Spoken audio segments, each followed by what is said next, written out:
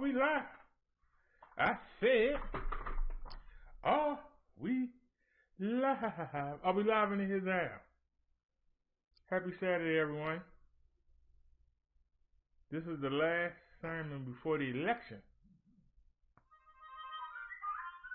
Next sermon, we might have the same president, but we may have a different one. So this makes it special. This is the last sermon. This could be the last sermon of the Trump administration, the last Saturday sermon. So let's get it.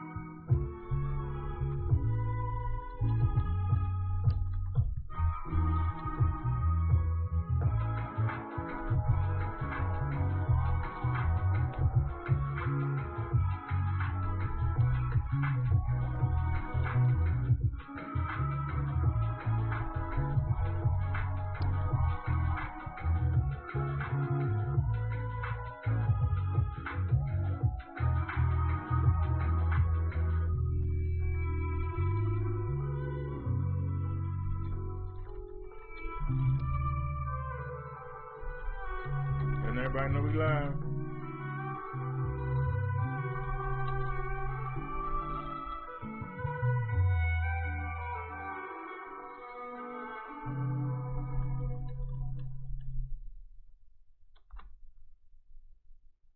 All right. Y'all know we shouldn't have played that.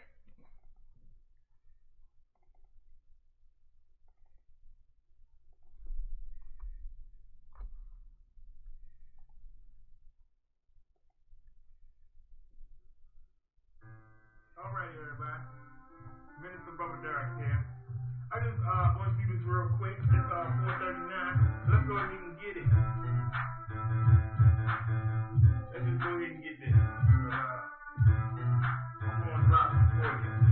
Stop looking, listen. Please stop resisting. It's a new day. Let's try a new way. Jesus put an offer on the table, and everyone out there is now able to come home with God in your heart. You're never alone. If you believe me, you don't need that weed.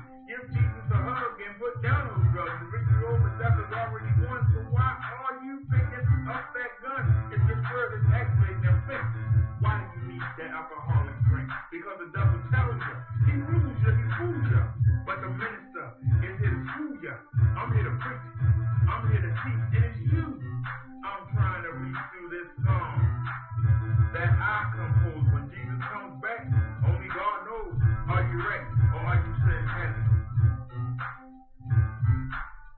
Are you ready or are you sitting heavy? You won't be if you follow me.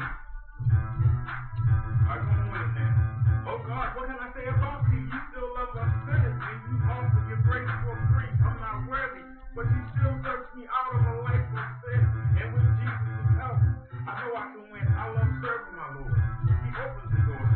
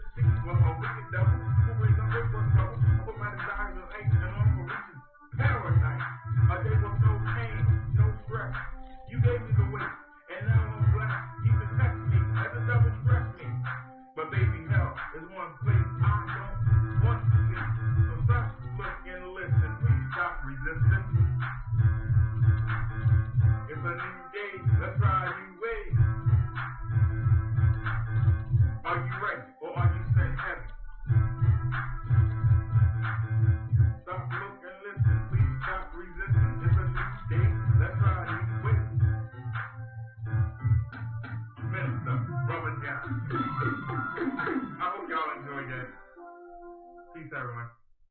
This is Minister Brother John. I'm coming at y'all real. And that's what I do. It's really hard to be a Christian in 2020. Yes, it is. Everybody seems to have a different thing. And we don't get no respect in the world. We are considered weak. We are considered soft. We are considered dumb. For believing in the book. But yet, people who have no moral. And you see what the world is going to. We get no credit. So, it's a who are we? Who are we? Who are faithful to Jesus? Let's get it. Every day I dance before the Lord. So I think to make Jesus like an ascended sword. I walk around Christ. That's wrong with my name. This is a book of life. Let my light shine. Let it broadcast worldwide. I let Jesus be my God. And if he lets me live another day, I'll continue to come to the people and say, stop being selfish, stop sinning, stop to God, and start winning. I roll with the Lord who is in control. Heaven is my home, this earth is a first level. I help myself man here with the devil. He's a liar, he's a fraud, his desire is to keep me away from my God. The most people I come off as righteous, but if tempted, I'm like death. People do the things that God can't stand ground on. Every day, I've been in this moment, I've been hit with many opportunities. I cannot remain in unity. It's a holy father. Love without a flower, but there isn't like a father. I remain devout, but it feels like I'm missing out. Most other people that I meet, who lie, killing me, paying attention while I'm listening to right me. Our time is spent struggling. We can see the other way around. I'm not running it, but I need to tell someone who's living it up to give it up. When they're close to time, doing right is a headache. There's got to be a better road to take. You know I've been around. Please, say things. I know who to follow me. I'm not convinced, but what I'm waiting for. Faith is winning the battle, but God is winning the war. Every day I dance before the Lord, so I think to make Jesus like an ascended sword. I walk around with Christ, that's wrong with my name. This is the book of life. Let the light shine, let it broadcast worldwide. I will let Jesus be my God, and if he lets me live another day, I'll continue to come to the people and say, stop being selfish, stop sinning, come to God, and start winning. I roll with the Lord, he is in control, he's in heaven, is my home, this earth is the first level. I help myself man deal with the devil. He's a liar, he's a fraud, his desire is to keep me away from my God. There's a struggle every day to stay on course. I'm behind the enemy line, so I use the word of God as my force, my resource. Becoming immune to the negativity that's around me. The devil has a bounty on my head. Sometimes I regret coming outdoors. I feel like I've been wrecked before. But it's okay, the devil can play his mind, but he can't hurt me right now. Temporarily. He tries to distract me physically, financially, but these things don't mean death to me. I turn my back to me. It's not easy. It's in man, it can put me greedy. So I always want what we can't have. The material picking up to the me, hey, don't make me laugh. A few endorphins with a difference in our show. The goal with these men will take me where I got to go. But if I see those feels, then I'll lose all perception. So a house for election to be under the direction of a sick demon. Go in the home, my soul, no blank. I roll with the Lord who is in control. Every day I dance before the Lord, so I say Jesus be like an ascended sword. I walk around the Christ along with my name is in the book of life. Let my light shine, let it broadcast worldwide. I let Jesus be my God, and if he lets me live another day, I'll continue to come to the people and say, stop being selfish, stop sinning. Come to God and start winning. Minister Brother Derek. Let's get it. Welcome to the Minister Brother Derek Show. And I am Minister Brother Derek. I just want to say that I love Jesus. And that's the title of this song. I love you, Jesus. We'll follow you wherever you lead us.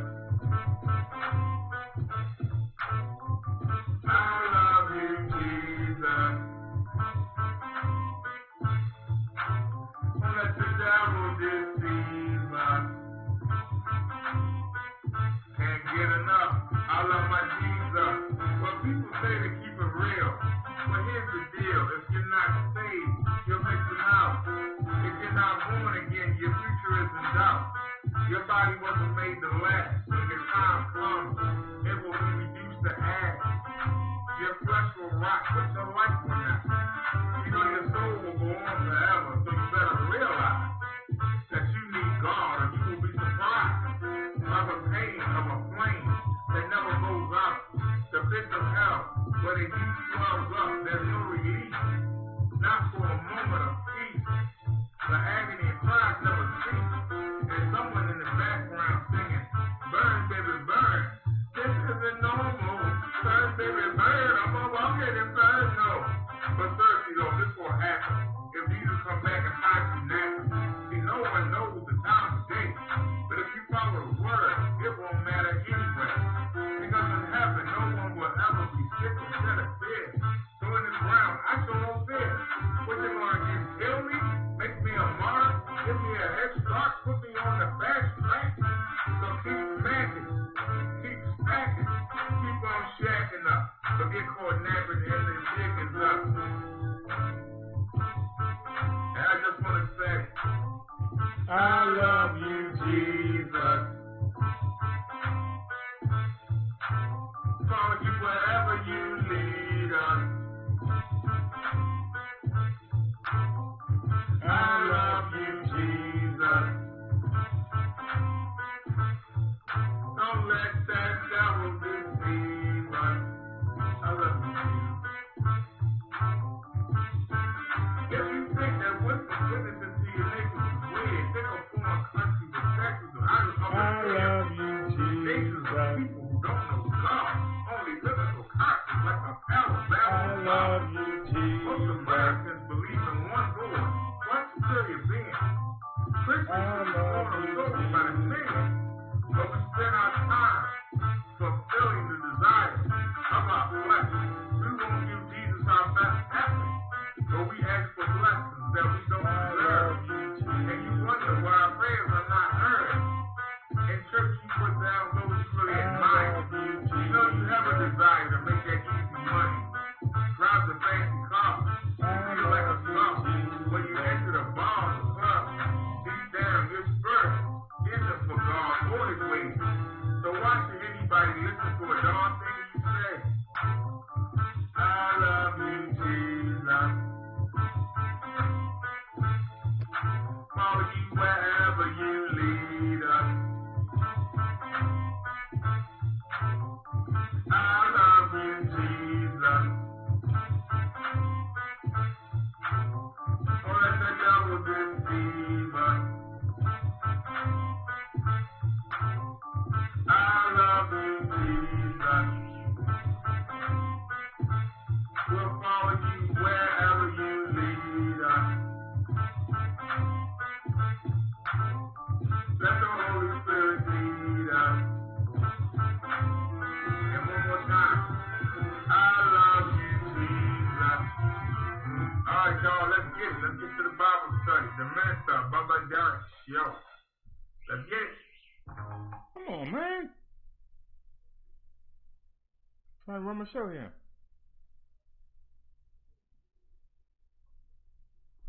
Hello, everyone. Lady downstairs having a gathering, and they keep slamming the door. They must have all been raised by George Jefferson, because everybody slammed the door. They don't close it, they slam it. So y'all, this could be the last Saturday Sabbath sermon of the Trump administration. If he loses on Tuesday, there won't be no more sermons till Wednesday. So this could be the last sermon. Now I say that, and I might do one tomorrow or Monday, so don't. But this is the official last Saturday. It could be the official last Saturday of the Trump administration. I get the feeling the devil ain't letting Trump go nowhere. I'm telling y'all right now. He's having so much fun with this president being in office, with all the protests and the violence and the country split in half. Devil's having a field day right now. So I don't know, Biden. You might be in trouble. I don't think the devil gonna let you win that election. We'll see on Tuesday. Cause let's keep it real.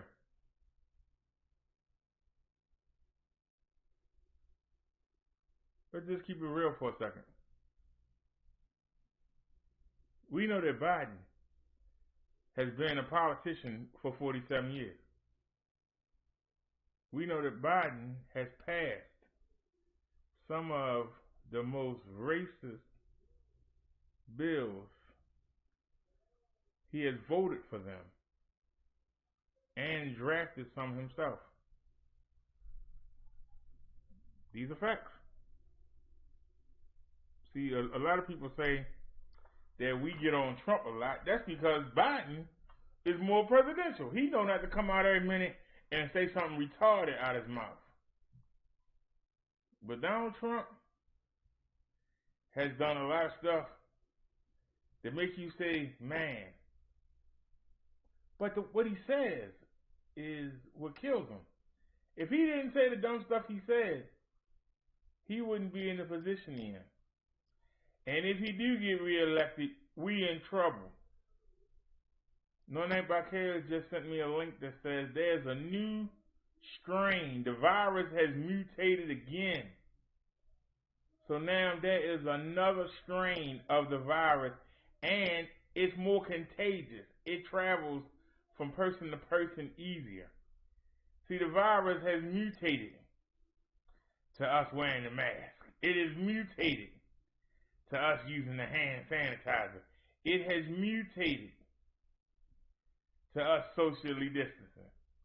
The virus has mutated, and it hasn't got here yet. It's overseas. Wait till it gets here.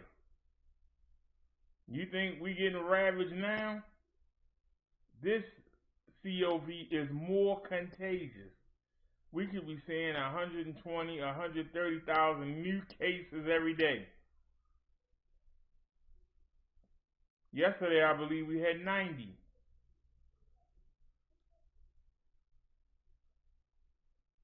So now everybody know to wear a mask. Everybody know to use hand sanitizer. Everybody know to wash their hands. Everybody know to socially distance. And yet, we had 90,000 new cases across the country. That means 90,000 idiots knowing all that still got the CV. What's going to happen when the new strain comes that's even more contagious? What's going to happen then to us? And this is where your problem comes in. You got a Congress that's BSing around. I already told you, Tuesday, every incumbent, I'm not voting for none of them. Any incumbent I can vote against, I'm voting against. Everyone. When I say everyone, I mean everyone. Everybody that's in that body of Congress right now, you got to go. I don't care if they give us $1 million after the election. The way you show the American people you don't give a damn about them, why the hell should we re-elect you? Somebody talk to me. Y'all playing politics instead of taking care of the people. We pay you to take care of us. You don't pay us. You ain't our daddy. We your daddy. But you treat us like you our daddy. I wish that Mitch McConnell lived in my state. I'd be out there riding around on that scooter telling everybody, you better not vote for that Mick. You better not vote for him. You lucky you not in Maryland. You was in Maryland, I would be going around everybody that came through that, don't vote for Mitch McConnell. And when they say why, I got 1,000,000 reasons why. See, that's the reason why I'm hard to debate. I don't just say, okay, I don't like him. No, I got reasons. And I can beat you upside the head with on you. You ain't got nothing to say back. There's a lot of people that want Trump to win. I don't like neither one of them.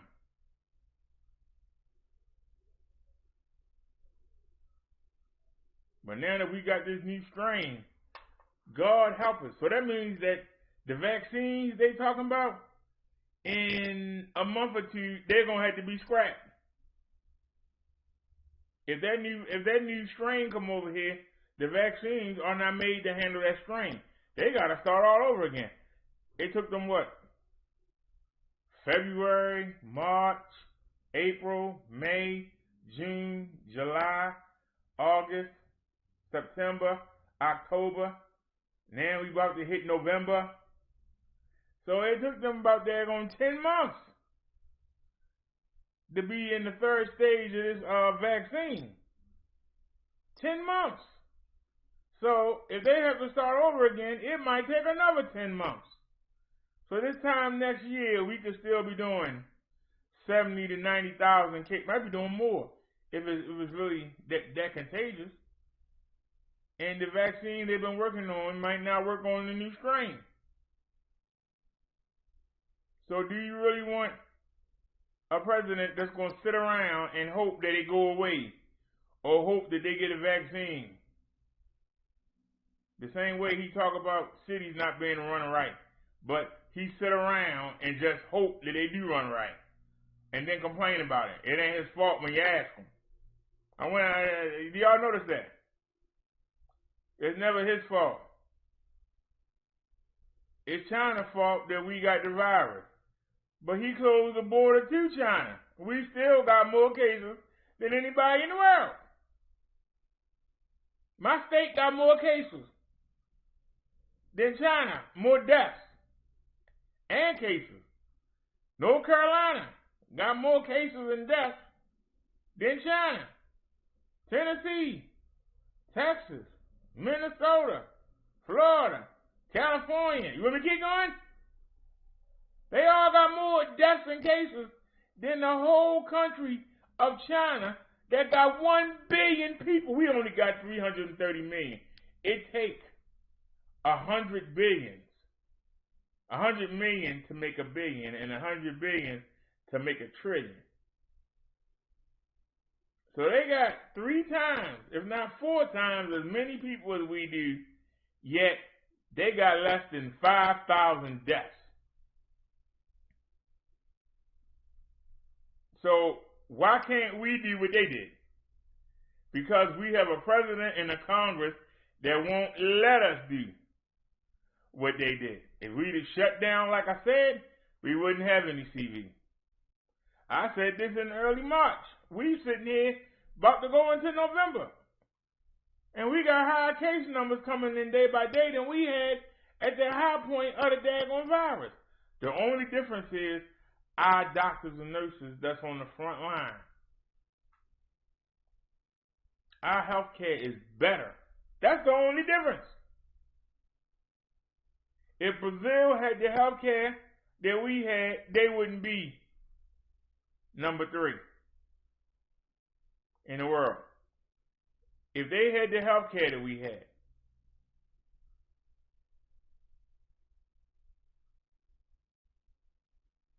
If Italy had the health care that we had, they wouldn't be where they are.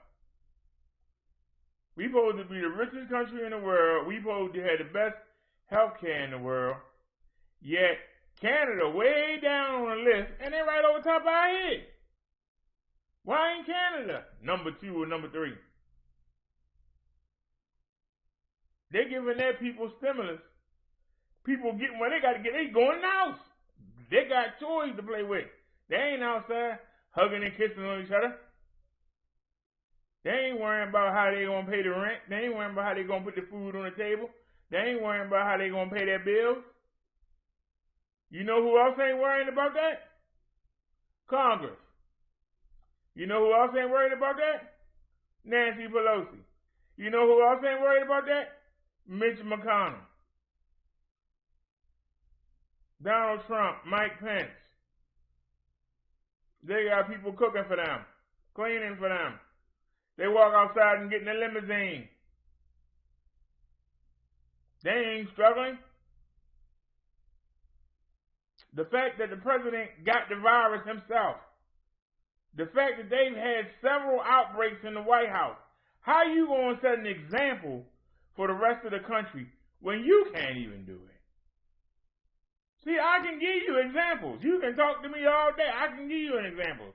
You can say, well, he did this for this. He did this for this. I'm going to tell you, that's fine. But we got people dying here. I don't think them 250,000 people that dead is going to be talking about, oh, he got some new tanks for the military. That ain't helping them people. He invested a couple dollars into the black communities. How does that help the people that are dying? You know, the majority of the people that's dying are minorities, especially black people. So how can he say he's done more for black people when he's sitting by and letting them die? See, I can ask the question.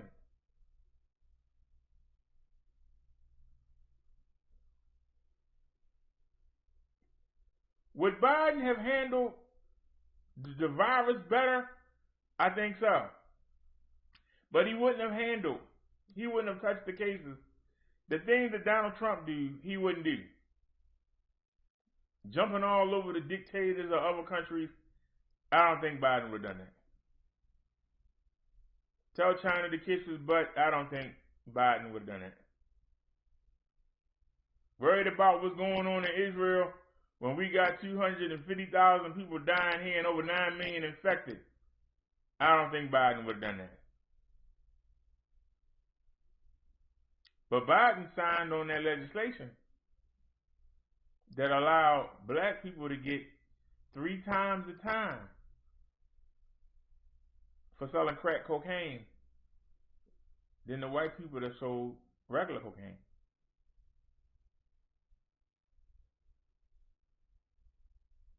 Biden signed off on those. But the difference between Biden and Trump is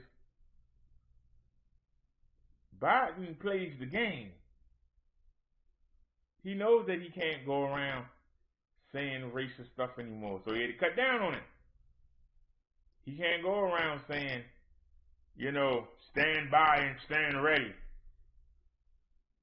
to racist organizations. He knows he can't do that. He's learned how to play ball.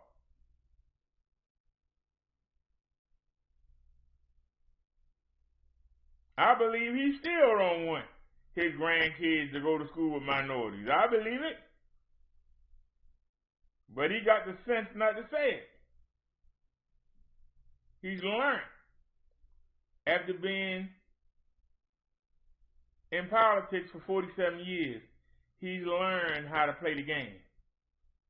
So, do you want a renegade that's all over the place, or do you want somebody that knows how to be a president? Have you been satisfied with the performance of the past presidents? Because remember, you took a chance on Donald Trump. You didn't want to take Hillary because Hillary is shady, and she represented the worst of politicians. So you took a chance on Trump.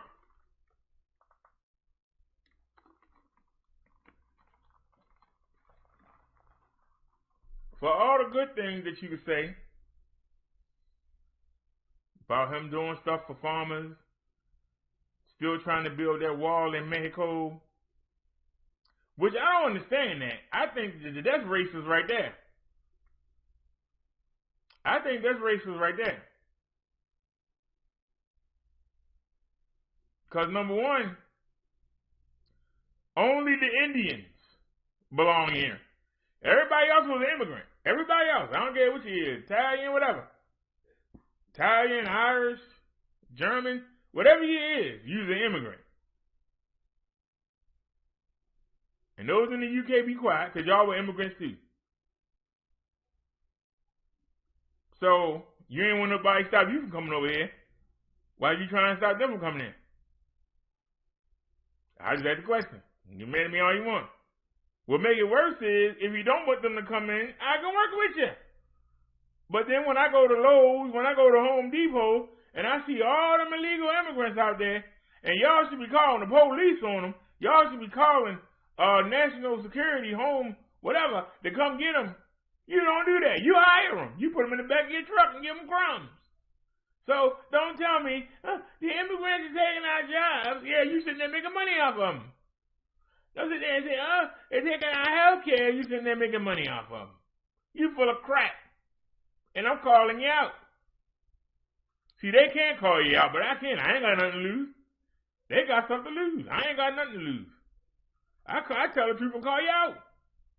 You can't sit there and say, you don't want them here. They taking your jobs, but you hire them. Talk to me, somebody. I'll listen. Talk to me. I'll listen.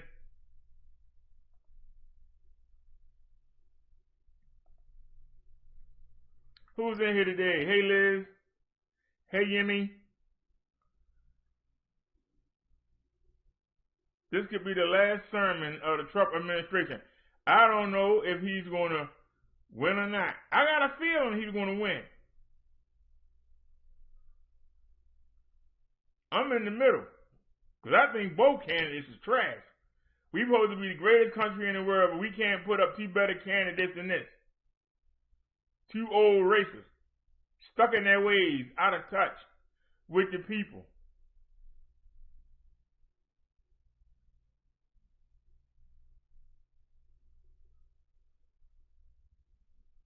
But we've had 3 3/4 years of Donald Trump.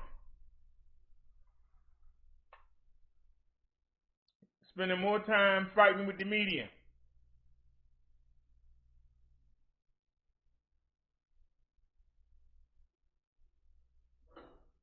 Having no respect for women, especially minority women.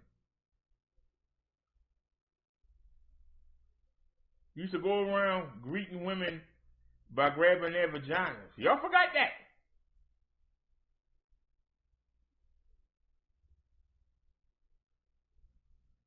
For those of you who say that Biden agreed with those policies of locking up black men for them long sentences, Trump was spearheading it, agreeing with it. People don't remember that, do you? It's problems with both sides. The reason why I say Biden has learned how to play the game. Hey, Naya, look at his running mate.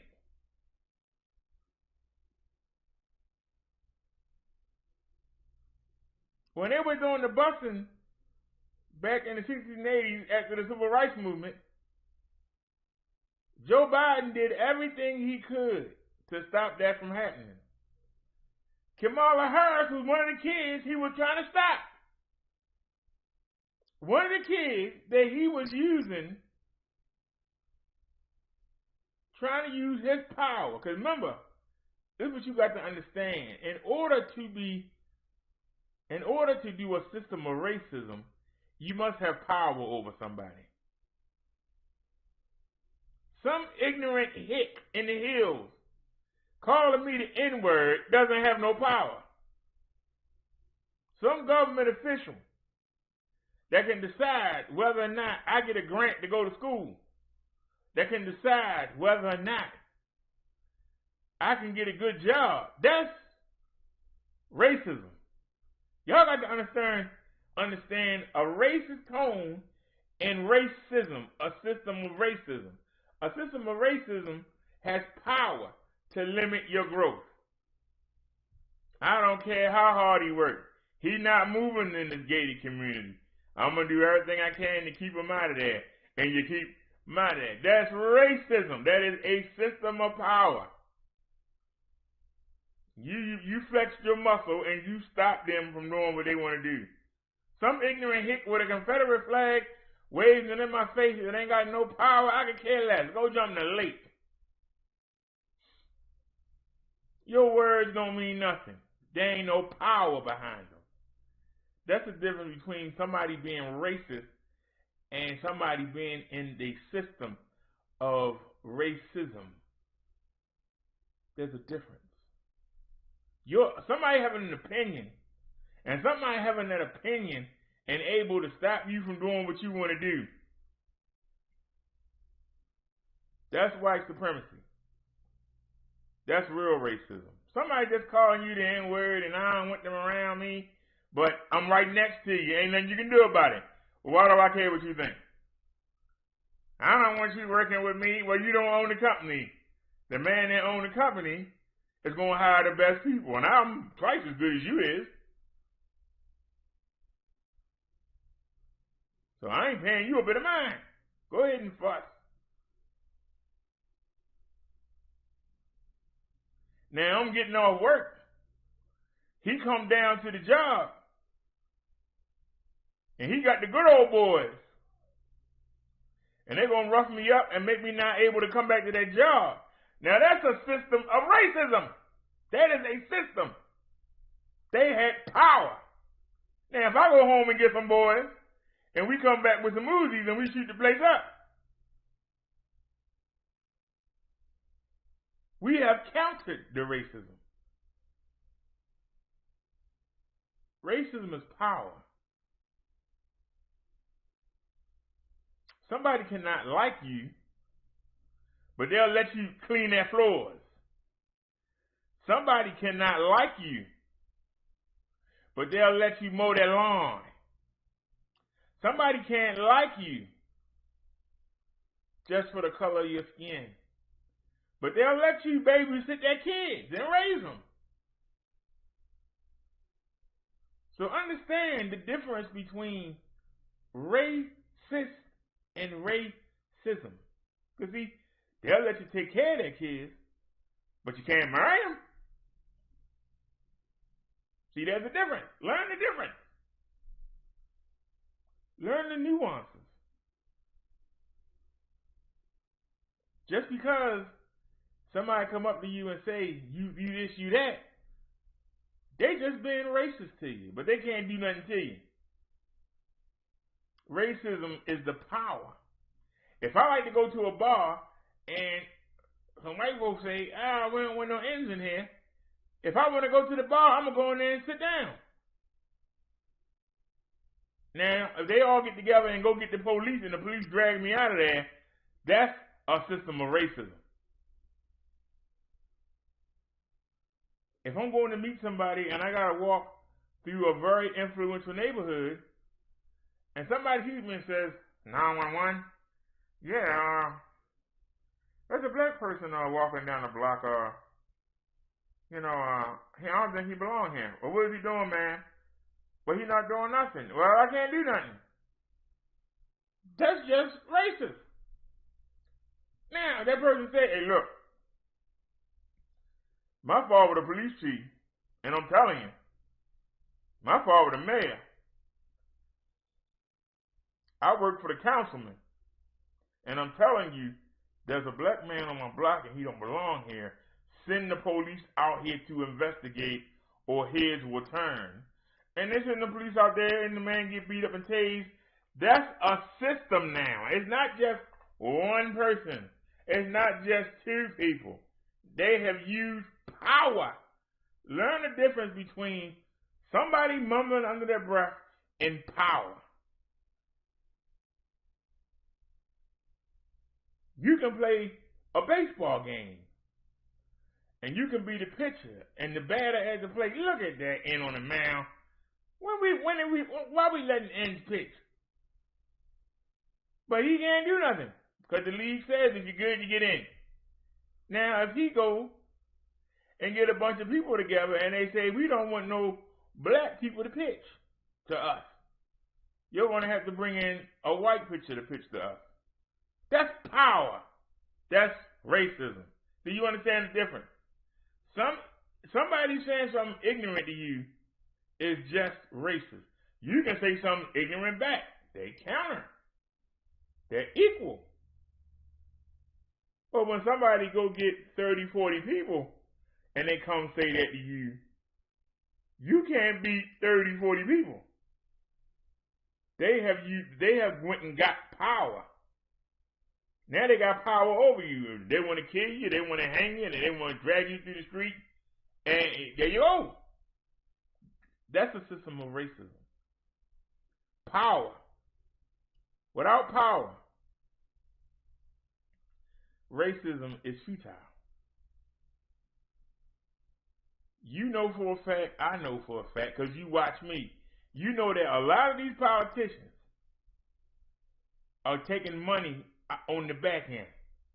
A lot of the government money that go to the schools and stuff, they don't reach where they're supposed to go. They go in somebody's back pocket. You trying to tell me that somebody makes $100,000 a year, but they work $3 or $4 million? Stock market ain't doing that well. Well, where that money coming from?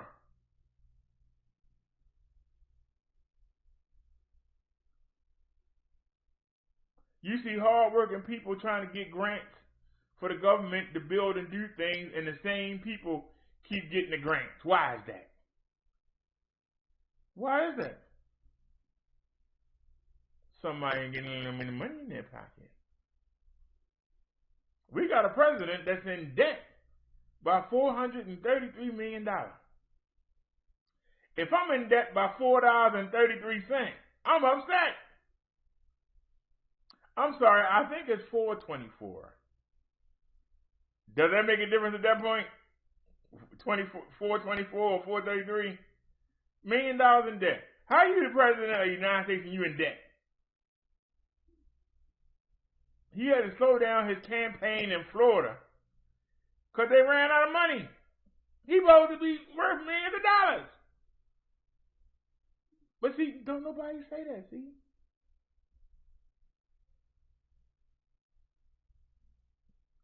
But Bubba Dark caught it. When you start seeing these companies get all these grants, and you hear him talking about all these different companies, you got to wonder, how many of these companies does he owe that $424 million to?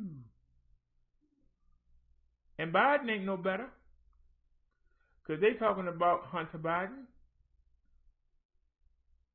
They was talking about him. Now it went down, but they were talking about it. But we know for a fact that the leader in Russia at the time was trying to prosecute Hunter Biden, Joe Biden's son. We know it. He was doing some things with the electrical company over there that was illegal in Russia. Did Biden sit back and wait till the trial start, like the president did with the virus? Did Biden sit back and wait until we had 70,000 people getting infected a day? No, he jumped on it. Hey, look, if you want this $1 billion loan, get rid of that prosecutor that's trying to prosecute my son, and you'll get it. And guess what? His son not in jail, is he? Now, was that a good thing? That was our money. Don't get it twisted. That was our money. But he did what he had to do to keep his son from going to jail. Donald Trump, on the other hand, would have twiddled his thumbs and waited until the verdict was getting ready to come in. Then he would have made that offer. Republicans are slow to respond. That's the danger of having Republicans. So, would you rather have somebody that's going to have a quick response, even if it's a little shady? Or would you rather somebody that's going to have a slow response, blame everybody else, and never handle it? Which would you rather have? That's Republican or Democrat.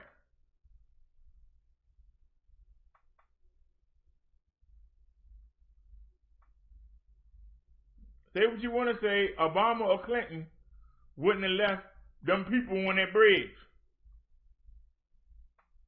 Obama and Clinton wouldn't have left them people in that auditorium.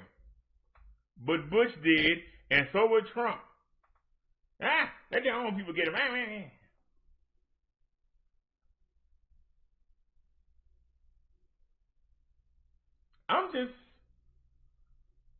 telling you what I've noticed. Somebody sent me a video saying about people only know what they see in the news. I go by what come out your mouth and then your actions. You'll tell me anything to get me out your face.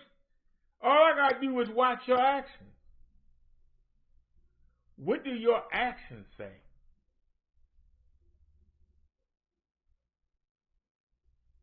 Don't tell me. Let me watch and see what you do. Republicans are slow to react. You can talk to me till you're blue in the face. They could have signed that stimulus back in May. They didn't. They went on vacation. When they came back, they said they was going to do it. Did they do it? Nope. They went on vacation again. Then they said, well, we can go on our re-election vacation. We can go promote our own states, promote our own seat. We'll get it done before then. Have they got it done? Trump could have been dead. When he signed the executive order, that money was sitting there. He could have put out the checks. He didn't. He could have. He could have made the unemployment 600. Chose not to. Because he didn't want his rich buddies to have to compete with that $600 a week. Because see, they gave the businesses money. And they went and bought Lamborghinis and big screen TVs and theater vision and all that stuff. Went on vacations and went on cruises with that money. They could have took that money and helped the working man out and said, look, you sitting home on that unemployment. I'm opening back up. I need you. You're my best worker. Let me give you $650. You come back. What man going to turn that down? This $600 going to run out. But you going to give me $650 from now on? Here I come, boss. Be there when you open the door and be the last to leave. But see, that will require Donald Trump's buddies to reach into their pocket. They don't want to do that. And it's not even their pocket. It's money that was given to them by the first stimulus plan. And they still won't invest it in the employees. I be trying to get a better employee. And you give me money, I'm going to really try to get a better employee. They try to keep the same old scraggly ones. I'm just saying. So they keep telling you they for the people. Their actions show you they for the rich. I showed y'all a couple months ago, I showed you the Democrats' bill, I showed you the Republicans' bill. The Republicans' bill had $93 billion going to 47,000 millionaires. Why do we need to give millionaires $93 billion? Somebody talk to me. We only get $1,200, but we going to let them split. You know how much money that is? 47 people get to split $93 billion? 100 billion is $1 trillion. It only takes 300 billion to give everybody a stimulus check of $1,200. But they were going to divide 93 billion by 47 millionaires. People who got money. People who not struggling. You're going to give them 93 million.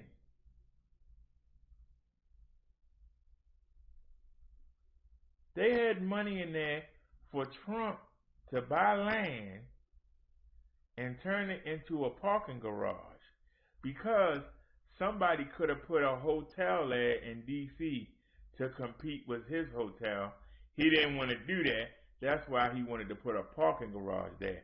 That was in their bill. Why should we build Donald Trump a hotel so he don't have no competition? See, this is why I say they blatant with it. They right in your face. Just F you. We want the money. Send your kids to school. We don't care if they get sick. We want the money. Money not being made when they don't go to school. You're not buying supplies. You're not buying the school clothes and new shoes. You're not making us money. They want you to go back to work. Why? They can make their money. Every time we reopen, what happens? Virus cases go up. Every time they have a rally, what happens? Virus cases go up. But they want to keep doing it. If you keep doing the same thing over and over again and don't get a good result, why do you keep doing it? You know, I was talking to somebody. It wasn't nobody on YouTube. And I was telling him about the name changes we had and how we kept changing. He said, well, why would you keep changing? Because if you do the same thing over and over again and it's not working, isn't that called insanity? If you do the same thing and don't get the result you want, that's called insanity. It'd be like if I came here and I said, okay, all we're going to do is religion, and the views are low on their religious shows. We're going to do religion every day, all day. And we were only getting 10 people to come. To keep doing it will be insanity. Well, we'll do it on the proper days, Wednesday and Thursday, and then we'll do other things in between, and maybe slide a sermon in there every once in a while. Slide a sermon in there. You know what I mean? We just slide a sermon in there every once in a while, and we'll be good.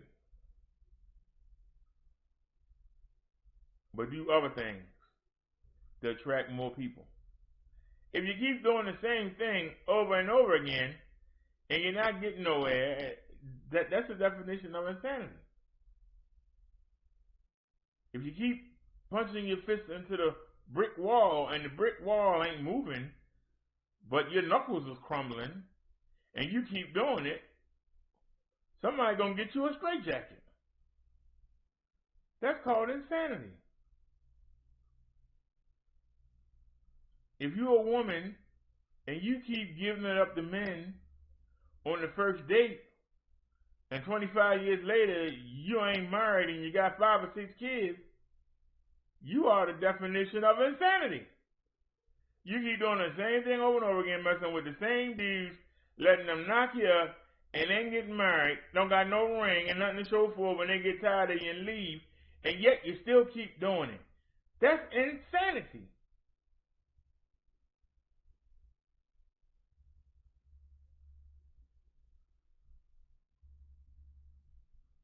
I would be embarrassed. I would be embarrassed if I had went under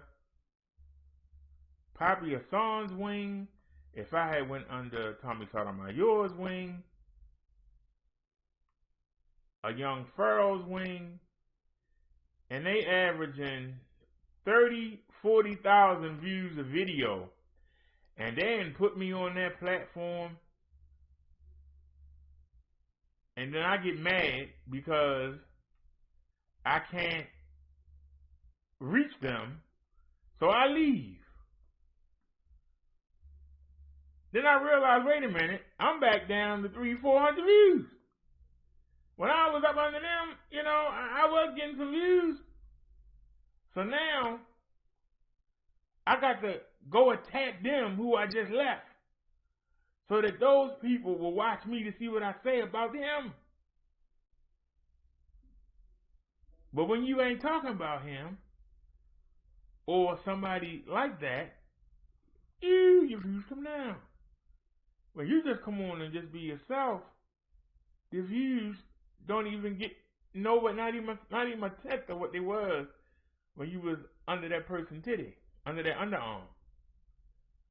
But yet you still keep doing it, and you're not moving.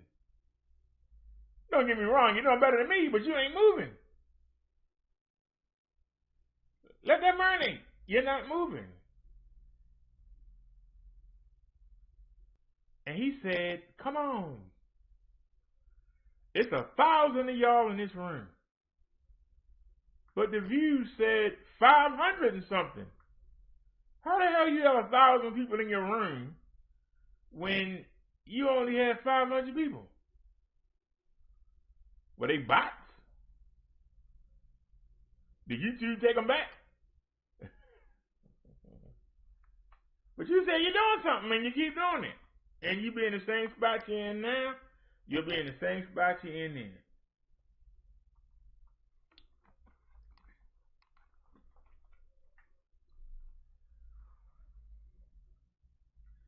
I go over to the other side and I see the same women doing their makeup and doing their hair and they got the boobies out.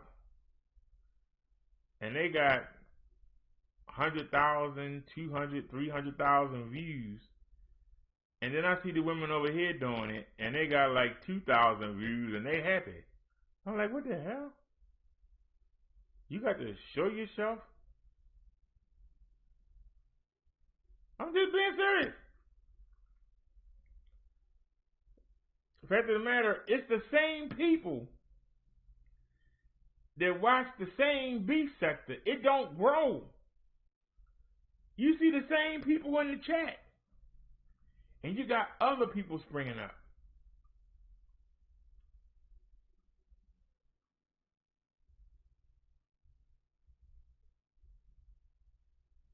And I'm going to tell you something. I put our last 7 videos, I put them up on Twitter today. And I was trying to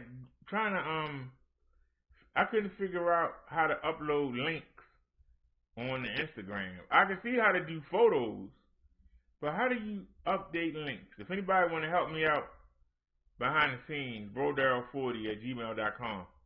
I was trying to put links on, I got a Twitter.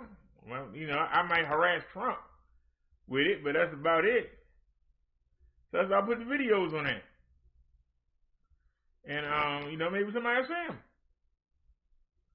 And come over here and start watching them. And, I went to Instagram and couldn't figure out how to upload the links. So if somebody want to help me with how to upload links to Instagram, I just want to put the video links up. Maybe somebody will watch them. Because we don't do short videos. And then I tried to get a TikTok account, and it wouldn't let me set it. You can't do it on the PC. You got to do it on the phone. I don't understand that. You have to do Instagram and PC on the phone? But at least I gave it a shot. See, a lot of people just see Trump would have been like, well, I'll get to it.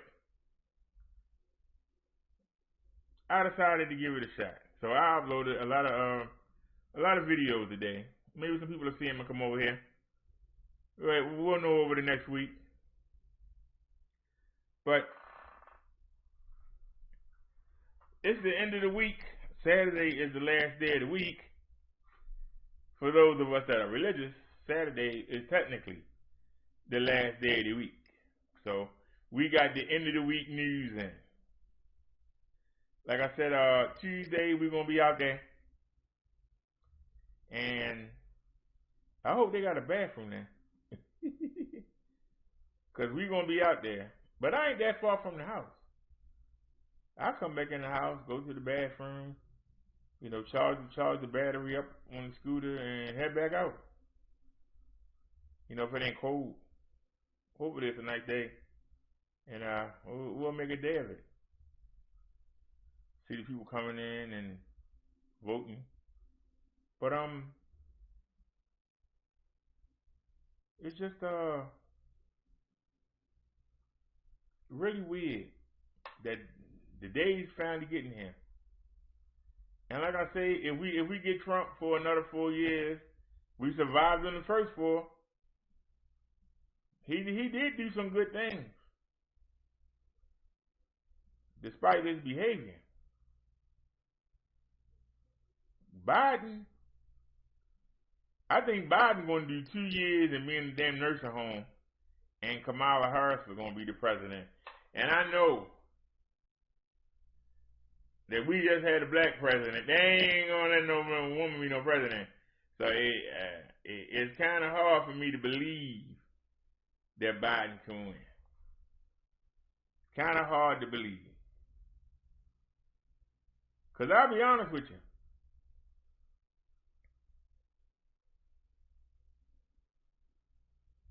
President Trump dealing with the other countries ain't bad. A lot of them are probably going to get up on the table and dance if he leaves. But his handling of the people inside the country, that's the part. That's the part. You know, that kills me. But we survived him for almost 4 years. We can survive him again if he wins. There ain't no guarantee that Biden won't get in there and do worse. There ain't no guarantee. We took a risk on, y'all took a risk on Trump. It's not as much of a risk because he was vice president to Biden.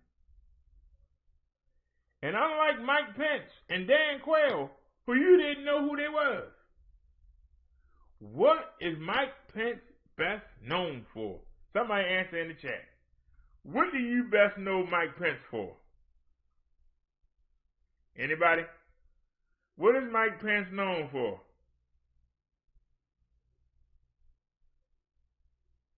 Because I can't call him Robin the Batman. I can't call him Lord or Hardy. I can't even call him Larry the Moe or Curly the Moe. The only thing Mike Pence is known for, 2 things. He's the leader of the CDC that's controlling the action on the coronavirus. Failure. And what is he known for now? Him and his advisors are quarantined from the COV. That's what he's known for. In 3.5 years, that's what that vice president known for.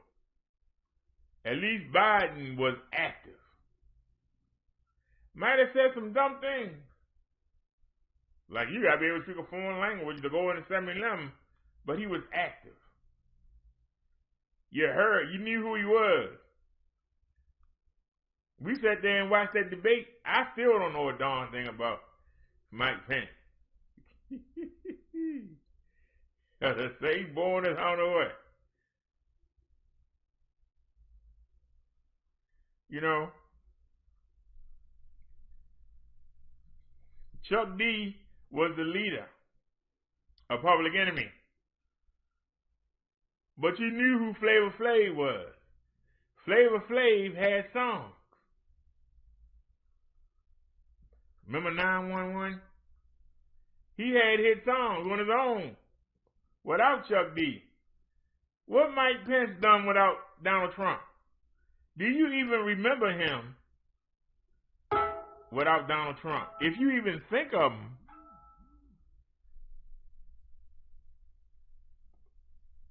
Hold on. Somebody sent me a hangout. Hold on a sec.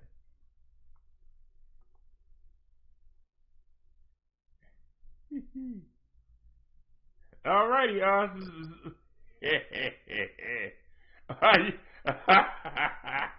a family member said he's coming to her state and she gonna tell him hi for me. Well, I hope he don't put you to sleep during the rally. But that man looked dull. I'm just saying. That's terrible. Trump put him in charge of the CDC. Why was he put in charge of the CDC? Because Trump got rid of everybody. They had nobody. So he said, look, you get them people back. I'm putting you in charge. Handle it. That That's what turned me on Trump. When he told that lie and said that Obama didn't leave him nothing. When we came across a video back in 2014 that Trump said he was going to leave the president, whether it be Hillary or Trump, we're going to leave them with plenty of tools, PPE, masks. We got scientists. We got everything. Because the next time, it might be airborne. And it was. That's got to kill Trump. And Trump came in, what's all this stuff y'all got lying? Get this crap out of here. Get rid of this stuff. You got these daggone nerds in here. They ain't making me no money. And damn white coats playing with test tubes like kids. Yeah, man, get them people out of here and make me no money. And guess what? You need them now. The same way Biden needed Kamala Harris, a woman that he tried not to get bused into a good school. Because guess what? If he got his way, she wouldn't be the vice president. And now he got to sit next to her. That's why I said ain't neither one of them worth two pieces of dookie. I can give you just as many reasons not to go with Biden as I can get you to go with Trump. Ain't neither one of them. Can't we get Ronald McDonald to run? At this point, I'd rather take a chance on crazy Kanye West. Could we get Oprah or The Rock to run? Could we get Ice Cube to run? Somebody? I'm head artist. Now, this wasn't supposed to be about the election, but like I said, this could be our last Saturday Sabbath. Oh, the family member said she not going. I don't blame you, because you're coming home with the TV. Every one of them rallies. CV cases and jumped up, so better be careful when you go outside after this rally. Because y'all numbers are going to jump up. You know, some of y'all had left for a while, and when you left, y'all was only doing 80, 40, 50 cases a day. Y'all remember that? Now, y'all way up at y'all way in the top 10. Y'all was down there in like the 30s out to 50. Now you in the top 10. Tennessee was going to take out New York, but New York got out of hand for some reason. I don't know what happened with Cuomo, but the people seem to be going buck wild. The same thing with New Jersey. Remember, New Jersey was only doing 300 cases, 400 cases a day. They have sprung back up. What's going on? It's like the CV is just taking over. And I was very sad to see that there is a new strain.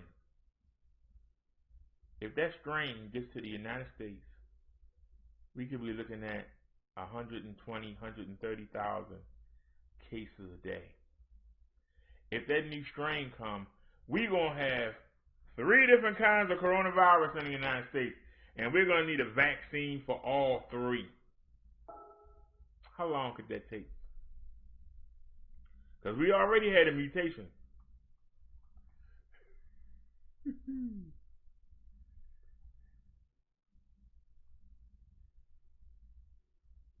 Oh, we're going to look at that. All right. But we got to do the sermon. Story's going to have to wait. We got to do the sermon. And I keep babbling on.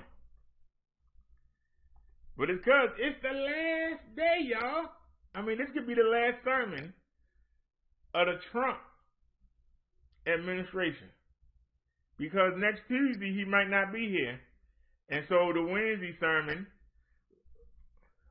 if he don't win, the Wednesday sermon will be the first sermon of the Biden administration. So that's why it's special.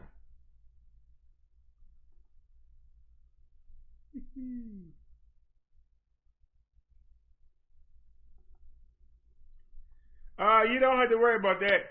All I gotta do is click the link and it take us right there.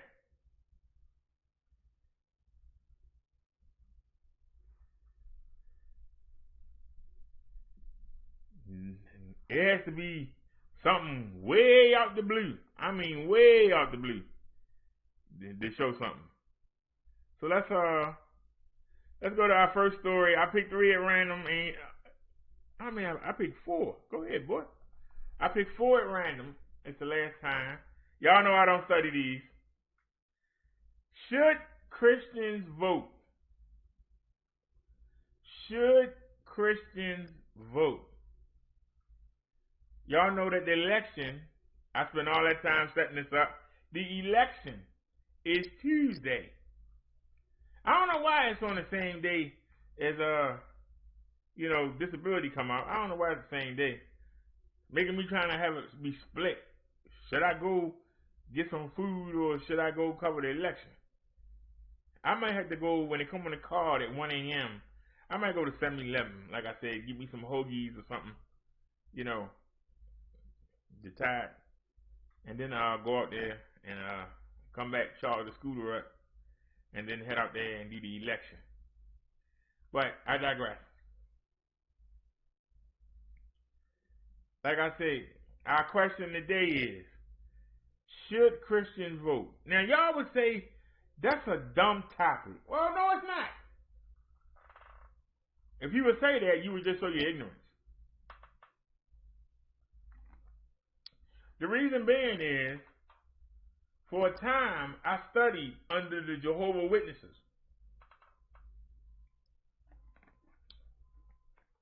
And next to the Jewish religion, Jehovah's Witness is the hardest religion to follow. You can't do nothing. You can't even play the lottery. Much as y'all love y'all empire and y'all loving hip hop, you a Jehovah's Witness, you can't do it. Much as y'all love the roast sector and y'all love these people cut each other out, Jehovah's Witness, you can't do it.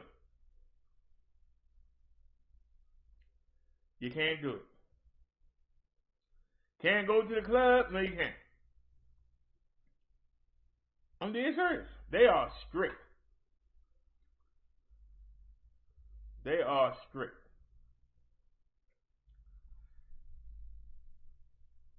One of their laws is, now it says, I'm sure there are some that still do it. It's frowned upon. You got a lot of people that say they something, but they ain't. Just same way when I was growing up, every black person was Indian. I'm half Indian. Like, you black as tall with that nappy head. How you, that big old nose? How that you Indian? Yeah. My second, the third, the fourth, the fifth aunt was Indian. Yeah, we are Indian. I'm like, you can't even take the bush comb through your hair. Expect me to believe that you was an Indian. But there were people going around claiming it.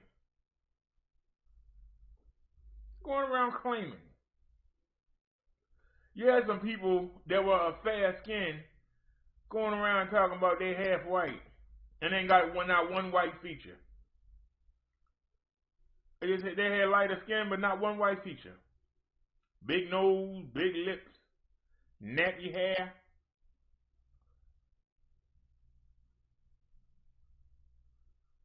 Don't understand why people do that. Why they lie like that? Can't you be yourself?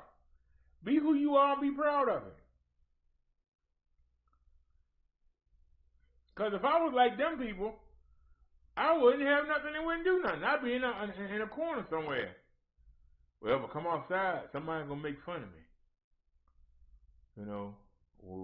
When I get to the market and I pull out the food stipend card, people are going to look at me funny.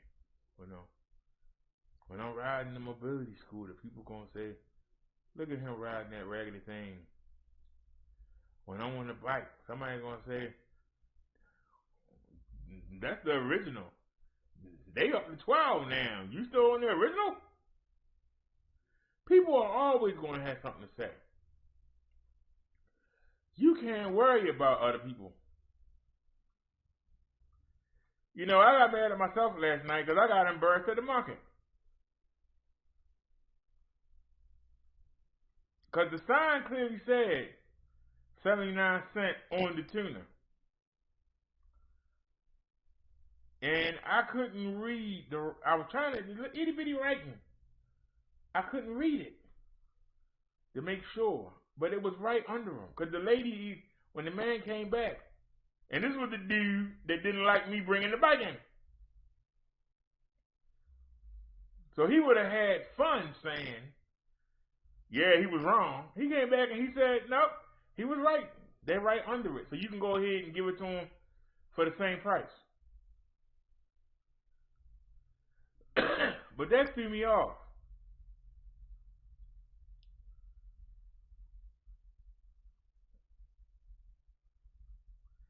I was supposed to only got one can, and I got two. Plus the mayonnaise. It threw me off. You know, it threw it off. So I couldn't get the jelly. But in actuality, none of them was a good decision. Because I ate that food up in one day.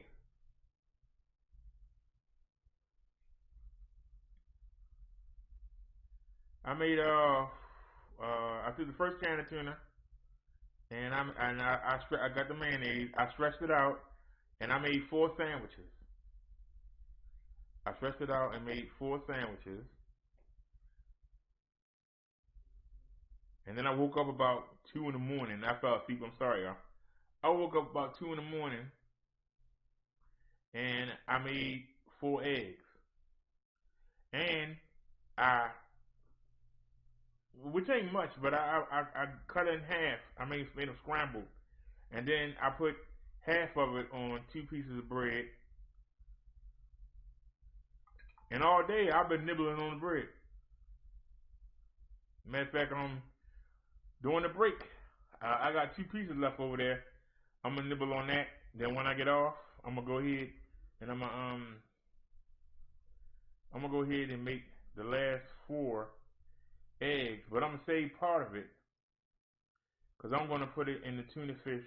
I'm gonna cut part of it off and break it up and put it in the tuna fish for tomorrow. And then we'll have to see what I do from there. But anyway, back to the witch-con. I ain't mean it. Well, $8 what? It was nothing but 1 carton of eggs, a loaf of bread, and some mayonnaise, and 2 cans of tuna. I only had $6.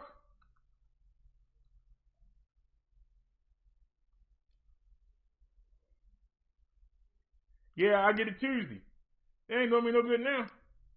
The people on SSI got that check today. They got it yesterday.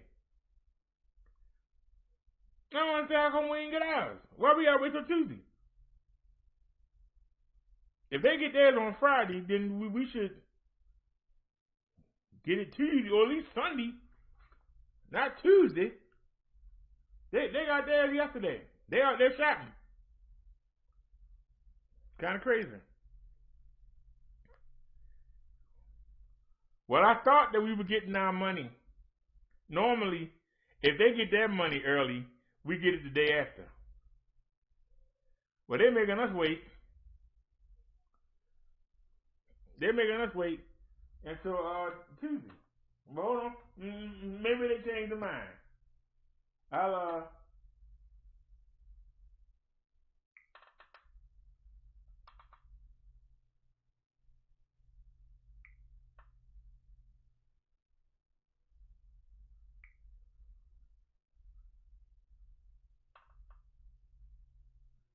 use carrier number. But let's see. Thank you for calling Direct Express. Enter the last 4 digits of your card number.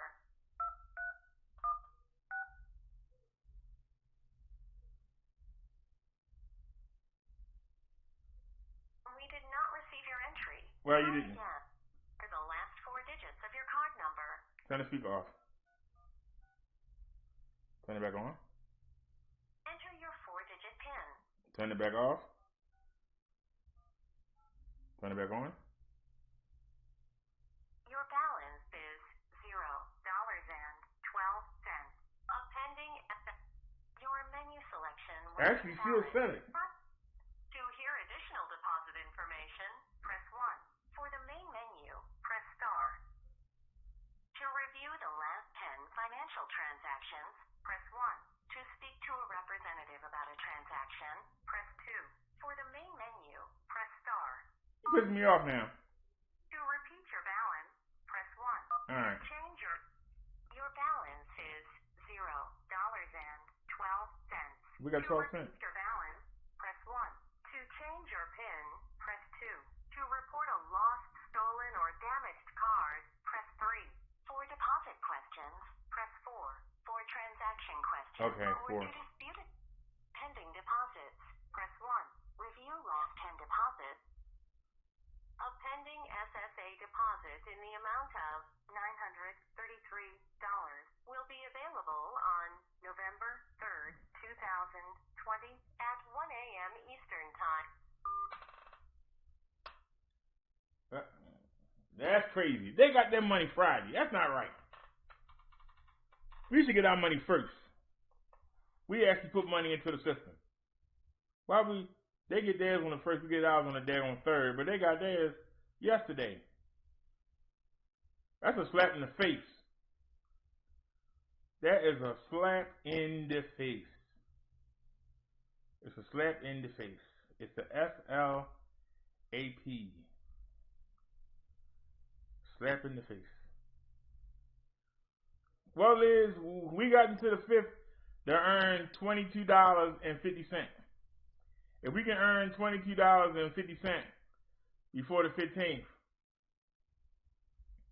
I'll get a check on the 22nd from YouTube. That's a big if.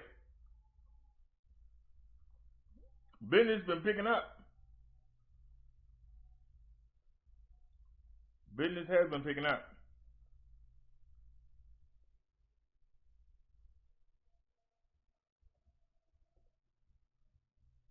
But like I said, I ain't gonna play. We'll make it somehow. Enough of that.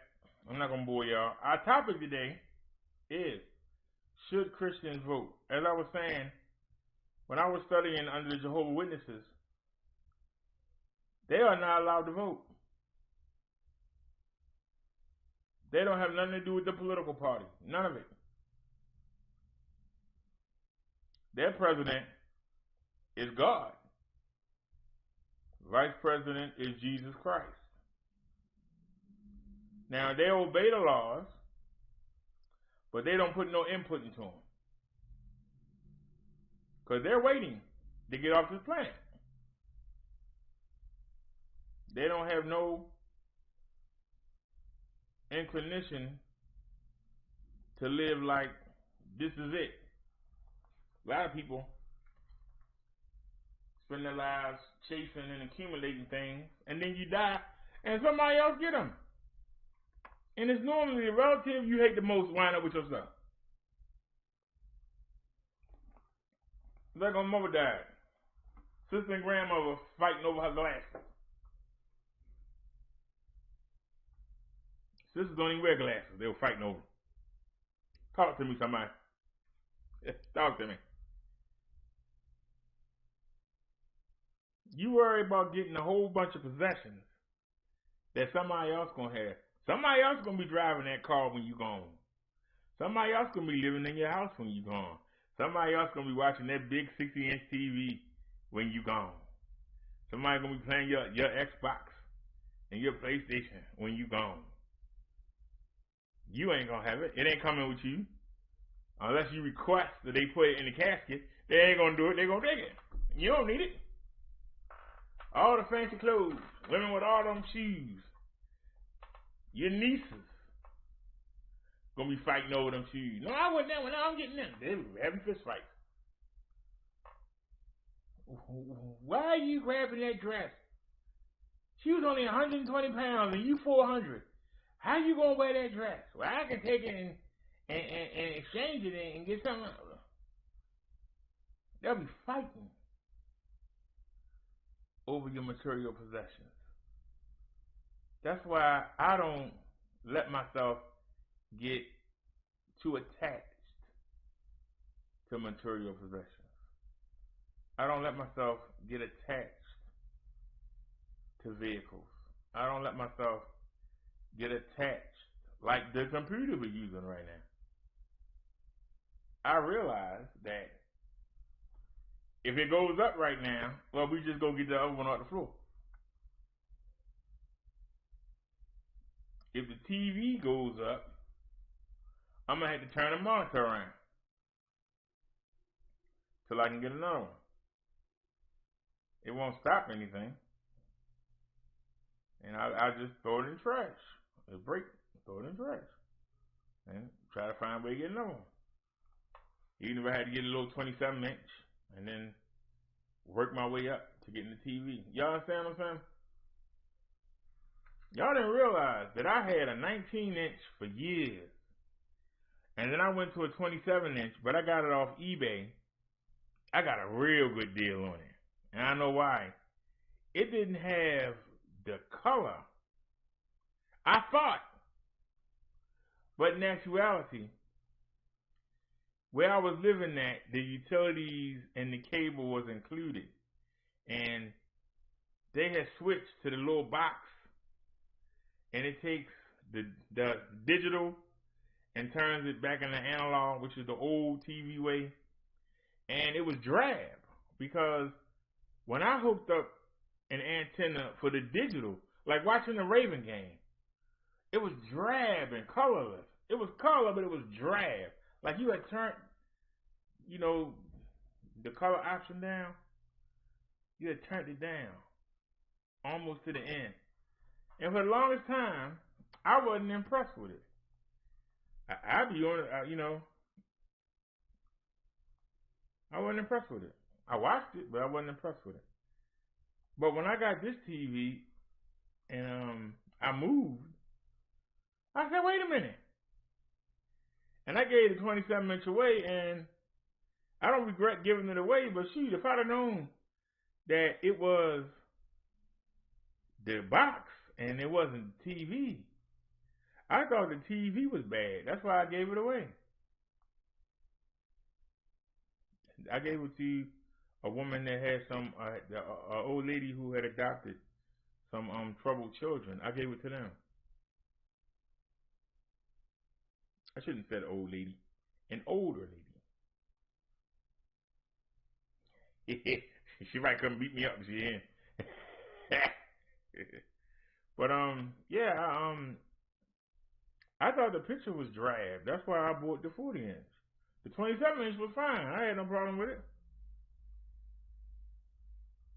But where I was before, the bed wasn't. It was only this far. There was enough room to walk through, but it was only this far from the TV, so I could lay in the bed and see it fine. But now the bed way over there, shoot, and TV sitting right here. And that wasn't a 40-inch, it'd be a lot harder. Who knows? If we get a good stimulus, maybe I'll get a big one. And then I can be other people and have two TVs. I can get one of them splitters, and I can split the VGA, and I can have a computer on. I can have it on two screens. One will be a 40. Sit that over there, get a little stand for it, and then or just sit it right here. Because in reality, I'm still using a monitor from the 401 from the Dell Optiplex 7020. But we've upgraded. We got the 9010 on the floor over there. We got both of them in 2018. And people donated and we got them. And I got when I got the stimulus, I upgraded and I got us a Optiplex 20. So we upgraded from the Optiplex 10 to 20. But the 10 had went up and we were using the 20. the 70-20. So the 70-10. So we went from the 70-10 to the we went from the 70-10 to the 90-20. So that's an upgrade. Who knows?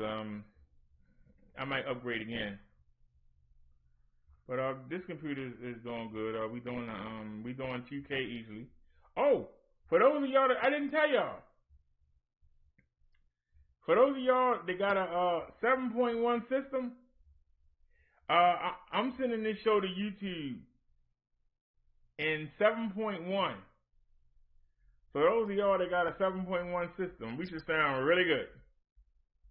I don't know if YouTube can handle it, but I'm sending them this live stream. It's being sent to them in 7.1. So if you got a 5.1 or you got a 7.1, even if you got a 2.1, we should sound really good. Because that's what we sending it to you. I don't know if YouTube can handle it. Let's see if it handles the 7.1 better than it did the 5.1. I personally can't wait to hear the show back. I can't wait to hear the show back. And I was thinking about, I'm going to start looking at getting us a better microphone. Now we broadcasting at 7.1. Might be time to upgrade the microphone. Maybe we should start looking for a microphone that's really going to bring out. Because no matter what come out the speakers, you know, we got two 5.1s. No matter what come out the speaker, the sound is still coming through the microphone. So if the microphone can't handle the 7.1 and YouTube can't handle the 7.1, do y'all see how this never ends? It never ends. Technology is like a child. You know, you're like, all right, I sent you to school. All right, I sent you to college. Why are you still sitting here? Why ain't you got a job? Why are you still sitting here? I gave you everything you needed. And you're still sitting here. Why you not doing your own thing? That's how technology is. As soon as you get one thing, you get it set up and figure it out, they got something new. You get that done, they got something new. It never ends. Technology is like the child that won't go home.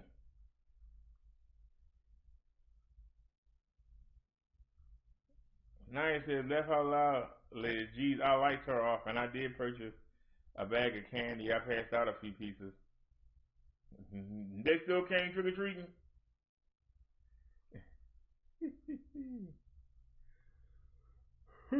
I should have got me a bag and went trick-or-treating.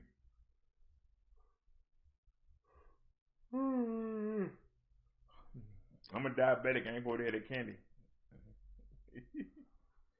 Alright, so our topic is, should Christians be allowed to vote? Are we obligated to vote, or are we obligated not to? If our president is God, why should we care who the president of the United States is, or the president of Russia, or the president of China? If we following God laws, you know, I ain't saying go out there and get arrested, but we supposed to put God laws first. Doesn't matter if we vote. Well, these 4 articles, I ain't read them. They might disagree with me, they might agree, I don't know. That's the fun. But Minister Bodark's opinion is, yes, we should vote. Because even though we're looking forward to going to the next level, that doesn't mean that we should allow lawlessness, evil to run rampant. We represent God and Jesus. So they need representatives to represent them. People just think that, you know, you just pray and that's it. No, you got to be the representative. I keep telling y'all the same story because it's so relevant that it keeps popping up. But like I told you, I thought that I had an okay car. I was looking forward to my next one, you know, and when I got around somebody that had something real fancy, I kind of felt like, like a little humbled. And I said, you know what? I'm going to get me a nice ride. Even though the car I had was dependable. I mean, it only broke down one time. I had that car for 3 years. It broke down one time. And you know why? It needed an ignition. And the guy went and got me an ignition from the factory. And he only charged me $79. And he put a new ignition in. That's the only time that car broke down. You know what it's like to have a car, and other than oil changes, not had to put no money into it? I put some tires on it. Other than that, I ain't put no money in it. I didn't put no money into that car.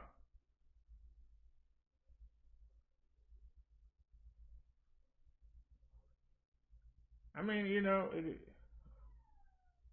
I didn't put no money into that car. If y'all get a chance to get a Dodge Shadow, hang on to it. I'm telling you, if you get a chance to get a Dodge Shadow, I forgot what year it was. Damn shit, I forgot what year it was. That car ran and ran and ran and ran. And it never left me stranded nowhere. I was never stranded in that car. Didn't need a jump or anything. I think God blessed that car.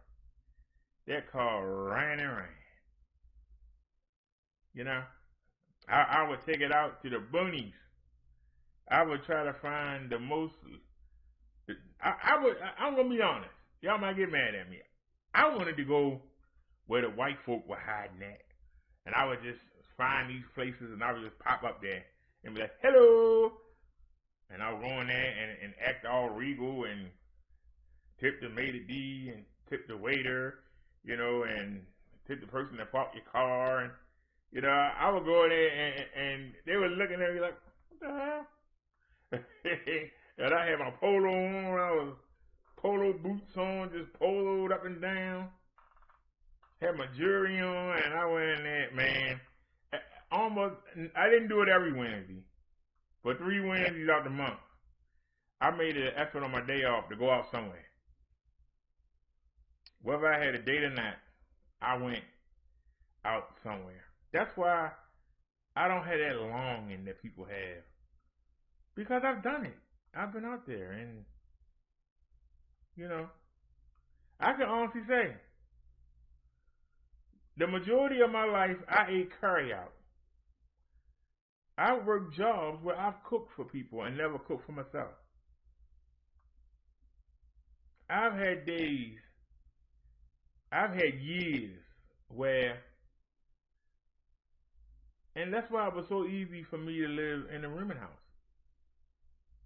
Because I would buy enough food when I came in the house that I could eat when I came in, and then I could eat the next day before I left for work. So I didn't need a refrigerator. Oh Lord, they got an alarm again. So yeah, I did have a Lexus. That was before the Lexus. Matter of fact, the same man that I told you that fixed the ignition for $79, that same man is the man I bought the Lexus from.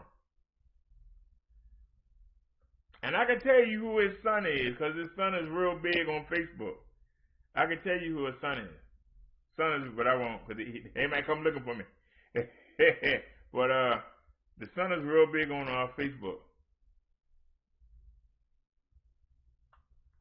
And I wanted that Lexus, but the son was selling his car. I should have took the son car. He had that boy hooked up, but I wanted a Lexus. It was something from childhood. I told y'all, videos of I wanted a Lexus because when they came out, I couldn't afford one. The same way you see people paying all that money, to get the Brady Bunch lunchbox, because back then they couldn't afford to get it. People paying all that money for them old Schwinn bicycles, them old things. You look at them and, man, you riding that crap for. They had that because they were a child. The kids that were well-to-do had them, and they would tease him. Look at you, old raggedy bike. That old Salvation Army bike. Look at us. We out here ding, ding, ding, ringing the bell, and you sitting there with your bike going, womp, womp, womp, womp, womp, womp, womp, womp, womp, womp, womp. That's why people pay a lot for that old stuff. You be like, you really paid $50,000 for that? Yeah, I sure did. I bid it up because I wanted it. I wanted it when I was young. Now I'm old. I got money. Now I want it. Like, you're gonna spend $30,000 on a lunchbox? Naya says, I'm not very fond of Lexus. They're good cars. Actually, a Lexus is really made by Toyota. A lot of people don't know that. The same engine that's in the Corollas and the Maximas is in the Lexuses. A lot of people don't know that.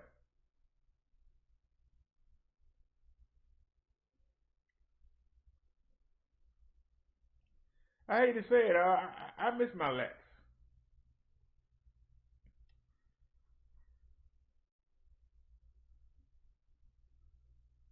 That's why when it came out, when it came out with the Hummer scooter, if they had bought the daggone, somebody was selling one, they go for $2,400. Somebody was selling one for, what was it, y'all? They were selling it for what, 400 and something? They only rode it a couple times. You know, it was one of them people that live out there in the boonies and around the woods, and they came out with a scooter. I think I showed it to y'all.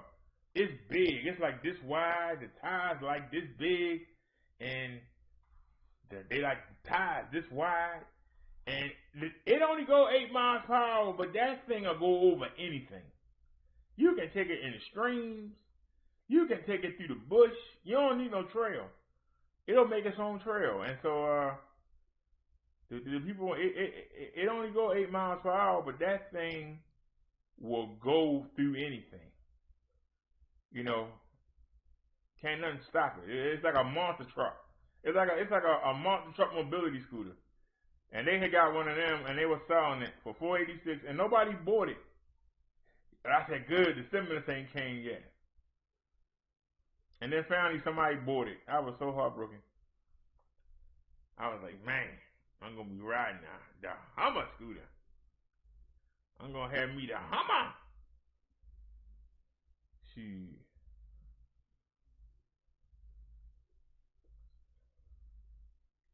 Naya said, yes, BDS. I know I'm not fond of Toyota. Liz said, there's a recall right now if anyone owns one. Naya said for the Lexus Liz, she said for Toyota and Lexus car. Man, that's rough right there. But yeah, it was heartbreaking to know that Congress kept messing around. If they'd gave us that stimulus, or if they had decided to put it on eBay sooner, I would have snatched that boy up.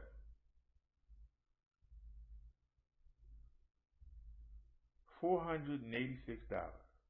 And then somebody had another one, but they wanted $800 for it on Craigslist. I might could have talked them down. You know, because I'd have been like, well, can you bring it? Can you bring it to me? They were like, well, we don't want to bring it. Well, I said, well, it's going to cost me about $100 on a cab ride to come out there, and $100 on a cab ride to come back. So I said, I was going to say, you know, if I had to come out there and get it, I'm going to have to take it off the price. And that's why we selling it on Craigslist, because it would cost money to ship. Well, all right, then make me a deal. I got to come bring it. I'll pay you the full price you bring it. And I give you an extra $30 for gas. So I would have got it for like $860, $870. That's still a deal considering that they go for $2,300. And like I said, You can still take it anywhere. Liz said, I can't remember what the issue was. Naya says, yes, Liz, I ran across the recall while shopping. I forgot. See, this is what I like about doing this show. We keep talking. We got a topic, and yet we still talking about other things. That's what the other chats can't do well. I was watching one show, and the people was doing all that hollering in the beginning, and then somebody started talking about cars, and then they talked about cars for a minute, and then somebody was like, such and such is on, and then they went right back to the yelling. I said, man, y'all couldn't even stay on the topic for a second. Hey, right back to the yelling.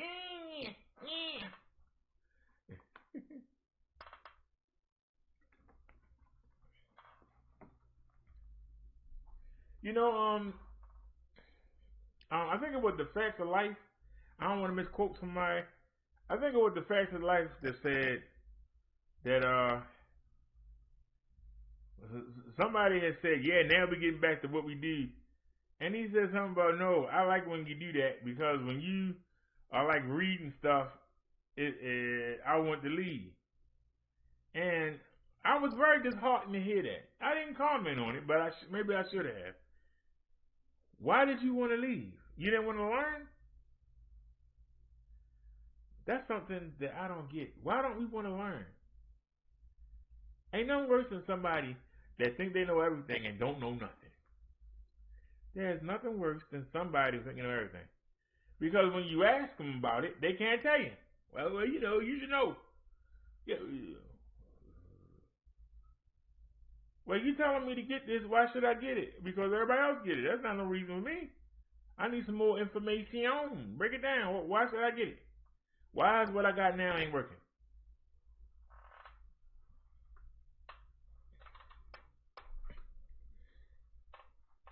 We are using the Intel adapter display. And it's the adapter port. A lot of the laptops and some of the new computers have HDMI. But a lot of the computers, they have adapter ports. And you have to get, you know, this is a sound card, but you have to get something that goes, you know, into the computer, right? An adapter port, and then you get this to be HDMI. You know, this is a USB, but to give you an example, it has to go into the HDMI, right? So you get the advantages of the HDMI, and I was going into the Intel audio, and it says that it can do Dolby, but then when I go to set the speakers up, the surround sound is not highlighted. And I spent 3 hours a day doing research, trying to find out why. And the reason is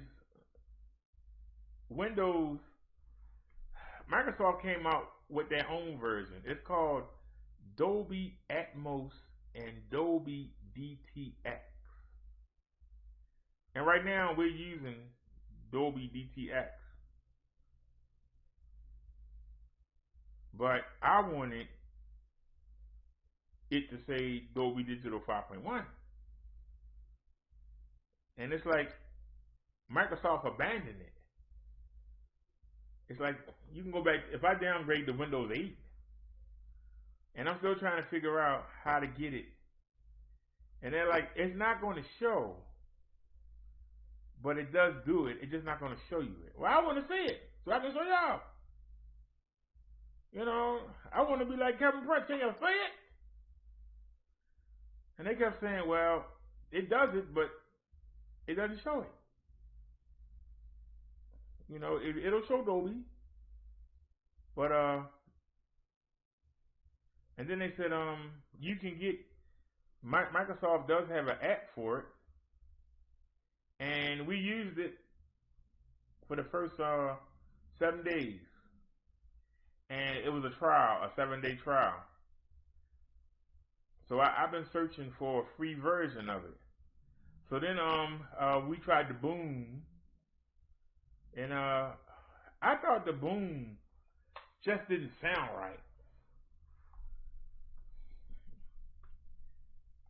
Y'all give me y'all opinion. I can activate it real quick. I didn't think it sounded right. If I go in here now, right now, it's stereo, 5.1 and 7.1 is grayed out. Windows Sonic for headphones. Then it says Dolby Atmos for headphones.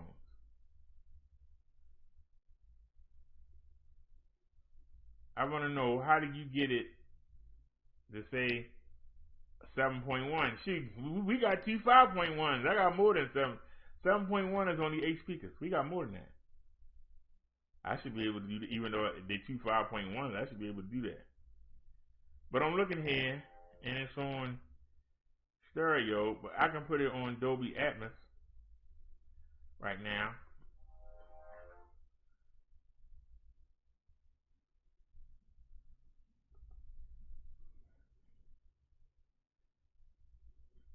Now it's telling me to buy it.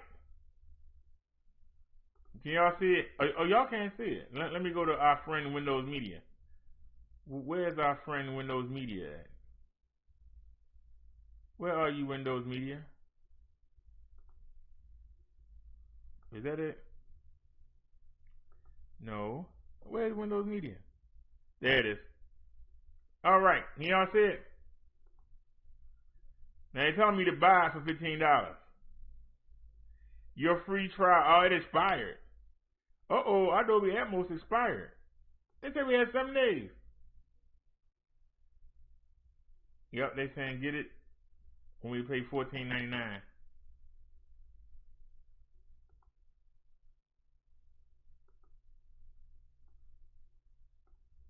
Dolby demo content. Let's see. Hope we don't get flagged for this. Y'all can see Dolby Atmos.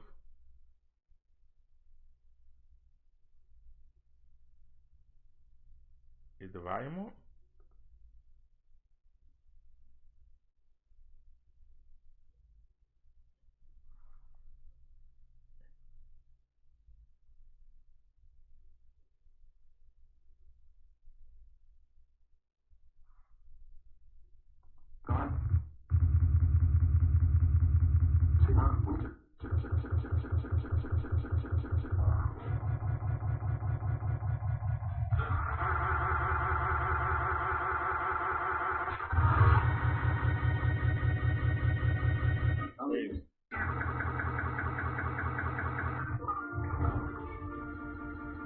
That's annoying.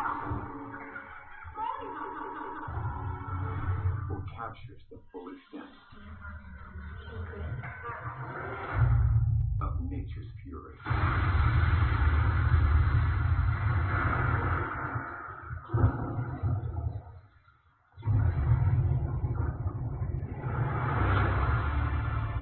That's annoying.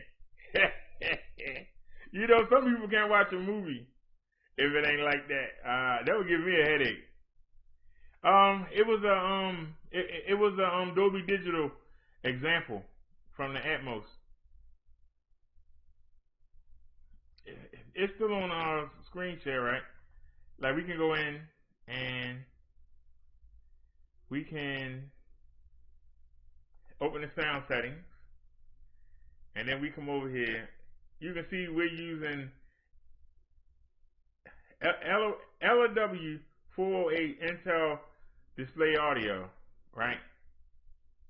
But if we go into the sound control panel, notice that you got Realtek speakers, and then up here you got Boom audio.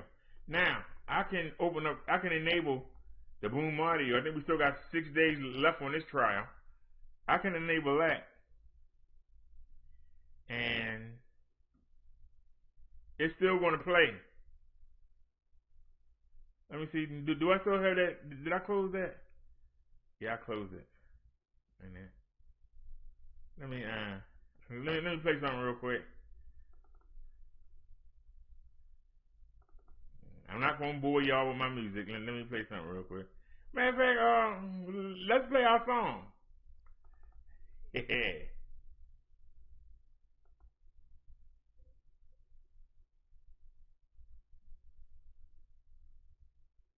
I think I closed it by accident. Oops.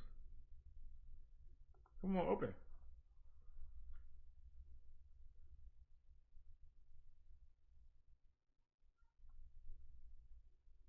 Wait a minute, I don't hear no sound. Hold on a sec. We don't hear no sound. Wait a minute. Uh-oh. Did we lose sound? Wait a minute. Did we lose sound?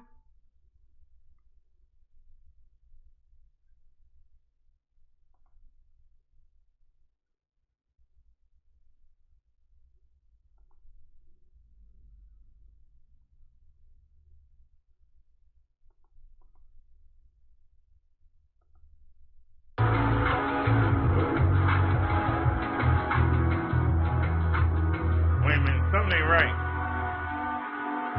Okay, I made that the default. So set that as the default. And we not hearing anything. So let's go in. Levels.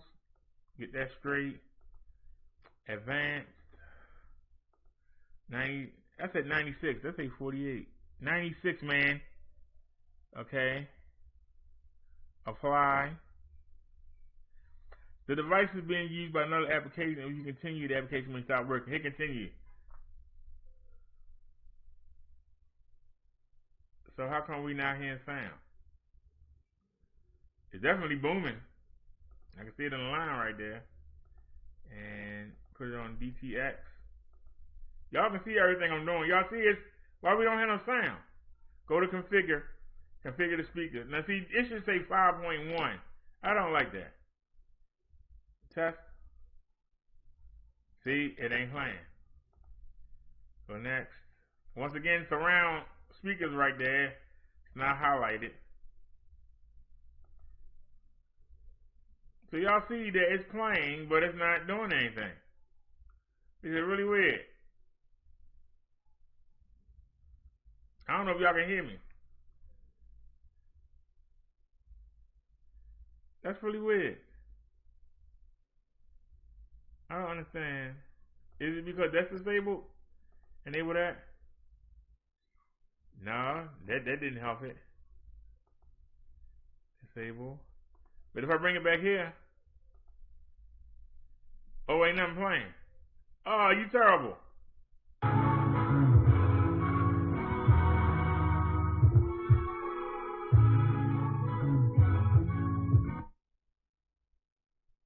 And it's louder here. Okay, and the boom audio is right there. Can I switch it?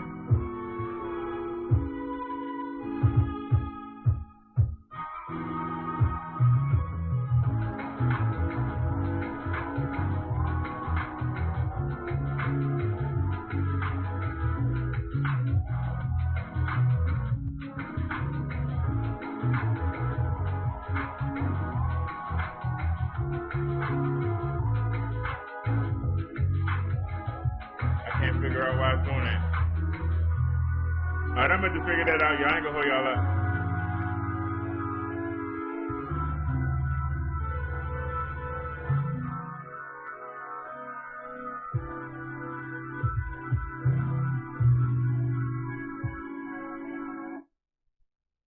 And we lose everything, but it's there. System sound, I can't change them. Okay, can I change it here? I can't change it. But if I bring it back to 408.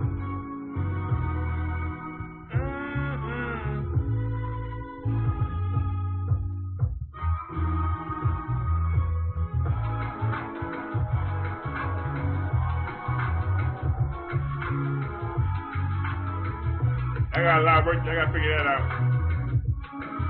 While we here, let's go into our settings. Let's go to audio. And If y'all can see that, 7.1.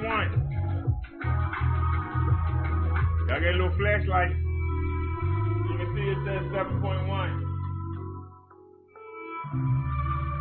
When we come to output, as you can see, we're doing 6 tracks. 1, 2, 3, 4, 5, 6. 6 is highlighted. So we're doing 6 tracks.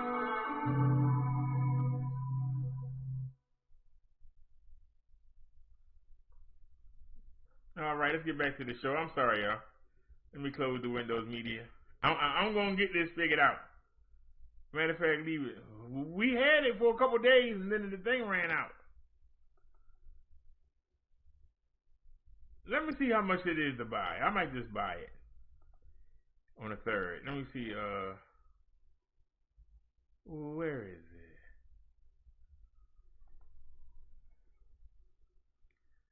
Now, this is the TSH. I opened it. Why it ain't showing? You can close that. Why it's not showing? I opened it. Why are you not showing, sir? I downloaded this today too. Sonic Studio 3.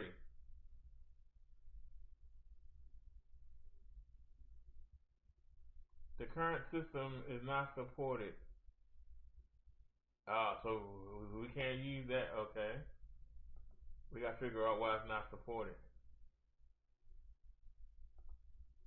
Alright, there's Dolby Audio. There's a problem accessing the Dolby Audio driver. Please restart the computer or reinstall the driver. Now, I hate to hold the show up, but you know what? What was it called? What was it called? Hold on, go back in.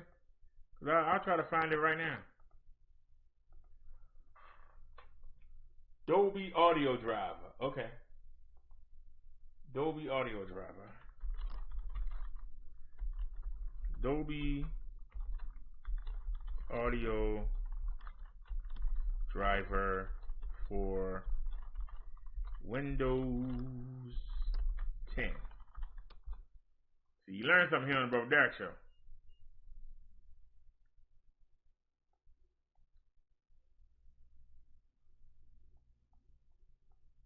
Oh, wait a minute. I forgot. We have a Dell. For Dell Windows 10.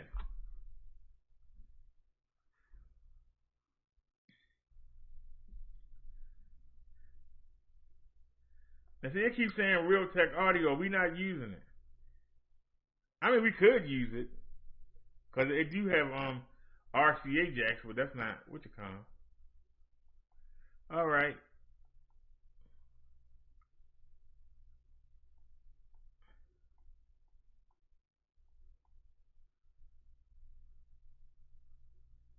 Alright, here's the driver.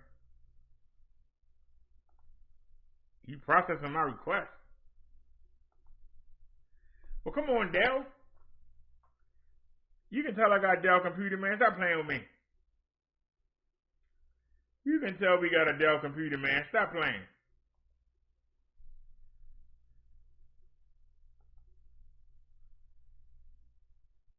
It says it's processing our request.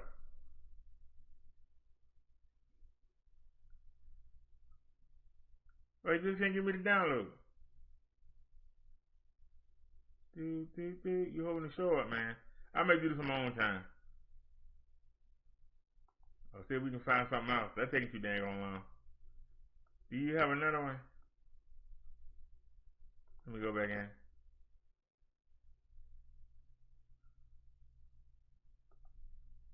Okay. What about here? Hit the latest driver. Okay, so where's download? There it is. Download. Alright, it's downloading.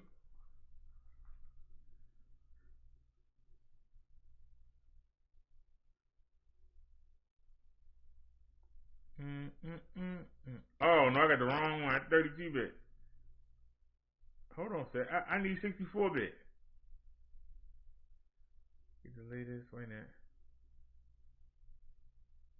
Yeah, that's 32-bit. Where's 34? Where's 64-bit at?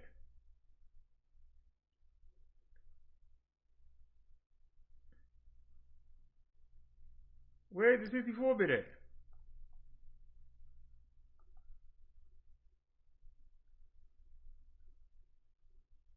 That thing, 331 megabyte. God darn.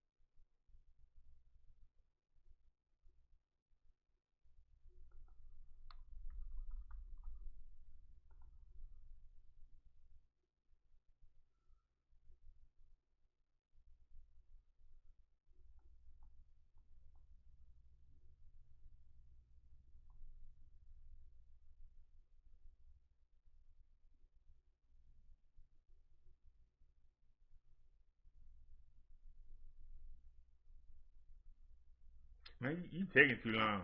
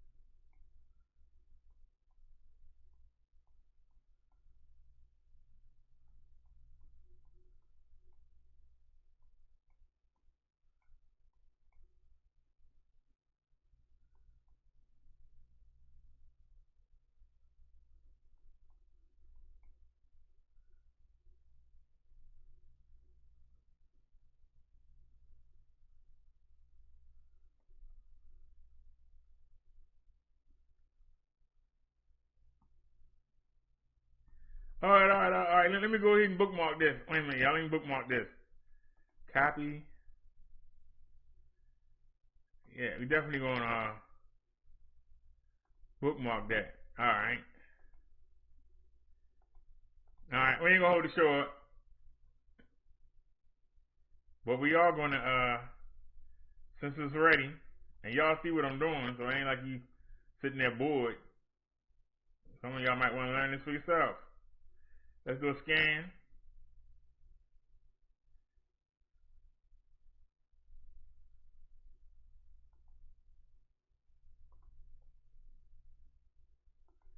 Open.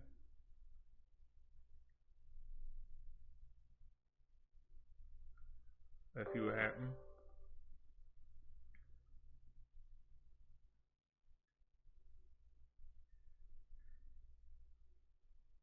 Install.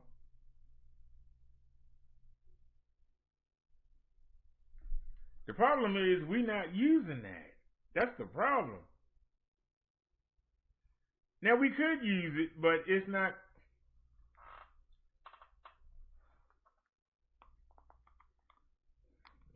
There's two ways to connect my sound system. We got a black, a red, and a yellow jack, right? And then we got two RCA cable jacks. It's green, yellow, and black. And I went and I bought a 6 jack. Right there. Next.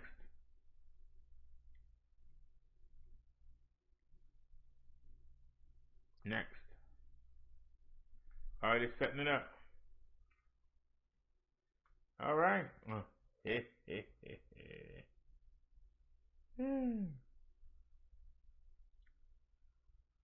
All right, Liz said, yes, you can hear me. Liz said, I like the tune playing. Naya said, let her live. I must be lagging behind. Naya said, individuals who attended Trump's rally in North Carolina tested positive. Naya says, oh no, Liz. Liz says, did you hear about that, Naya? She said, yes, terrible.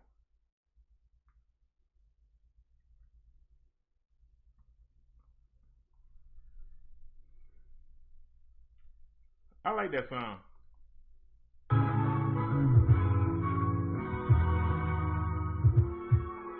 Chung Lee, it's time you getting drunk tonight. We know you wanna cuss and fight. Chung Lee, what time you getting drunk tonight? We wanna know, so you don't come to the chat and I show. I need to know, Chung Lee, what time you getting drunk tonight? I wanna know, Chung Lee, what time you getting drunk tonight? Please don't come to the BB show. Chung Lee, what time you getting drunk tonight? All you wanna do is cuss and fight. Put that bottle to your lips, take a sip, and then pass out.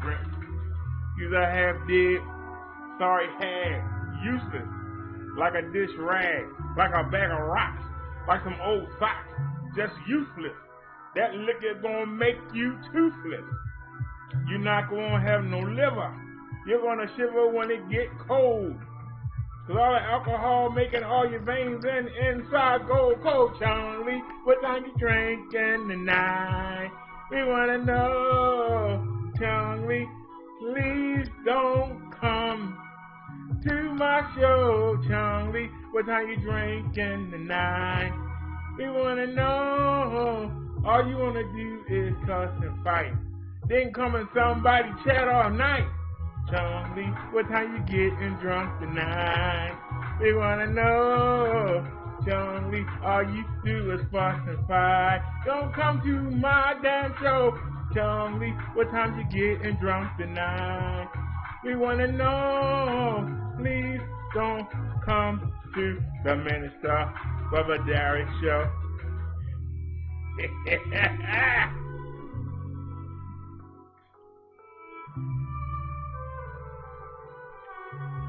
They asked me to restart the computer. I can't do that. It's at the show. Okay, we're going to have to restart. It installed. Hee hee. No, the sermon ain't over. Get ready to it now. I just, I wanted to wake myself up. And that song does it. Hee hee. Can we go back or do we gotta hit it again? Alright. Should Christians vote? It seems like we doing everything but the sermon tonight. Let me blow this up for y'all. What time you getting drunk tonight? I wanna know. I can't get that tune out of my head.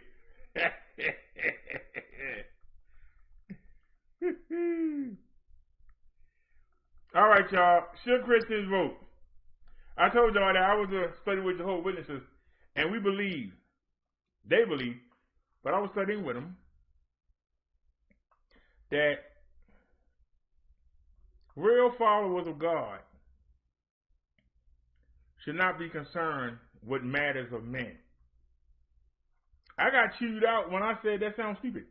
I got chewed out. You know, I like when somebody try to use book knowledge to defeat logic. It don't work.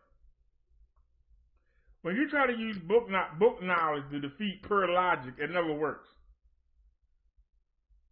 I understand that you're looking forward to leaving this planet, but you still got 65 to 80 years here. Some of you gonna live to be 90.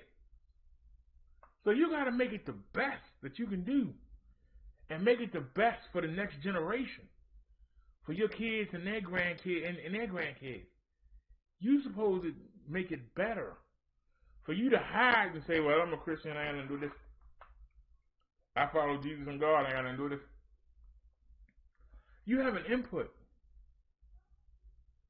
And like I said earlier, you have a job to do. You represent Jesus and God. You are their representatives. You are their salesman. People watch you and see you do well. And that makes them want to do well. You know, I've been watching John, and, you know, John don't have the problems that I have. You know, I got people chasing me. I can't find a good woman or man to save my life. My kids are terrible. His are so well behaved. The kids say sir and ma'am. My kids call you anything they want to. Maybe I should go and see what John doing. What is John doing that I'm not? That's what you, just even when you don't do anything, people see you. Like when I go outside, people look at me and probably think the same thing that y'all look. Look at that old broke man. But they see me with a smile on my face. They see me glowing. And they scratching their heads. Why are they so happy? What you got to be happy about? Look at you. Well, you don't think I'm nothing. But Jesus and God think I'm the best thing going today. Why I care what you think? Put on you. You sit around and look all mean, mug, and talk with all that, all that. You do all that stuff. You're not happy. You hurting on the inside. You're the one that's hurt. If you say to yourself right now, I'm going to go apologize to the man I just cussed out, and the voice in your head says, for what? He just cussed you out. You got the devil in you.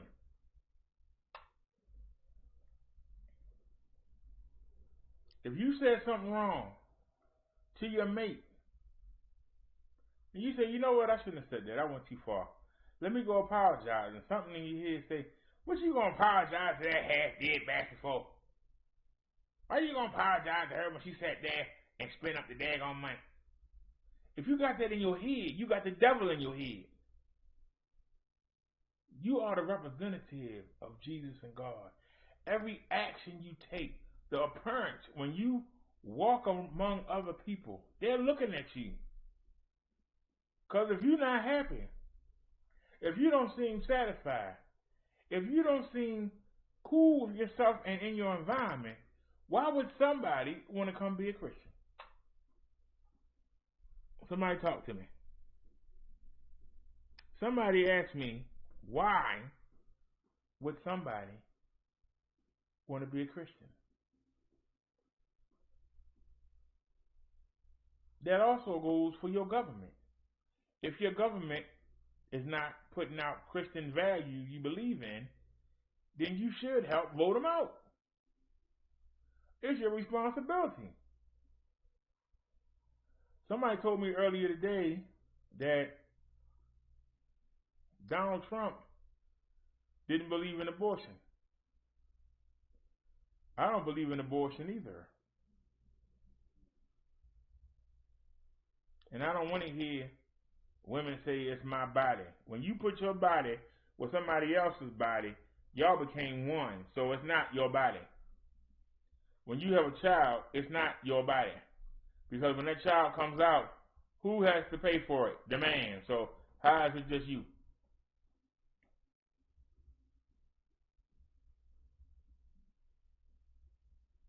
See, I asked the questions you can't answer.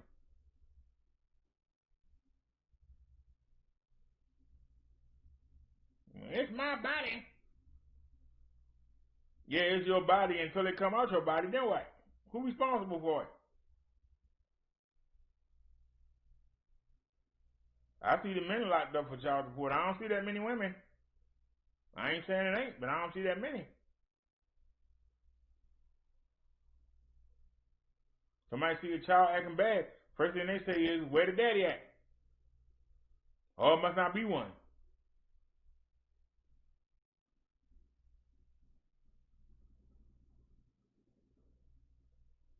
Hold on, somebody rolling something down the alley. Hold on a sec. Let me grab something. I can hear somebody rolling something down the alley. I don't know what that is. Sorry, there ain't nothing mine. Sorry. Because I got the key up here. And you had to drag it. It ain't going to roll.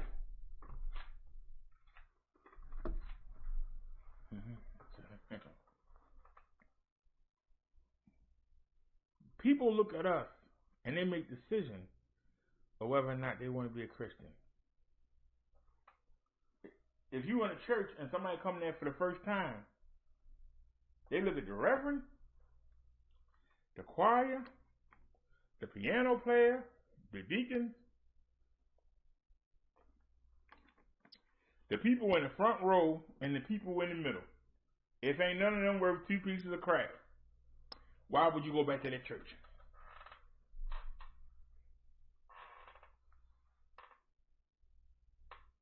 Before they hear one thing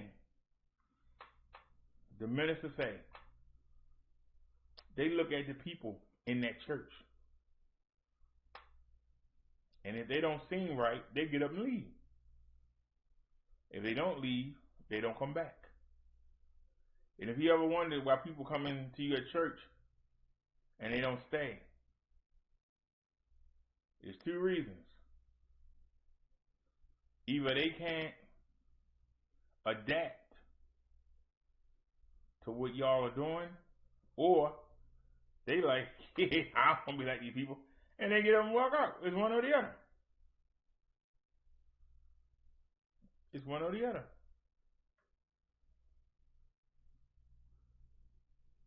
You might have some varying degrees. Maybe it's a female preaching, or maybe, but that's it. That's what would determine whether or not somebody comes or not. Hold on, the phone even plugged up. You just said 100%. The phone, yeah. Put it on chat so I can see it. Live chat. Hey, we got 13 people in the room. Hey. You are the representative.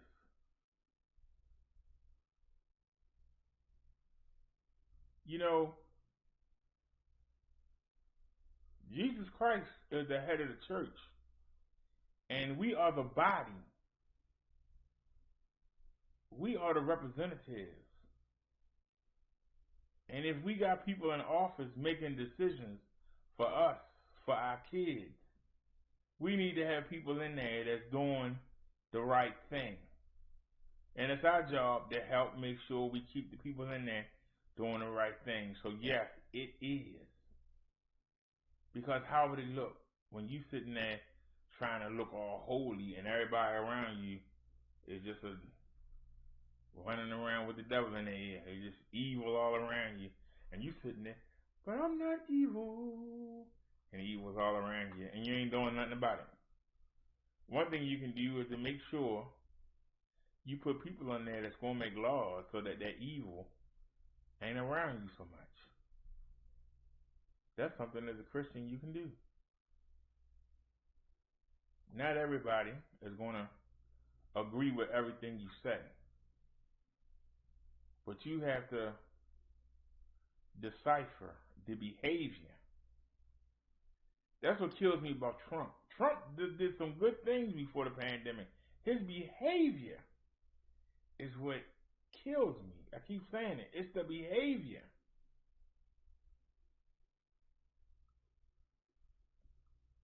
It's not even that I don't like him. I just the behavior and the way he lies so much. Not that Biden wouldn't lie. So he just do it on the spot and don't think about it. That's what, I don't know. Maybe we better off with Donald Trump. Because at least he say what he think. He don't think about it and then say. So maybe that's better. Maybe we get a more honest reaction out of him. Maybe that's better. We'll see what happens Tuesday. So let's see what these people got to say. I say that we ought to vote. Let's see what these people say.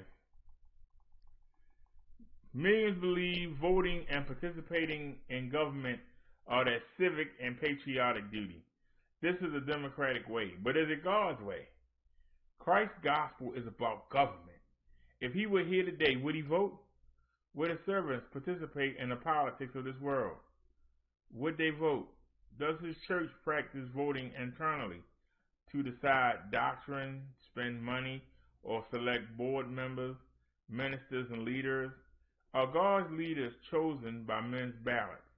Here is the Bible teaching on voting and participation in politics made plain.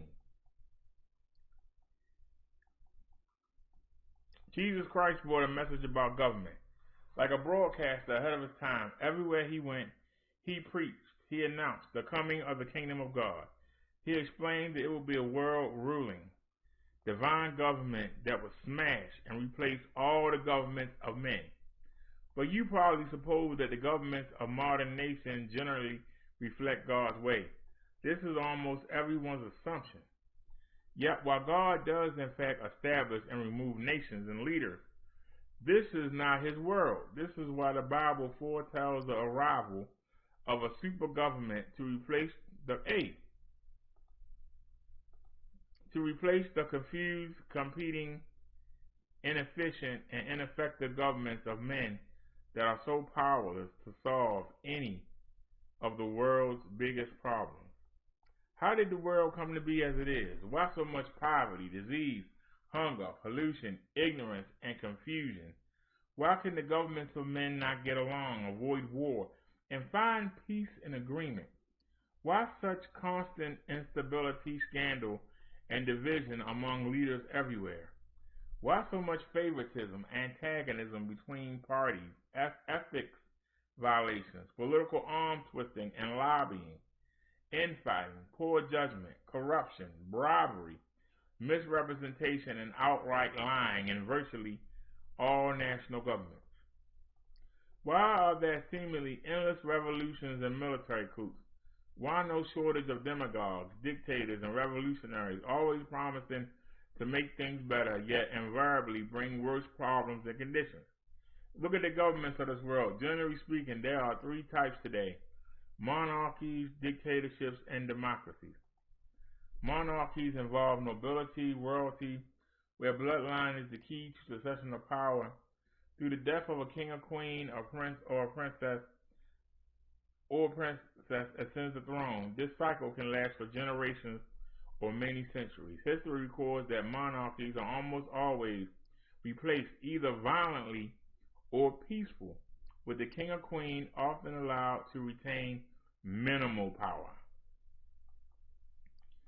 Dictatorships and totalitarian governments are usually created through violence, by coup or revolution. They are often short-lived, with something similar replacing them. Democracies and republics are best described as collaborative, representative, or parliamentarian, and their officials and leaders are elected representing the will of the people. This involves a voting or balloting process and a selection of one candidate in preference to one or several others. This form is generally considered to be the best of mankind government, yet the great 20th century British Prime Minister Winston Churchill called democracy the worst form of government, except for all the others. This offers an amazing insight into how democracy really works from an insider's view. But as bad as democracy may be, it is true that it is far better than any other form of government. When that government lies in the hands of men, democracy does at least attempt to ensure more individual freedoms than other kinds of humanly devised government. In the end, however, none of man governments work either. very well or for very long. Consider God is calling his people who are citizens of many different nations on earth. And most who learn the truth in this age are privileged to live under the freedoms of a democracy, of course. Many have previously participated in the election of their local, state, provincial, or national leaders. Yet this question arises: should the new Christian continue to vote and participate in the politics of his country? A Christian is one who follows, who copies Jesus Christ. 1 Peter 2:21 and Philippians 2:5. Again, what will Christ do if he were on earth today? Will he participate in the government or politics of men? What does the Bible teach about voting to select leaders, either in national government or in the selection of leaders in various denominations? And what about the church that Jesus built? Christ would not vote because he understands the origin of the governments of this world and who was behind them. Where did the governments of men come from? How did they originate? Who was behind them? Why is there so much strife and competition in the world today? Is this God's world reflecting his way and his direction and guidance? Most theologians, religionists, and clergy blindly assume that it is. Therefore, they conclude that, as they usually put it, if all Christians work together in love and unity to make this world and its government a safer and better place for everyone, or for democracy and freedom, as some emphasize, we can bring peace, happiness, and prosperity to all. Many naively believe if they can fix the world or even just improve it, they can usher in God's kingdom on earth. Also, and even more naive, is that many believe they can influence governments to become more godly. That's a fantasy, a completely wrong view, and it's not what God expects or wants. Nowhere did Jesus say, go into you all the world and strive to make it a better place by becoming part of it. Instead he said, go you all into the world and preach the gospel. Mark 16:15. Christ did not come to fix or make this world better. He announced the coming of a better world, made possible because of his government. And the Bible also commands, come out from among them, the world, and be you separate. 2 Corinthians 6:17. And further speaking of society's Babylonian ways, come out of her, my people, that you not be partakers of her sins, and receive not of her plagues. Revelation 18:4. World punishment lies just ahead for those who carelessly reject God's plain word. The world is a condemned building built on a wrong foundation from the beginning. Its weak underpinnings have eroded to the point of collapse under its own weight. It will soon be demolished, scraped away, and replaced by a vastly better world and government, one infinitely better than the best parts of men's governments put together. Blind, deceived men think they can bring about the kingdom of God through human effort. They see evil forces at work and feel compelled to do something about it. They assume that Jesus will be an activist striving to make the world a better place. Be honest. Haven't you heard this many times? Haven't you heard religious groups urge people to get involved or take a stand or some similar thing in order to improve national or world problems of one sort or another?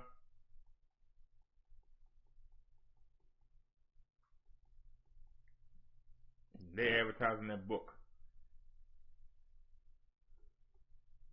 To learn more about the most important event that will ever occur on earth, and to learn how God will intervene in world affairs. Again, we ask, is this God's world? Does he want Christians to make the world a better place? The great deceiver. The Bible speaks of Satan, which deceives the whole world. Revelation 12:9. Notice that it says the whole world. This is a staggering statement, but there it is in your Bible.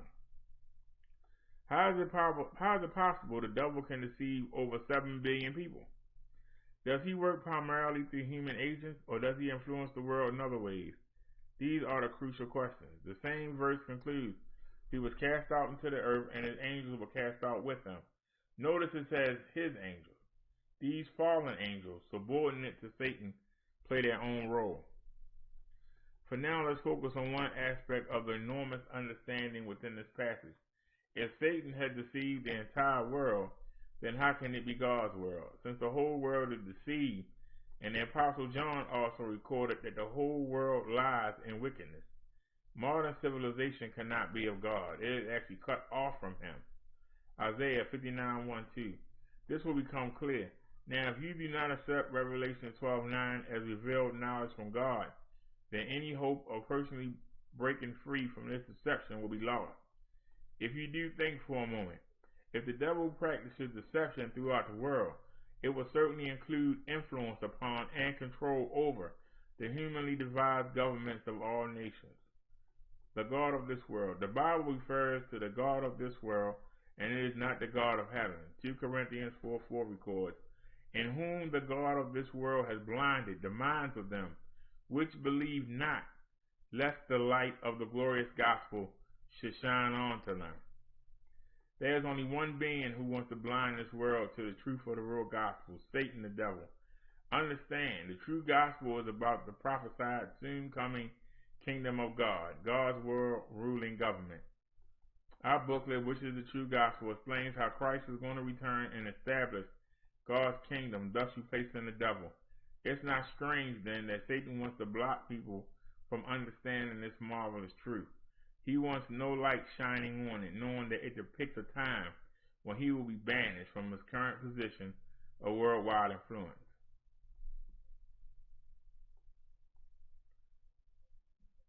The life of a democracy. It's been said that eventually all democracies commit suicide. Since history bears this out, what is the average lifespan of a democratic society? How long will it typically last before forces within it topple or implode it?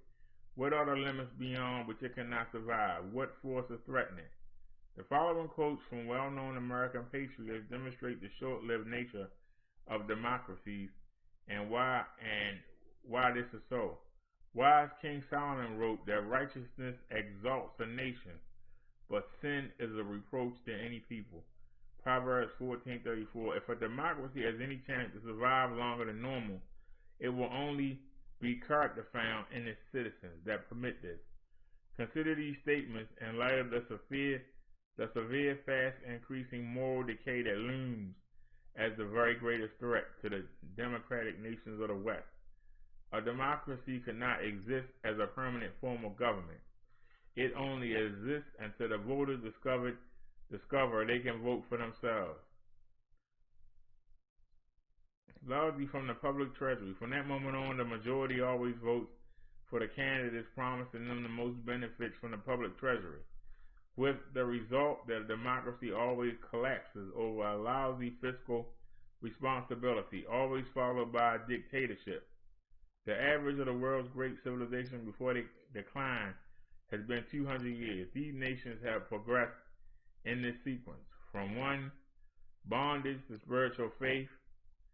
From 2, spiritual faith to great courage. From 3, courage to liberty. From 4, liberty to abundance. From 5, abundance to selfishness.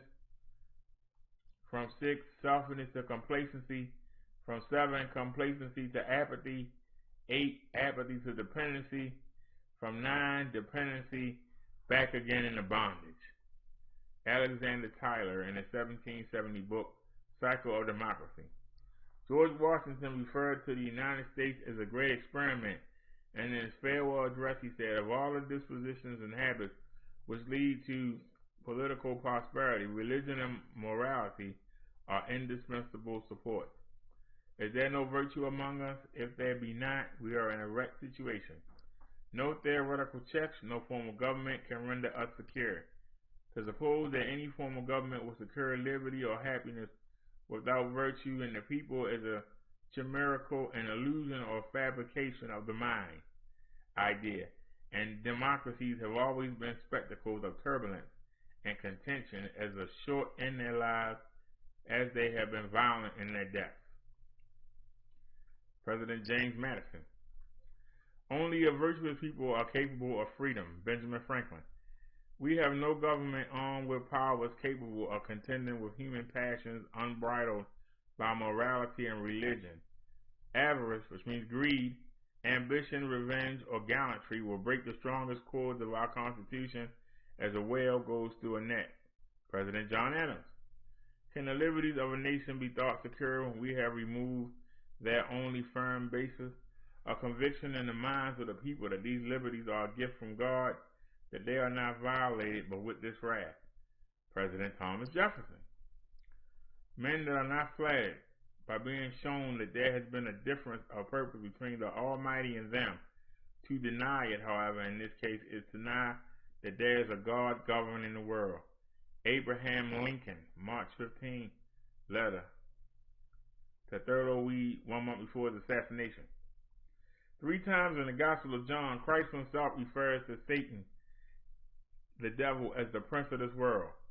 John 12:31, 16:11, and 14:30 make it plain that in the future the prince of this world will be judged, because as Christ says in 14:30, the devil has nothing in me.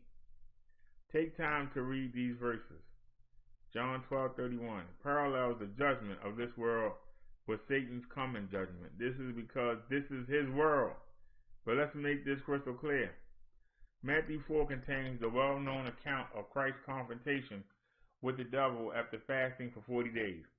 The devil repeatedly tempted Christ through twisting scripture, one of his favorite devices. At one point in verses 8 and 9, the devil took him up an exceedingly high mountain and showed him all the kingdoms of the world and the glory of them, and said unto him, all these things I will give you if you will fall down and worship me. The devil departed. This is more unusual than meets the eye. Why? Notice that Jesus rebuked Satan, verse 10, quoting Deuteronomy 6:13 in his response, and answered, you shall worship the Lord your God, and only him you shall serve. Yet notice, at no point did Christ say these kingdoms are not yours to give, or who do you think you are trying to offer me what's already God? He said no such thing. Again, why? Because he knew the governments, the kingdoms of this world are the devil's governments. Christ knew they belonged to him, were Satan's to give. Therefore, he rejected the terms for receiving these kingdoms from the one who did have the authority to offer them. Also understand this account describes what is called the temptation of Christ.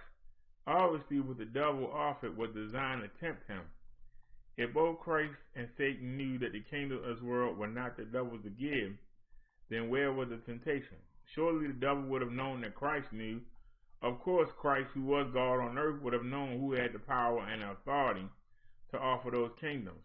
The temptation would carry no weight, would be hollow, if men's nations and governments were not the devil's to offer, if they already belong to Jesus. So note, there's absolutely no doubt that this is true.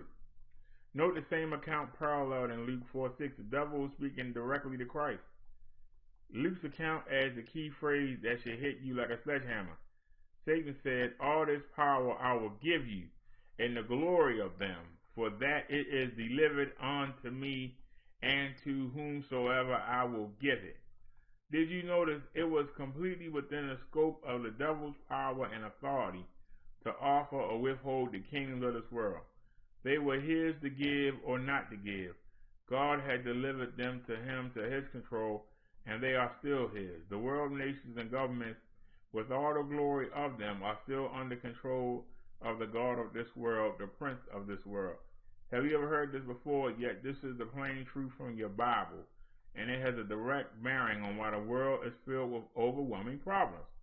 This world, with its ways and systems led by the devil, has much to do with whether a true Christian votes in men's elections or seeks office in any of his governments. Read A World in Captivity and Did God Create Human Nature to learn more about the devil's role and influence. Satan's kingdom is both organized and unified. Satan holds sway over all governments and nations, but it is his own government, led by him and his demons, and ruling over human governments, unified. Is the devil himself divided? Allow Jesus to answer that question. Jesus and his disciples often had to cast out demons. I have done this on a number of occasions, and these can be very intense, dramatic encounters. They are not pleasant to witness, and those who do are often shocked by what they see. It becomes obvious that great power is present, both in the demon being cast out and in the greater power of God necessary to cast one out. Christ's accusers saw clear evidence that he was backed by the real power. However, in Matthew 12:24-26, they accused him of using his power, using the power of the devil to cast out demons.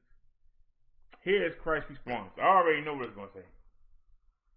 Jesus is going to say, if I'm using the power of the devil, how could that be?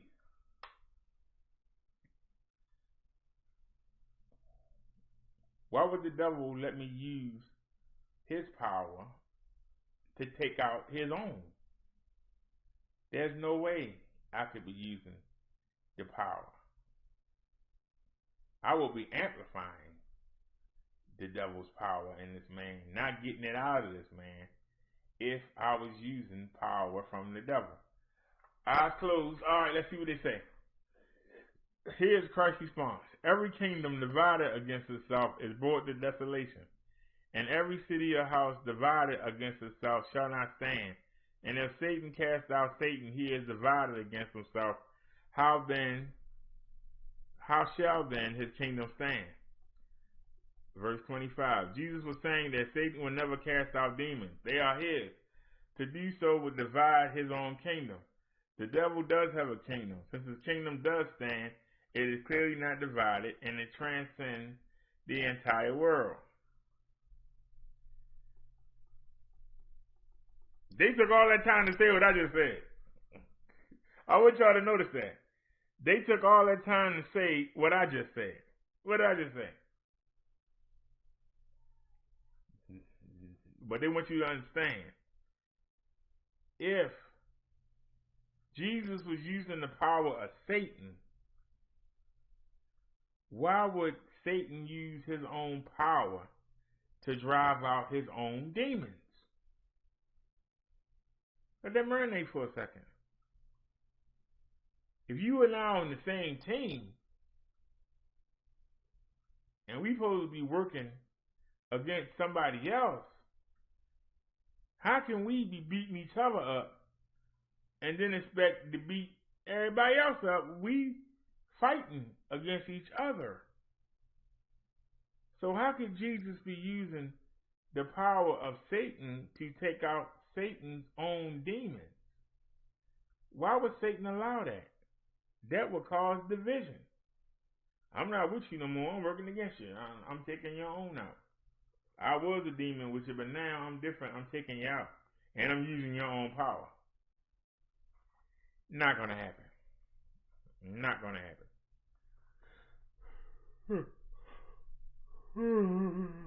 Excuse me. Recall, Revelation 12:9. It referred to Satan and his demons. This clearly means that they are his and they belong to him. He controls them. Here is the point. Not only does Satan govern the kingdom of this world through his power and influence, but he also does it in an undivided, unified fashion with the aid of hundreds of millions. Revelations 5:11, 12, and 4 of demons. Wait a minute. Why you put that in the middle of that? Unified fashion with the aid of hundreds of millions of demons. Further, Ephesians 6:12 explains how Christians wrestle against principalities, against powers, against the rulers of the darkness of this world, against wicked spirits, the proper translation, in high places. It becomes obvious that these high places are within the governments or principalities of this world.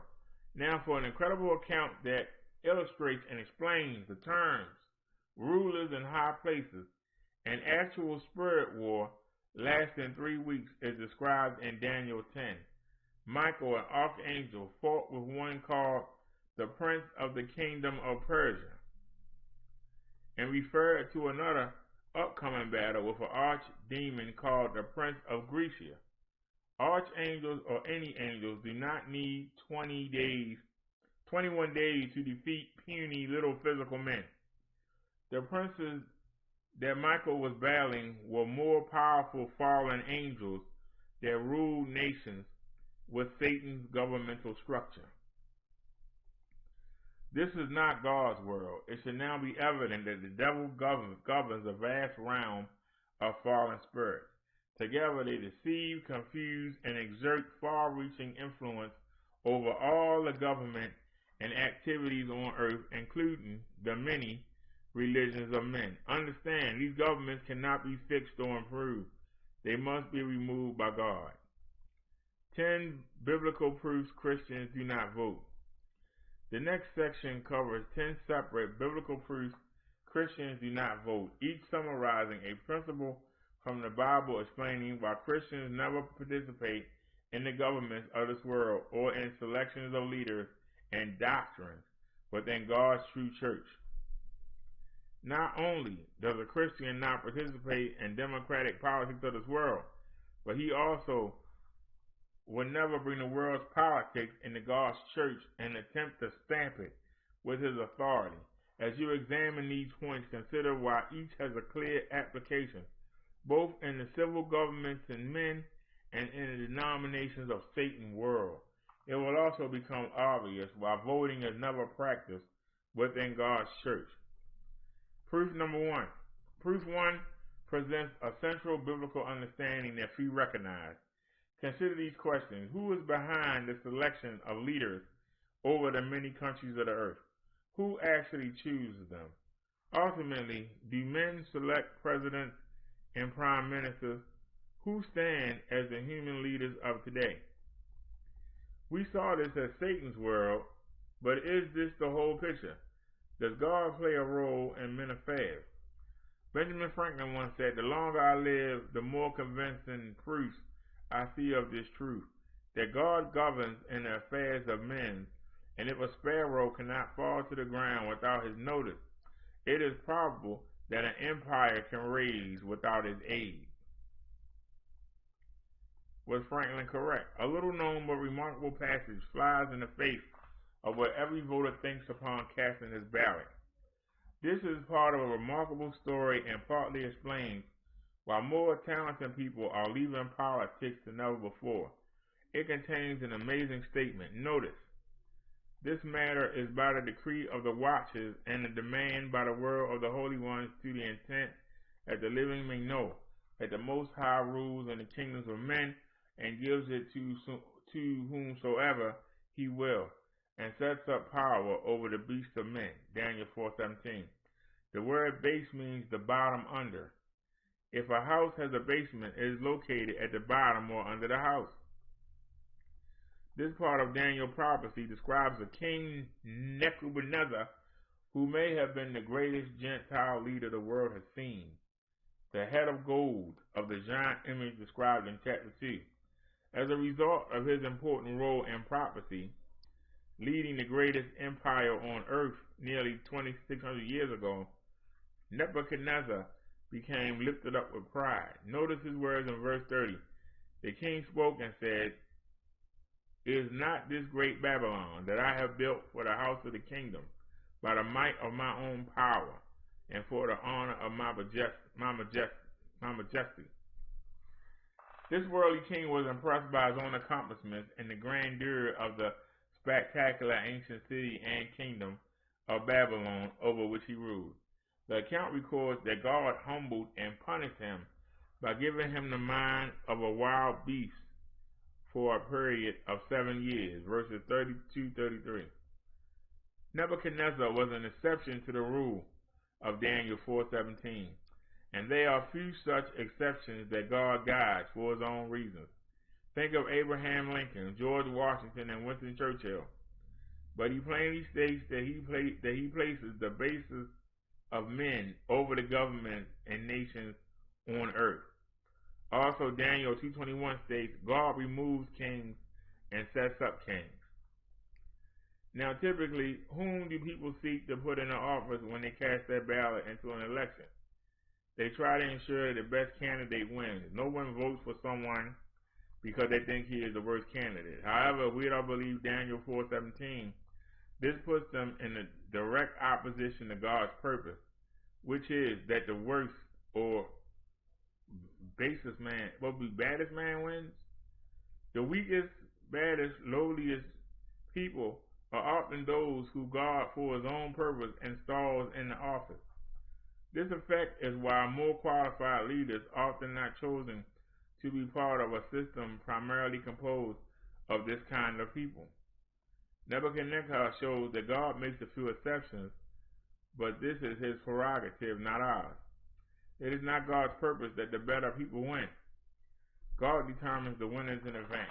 In the end, the will of the people has no power or effect because God is in charge of the outcome of elections. Do not misunderstand, however, the governments of this world are not somehow doing God's will simply because he selects their leaders. Many preachers completely miss the point, saying God is working in this election and good Christians everywhere. If we can get out the vote, we can put godly men in the office. This literally puts them in a position of fighting God's stated purpose. They do not understand why God says the baddest people are elected. Just one reason is that God gives a world that rejects him the leader they deserve. Many religious leaders ignore this verse, believing it to be their job to work out God's purpose. Their efforts actually attempt to override God's true purpose. God is working out a master plan that encompasses 7,000 years. He is allowing mankind to find out that its own ways, religions, educational systems, values, and purposes do not work. God has already picked the leaders who best work toward the fulfillment of his great plan of salvation for all mankind.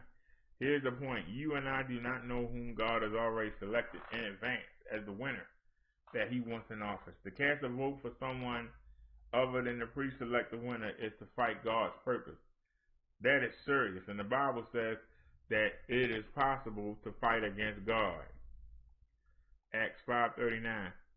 Further, if you are seeking to elect the best man in the election where God has told you in advance, he's going to pick the worst person. You are directly ignoring his purpose and overriding it with your own. God has already picked the winner. Christians know they had better get out of the way, not to get out the vote. God does not need our help installing whom he has chosen. The will of the people has no power or effect because God determines the outcomes of elections. Proof number 2 involves a famous conversation in John 18. Jesus was on trial before Pontius Pilate. In verse 33, Pilate asked Jesus, "Are you the king of the Jews?" The exchange continues until it climaxes in verse 36.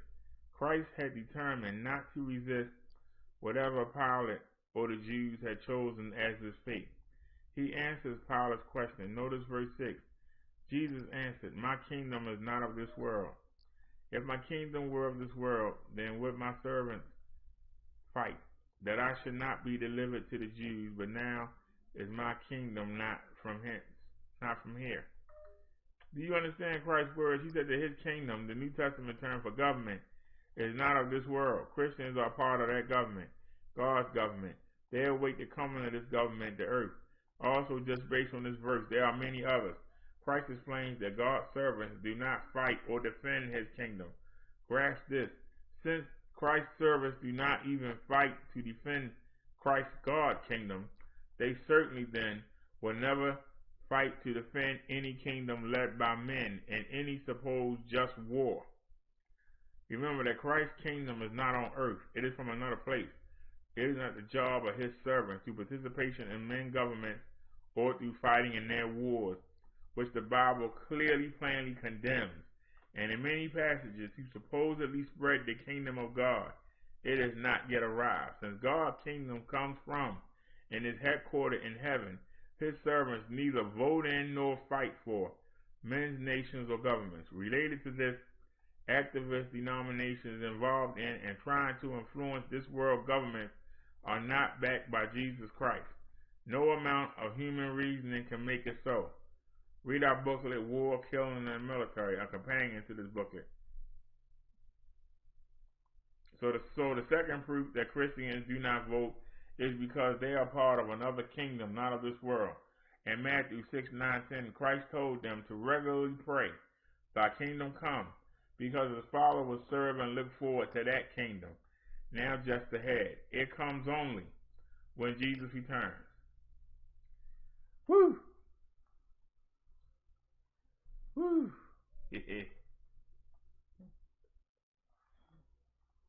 This Sis said she'll be right back.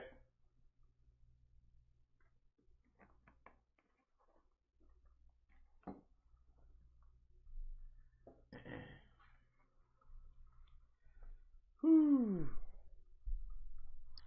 Proof 3 builds on number 1 and actually strengthens that point. We will see this with the next several points as they interrelate with proof 2. First, read Philippians 3:20, which states, "For our conversation, the Greek word here should be properly transferred. Citizenship is in heaven, from whence we also look for the Savior, the Lord Jesus Christ." This is a fascinating passage. It plainly states that a Christian citizenship is in heaven, not on earth. Of course, all true Christians are also citizens of at least one country on earth. Some few have dual citizenship, but this is not their primary citizenship. This verse explains why Christ said, "My kingdom is not of this world. It is from another place in heaven." This verse complements John 18:36. Human leaders come from a certain city, state, or province of the country they represent. So does Christ. He comes from heaven. The Greek word for citizenship is politeuma. Politics comes from this word. Christians do have a political agenda, but it is not of this world. Politeuma technically can also be translated another way. It can mean a townsman. It is correct to say that citizens of many governments are townsmen of particular towns on earth. The word police comes from politeuma. So do policy and pole. It's not hard to understand how police, policies, and polls are connected in one way or another to politics. Even the large cities of Indianapolis and Minneapolis derive their names from politeuma. They are large towns with lots of citizens. Minneapolis means the major city of Minnesota, and Indianapolis means the major city. And Indianapolis means the major city of Indiana. Mystery is often stripped away when words are broken down to their most basic meaning. The root meaning of politeuma holds an important lesson for Christians. Lesson for Christians regarding from where and by whom their politics are governed. Do God's people practice politics? Yes, in a sense. Christians do have a political agenda, but not of this world or in any government within it. I will tell you that I have absolutely deep political convictions. That said, is God political? The answer is absolutely yes. But his politics are not of this society. Man's civilization of nations and governments. He has his own view of government, his own view of politics. Of course, while not of this world, God does have a government. Proof number 4 comes from 2 Corinthians 5:20. Now then, we are ambassadors for Christ. As though God did beseech you by us, we pray you in Christ's stead, be you reconciled to God. I attended Ambassador College in Pasadena, California from 1957 to 1971 to prepare and train for the ministry. This was one of 3 colleges started and sponsored by the Worldwide Church of God under the leadership of Herbert W. Armstrong. Mr. Armstrong saw 2 Corinthians 5:20 and decided upon this name, recognizing that it best reflected what Ambassador College students were intended to become. Ambassadors for another government.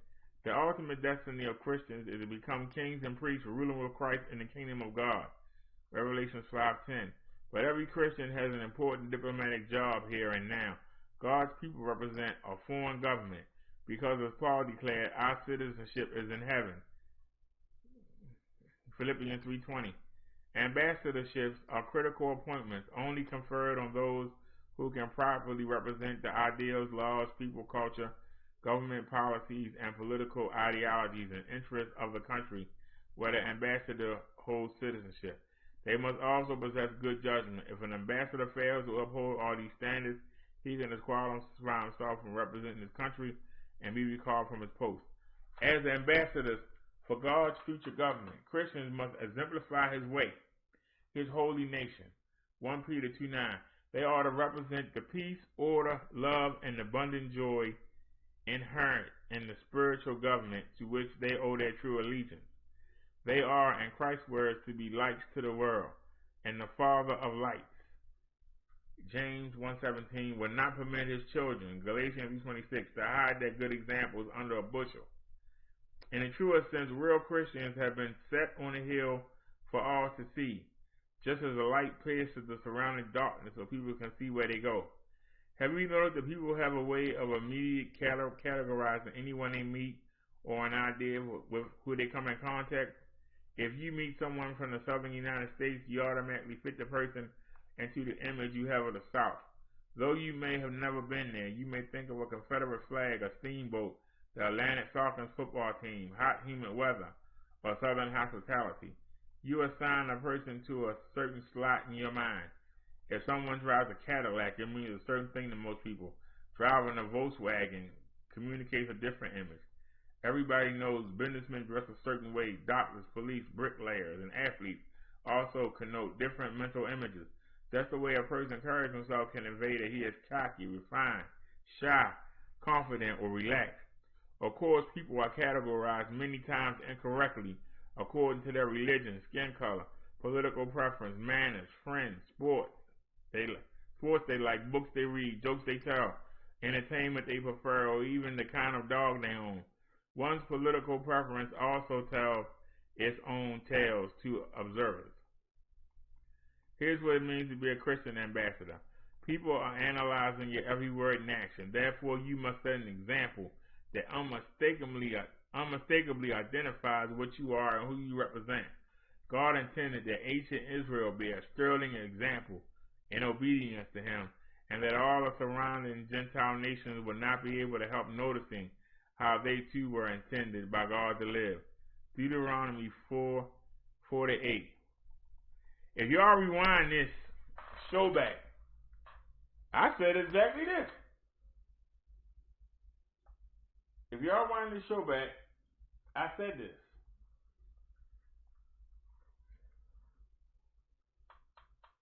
A person should be able to tell you a Christian by how you carry yourself.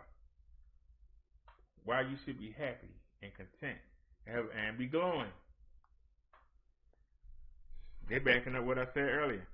Tragically, the Bible shows that this never happened. Israel utterly failed their commission. In fact, they failed so miserably that in the New Testament, Paul often referred to Israel's example to show Christ's followers how not to conduct themselves. 1 Corinthians 10:6. How much better would it have been had Israel written a positive, righteous record for others to copy? One bright spot in their history was King Solomon's early example of wisdom and understanding, which spread so widely that the Queen of Sheba could not believe it. She decided to check for herself, 1 Kings 10:1-10, and found that she quite literally hadn't heard the half of it. Verse 7. Solomon must have been setting a wonderful example, but though he was king, he was still one man. What if the entire nation had been as wise, as righteous as Solomon? It would have had that much greater impact on Israel's neighbors. The early church also had a difficult time learning to generate the right light. Paul must have had great patience as he dealt with the Corinth congregation, having much to say to them about their wrong conduct. He explained, "We are ambassadors for Christ." 2 Corinthians 5:20. The reference was not to the ministry or apostles alone, though these are the ambassadors in the most direct sense. He started to emphasize to Corinth the importance of the examples we all set, verse 10, and stated that if any man be in Christ, he is a new creature, verse 17. All who are new creatures have received an ambassadorial appointment, a very high office carrying enormous responsibility and representing God's government. Paul instructed the Philippians to only let your conversation, Greek for conduct, be it as it becomes the gospel of Christ. That gospel is part of the coming government of God. Is your conduct becoming of that government, or do you cast a bad light on it? Are you an unbecoming representative? In Mr. Armstrong's later years during the period when he traveled abroad, regularly meeting with world leaders, he referred to himself as an ambassador without portfolio. He always strove to conduct himself as such, fully recognizing that he represented a foreign government. He understood there was no escaping that leaders and others would evaluate the worldwide Church of God by the message and conduct of his representative, Herbert W. Armstrong. Notice Paul's instruction to the Colossians: walk in wisdom toward them that were without, redeeming the time. Let your speech always be with grace, seasoned with salt, that you may know how you ought to answer every man. People outside the church should not be able to miss your wisdom, like Solomon's, though to a lesser degree. It should stand out as unusual. Remember, God has chosen the foolish things of this world to confound the wise. 1 Corinthians 1:26-31. Christians must grow in wisdom, discretion, tact, and diplomacy in order to retain their credentials as ambassadors. 1 Corinthians 6:2 shows that the saints will one day judge the world. If that day was here and all those who knew you in this life could see you as a member of the ruling God family, what would their reaction be? Would they, by remembering your outstanding example in your home, family, neighborhood, or job, find it easy to accept, or would they collapse in shock that you could have made it into God's kingdom?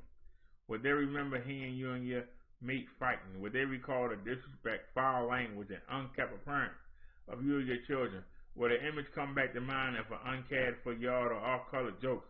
Would they remember your unfriendly, secretive manner, your unpainted house, your poor work record, on and on?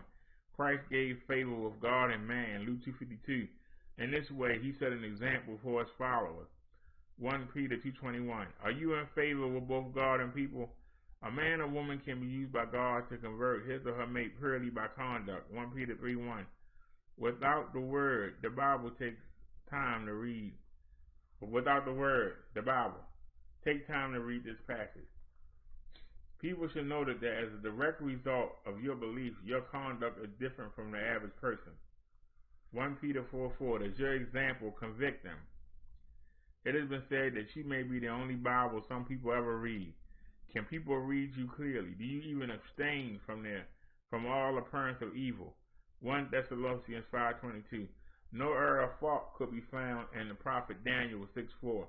His conduct was so outstanding in all respects that a group of cunning, carnal-minded politicians could find nothing of which to accuse him, unless it was concerning the law of his God. Verse 5. Think he was not doing a single thing that they could attack nothing. This is what it means to be the light of the world. This is what it means to be an ambassador for Christ and a member of the true church of God in a world growing darker by day. Those who were accepted had to really know why they wanted to attend, and once they arrived, they were taught what it meant to be an ambassador. I was told during the time I attended that I was in training to hold this office, possibly on behalf of the church. High standards were set so that high standards could be attained. Those standards touched upon all facets of students' life: studies, finances, health, appearance, worth, athletics, clubs, dating, and spiritual growth. All who did not strive to reach then simply did not remain an ambassador at Ambassador College. The Greek word for ambassador, presbyo, is also interesting. While it means ambassador, the word president comes from it, as does Presbyterian. The most literal meaning of presbyo is representative. In the United States, we have the House of Representatives with 435 members, together with the Senate's 100 members. This forms a Congress of 535 elected representatives of the people. These elected officials answer to and in fact are supposed to represent the will of the people who sent them to Congress. All democratic governments in which these people select their representatives work similarly. It is the same with Christians who are ambassadors or representatives of Jesus Christ in a sense. It could be said that I attended Representative College because I was training to become his representative. Consider why the leader of a country often carries the title of president. This is because he is the highest elected representative of the people. The highest office in the country could just as easily carry the title of representative An American House of Representatives could just be easily be called the House of Presidents. These words are interchangeable. A president is a representative, and a representative is a president. But men have a distinction between them by picking two different words that mean exactly the same thing. Both come from presbyo and both mean ambassadors. Those who are ambassadors for Christ are ambassadors or representatives in a foreign land.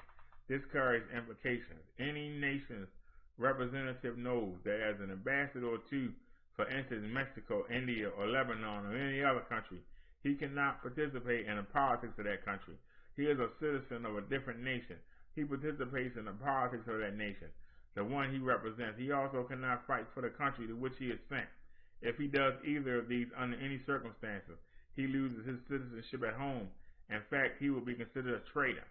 Of course, all ambassadors receive a certain diplomatic immunity. This legal term is understood and practiced all over the world. One reason the practice developed was because ambassadors could be arrested and tried on trumped-up charges. That meant that no one would ever accept appointments to countries where the government is corrupt and functions on bribes, personal favors, nepotism, and rampant injustice. Here's what everyone should understand, but most do not. Ambassadors of Christ do not push or in any way involve themselves in the social, political, or cultural agendas of their host country. They represent God, laws, ways, values, truths, government, and goals. Christians, true ones, are ambassadors for another different government. All Christians do enjoy obvious benefits as citizens in the country of their birth. They have certain immunities and privileges to enjoy the country to which God assigns them as ambassadors, while still representing their true government foreign to where they live. As ambassadors of God's kingdom, God's people cannot participate in man's system of government at all. Their citizenship is derived and held by a different authority, heaven. Proof number 5. Proof 5 summarizes the previous 3 proofs. Christians do not vote. Notice Matthew 6:24. No man can serve 2 masters, for either you will hate one and love the other, or else you will hold to the one and despise the other. You cannot serve God and mammon. You can't serve God and man. No human being can give equal allegiance or loyalty to 2 different masters of any kind. Jesus was actually teaching about seeking God and the accumulation of money at the same time. Eventually, one takes precedence over the other and dominates the thinking of a person. Christians ought to be totally loyal to the heavenly government they represent as ambassadors of Christ. As with ambassadors of earthly nations, they cannot participate in the politics of any country other than their own. In the world at large, this can cause violators to lose their rights of citizenship. Christians are the same. Acts 5:29 explains that God's servants must in every circumstance, when there is conflict between the two, obey God rather than men. Understand this, if one is a citizen of government waiting in heaven to come to earth and replace all governments of earth, then he cannot stand with his feet resting in 2 opposing governments, God's and man's. Proof number 6 is based on God's view toward division and discord between people. He wants people to live together in unity and harmony. Notice Psalms 133:1. Behold, how good and how pleasant it is for brethren to dwell together in unity. It is a wonderful thing when people get along, when they agree. God hates division and discord. Notice this powerful verse. Mark meaning take note of.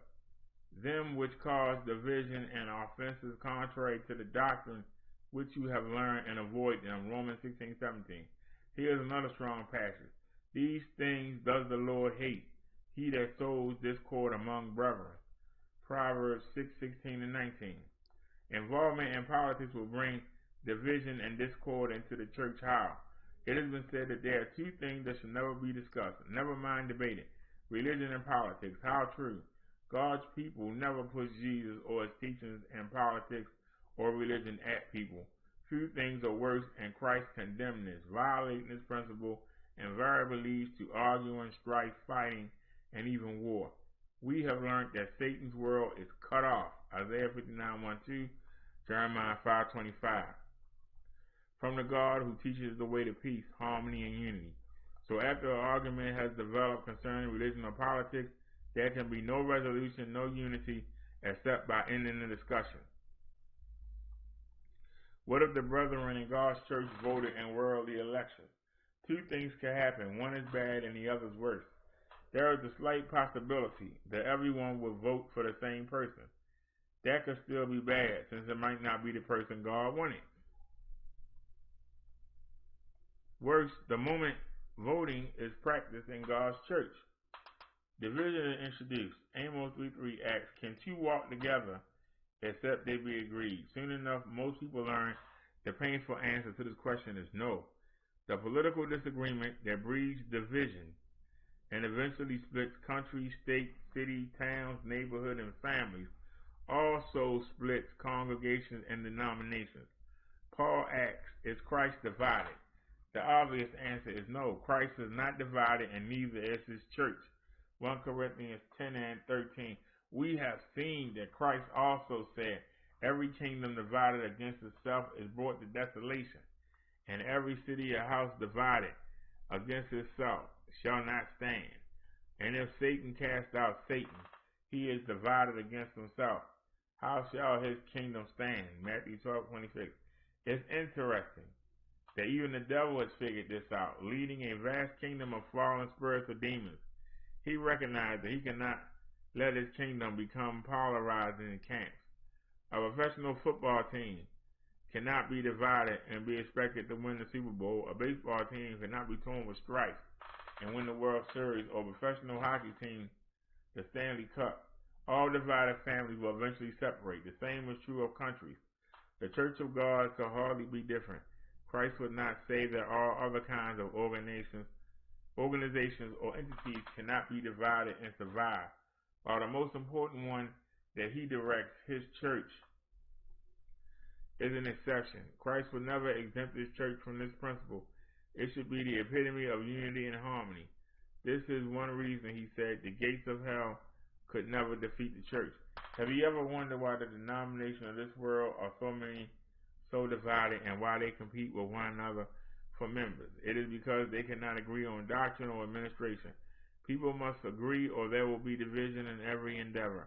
Politics is no different, and the only politics that God's servants should participate in are in the politics of God. If voting is practiced by or introduced into the church, it will split, and God hates discord, division. Proof number 7 addresses the system that true Christians avoid and at all costs. We read earlier that speaking of the system of religious political Babylon, Revelation 18:4 gives direct instruction to God's people. And I heard another voice from heaven saying, come out of her, my people, that you be not be partakers of her sins. Also recall he commands, come out from among them, the world, and be you separate. 11 Corinthians 6:17. Babylon means confusion. The true servants of God have come out of this world, its Babylonian religions, governments, and ways. They have left behind its teachings, divisions, strife, and confusion. 1 Corinthians 14:33. Let's understand. In John 17:15-17, when keeping the Passover on the last night before he was crucified, Christ reflected a central spiritual principle to his disciples, saying, by praying, I pray not that you should take them out of the world, but that you should keep them from the evil. They are not of the world, even as I am not of the world. Sanctify them through your truth. Your word is truth. A Christian believes and follows the truth, the whole truth, and nothing but the truth of God's word, and not men's ideas about it. This sets him apart, sanctifies him from all those around him. He is not of this world, its ways, customs, beliefs, and traditions. He has come out of it, leaving its values, ideas, and personal philosophies behind. Thus, he would never seek or run for any political office within it. Obviously, a Christian cannot live in Mars or in a cave. He cannot leave a planet or live as a hermit on a mountaintop, so that he is not of the world. Some religious zealots misunderstand Christ's words and live in monasteries or retreats to avoid contact with people. Of course, Jesus did not do this. He did not mean to come out of the physical world, but rather a system of governments and religions Christians practice and believe the truth. John 17:17, not popular ideas. Woo! Take a break for a second. Check the chat real quick. You always say I ignore the chat. Let's take a look, see if anybody's saying, anybody still here?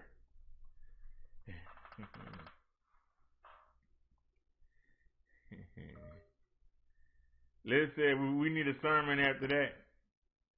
Well, you getting it. I told you, I don't read these things. I didn't know this thing was that long. I'm almost going hoarse here. We're going to finish this, then we're going to take a music break, and then we're getting right into the next one. And I'm starving. I need to give me something to eat. I'm going to eat that over there. Proof number 8 concerns the fruits, the byproduct of any system or leader. In Matthew 7:16, Christ stated, you shall know them by their fruits. He repeated, wherefore, by their fruits you shall know them. Verse 20, Matthew 12:33, says, for the tree is known by its fruit. Hold on. These verses are primarily speaking about leaders, but the principle has a broad application. Let's examine the fruits of the tree called politics, voting, and democracy. It is based on the spirit of competition between political parties. Each party seeks to gain an advantage over the other one and will even undercut good programs if it will cast a bad light on their opponents.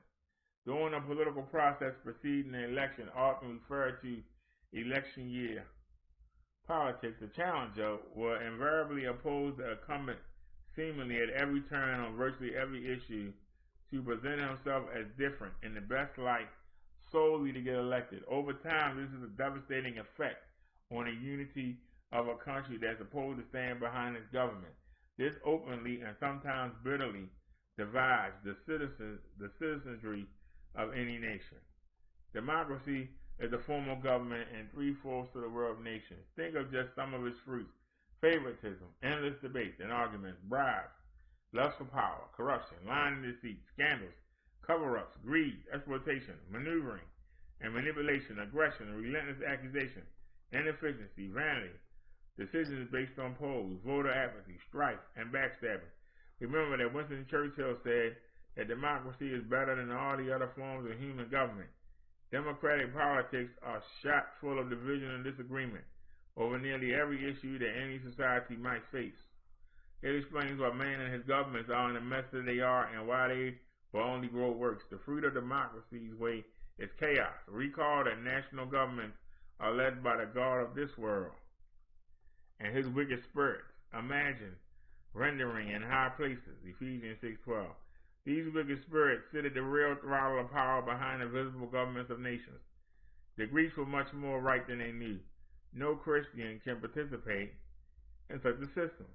Proof number 9 is short and simple and easy to understand. Study the Bible from Genesis to Revelation, and you will not find a single instance where balloting of any kind was used to select a leader. Nowhere in the Bible can you find people electing New Testament ministers or Old Testament priests, and the Bible is the pattern that Christians are supposed to follow in all matters. They ought to live by every word of God. Matthew 4:4, Luke 4:4. God's word neither authorizes nor reflects any pattern of voting. Proof number 10, family proof. 10 bad considerations. Some candidates for office want to be a mayor, others a congressman, others a governor, judge, or senator, or even a president or prime minister. Ask, what is every political candidate actually saying between the lines when he offers himself for the particular office that he is seeking? What is such a person saying about his qualifications?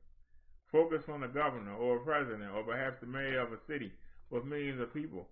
When a person sees such a powerful office, that person is saying that he is qualified, in effect, to be considered a powerful leader. Such a person is actively seeking to exalt himself to a position of great authority.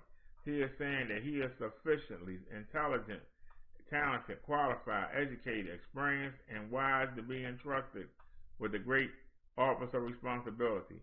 Of course, no one puts it this way, but this is exactly what a candidate is declaring. Whether or not he is honest enough to admit it, he is saying, much like Nebuchadnezzar in Daniel 4:30 that he is a great person, a great leader, and a voting master should hand him great power. Voters directly assist such power-hungry, self-serving egotists in their climb to authority. Here is God's perspective. Jesus said, "For whoever exalts himself shall be abased, and he that humbles himself shall be exalted." Luke 14:11. Several chapters later in 18:14, he repeated almost the exact same thing. One look at the greedy, grasping demagogues who are modern politicians with their pandering theatrics designed to play to the people concerned. And this is just as true of religious leaders. As you will see that Jesus understood the corrupting nature of self-exaltation. He sees through the guise of phony concern for the people whose votes these leaders must get to receive the power they covet. Some might look at Joseph and Daniel and claim that they sought the high offices they held. However, a careful reading of the accounts found in Genesis and Daniel reveal that they were appointed to their positions. Genesis 39:4, 41, 39, 44, Daniel 1:5, and 2:48. There is no evidence that either of these men ever sought the high offices in which they served. In fact, before Joseph was given the new responsibilities, he was in prison, obviously unable to seek a position in government. These men were elevated to higher levels of service. They did not elevate themselves. Christians are to humble themselves now in this life. Matthew 8:1-4, James 4:10, 1 Peter 5:5-6, Micah 6:8. This will allow God to exalt them later in his kingdom, where they will rule alongside Jesus Christ in the permanent positions of infinite greater power and authority than any human office. Politicians exalt themselves and thereby ensure God will humble them at some later time, usually when they least expect it. Christians understand the way God works. To participate in a system in which men exalt themselves and seeking the high office is to endorse, to validate, to agree with a corrupt system with terrible fruit, emphasizing vanity, pride, and arrogance. Democracy is completely opposite to what God expects of all people when he commands them to humble themselves. Obeying civil authority. No part of this booklet is to suggest that Christians should ever disobey or resist civil authority unless that authority directly instructs them to disobey the higher authority of God. Christians never participate in protests or demonstrations, or even non-violent ones, never mind violent ones, or participate in any form of war, which is, of course, much more violent. Here's just one thing that Jesus said about this, speaking to Pilate while on trial. My kingdom is not of this world. If my kingdom were of this world, then my servants would fight, that I should not be delivered to the Jews. But now is my kingdom not from hence, meaning from here of this world, but understand, participating in the governments of men and obeying or submitting to them are entirely different matters. Christians do not confuse the two. They yield to, as very models of obedience, men's governments at every level. Romans 13:1-7. Among other scriptures, make unmistakably clear what God expects. Our article, Should Christians Submit to the Government, explains much more. Where Herbert Armstrong understood. Carefully review this extensive quote from an article written by Armstrong just prior to a presidential election. How would Jesus vote for president? I first read this nearly 35 years ago. We call ours the Republican form or erroneous democracy, but it's a man-made form of administration of the Babylonian system. Israel, the United States, Britain, the democracies of northwestern Europe, modern Israel, is in Babylon today, just as prophecy states. It is because of this, because our sins are increasing, because we have made alliances with heathen powers instead of relying upon our God, that the Eternal warns us our nations are soon to be invaded and conquered in order to bring our people back to God. Yes, Israel is in the Babylonian system today, and God calls us out. Jesus would not take part. What then would Jesus do? He will warn our people Israel, come out of Babylon, my people, that you be not partakers of our sin, and that you not receive her plagues. The plagues of God are soon to fall upon Babylon, and all who choose to remain a part of Babylon. Jesus calls you out. Damn, this thing long.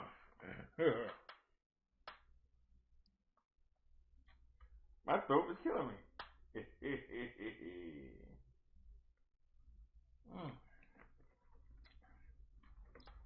Y'all got me working today. What would Jesus do? He would be too busy proclaiming the good news of his own coming world ruling kingdom and the way of salvation to take part whatsoever in the politics of this present evil world or in any man-made form of government that is doomed very soon to be destroyed and replaced by the theocratic government of the kingdom of God.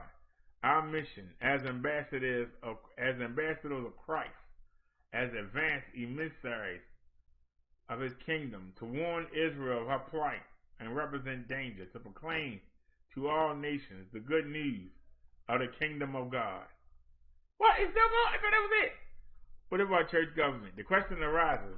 I realize God doesn't want us to participate in the politics of this world, but isn't it all right if our denominational leaders, doctrines, and traditions and budgets are decided by ballot? It is not proper to vote on these things, particularly as long as we pray about it in advance and ask for God's guidance. We already saw the Bible says nothing whatsoever about voting to elect leaders, decide doctrine, spend money, or anything else.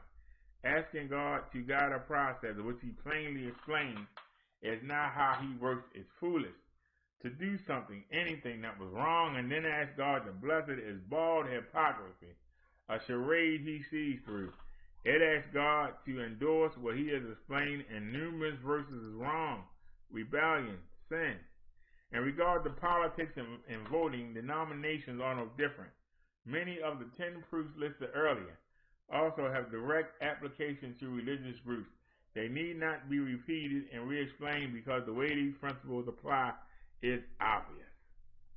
While the universal religion at Rome uses a designated college to elect its leader to a lifelong term, other denominations similarly elect through congregational or Presbyterian style government, but just for shorter periods.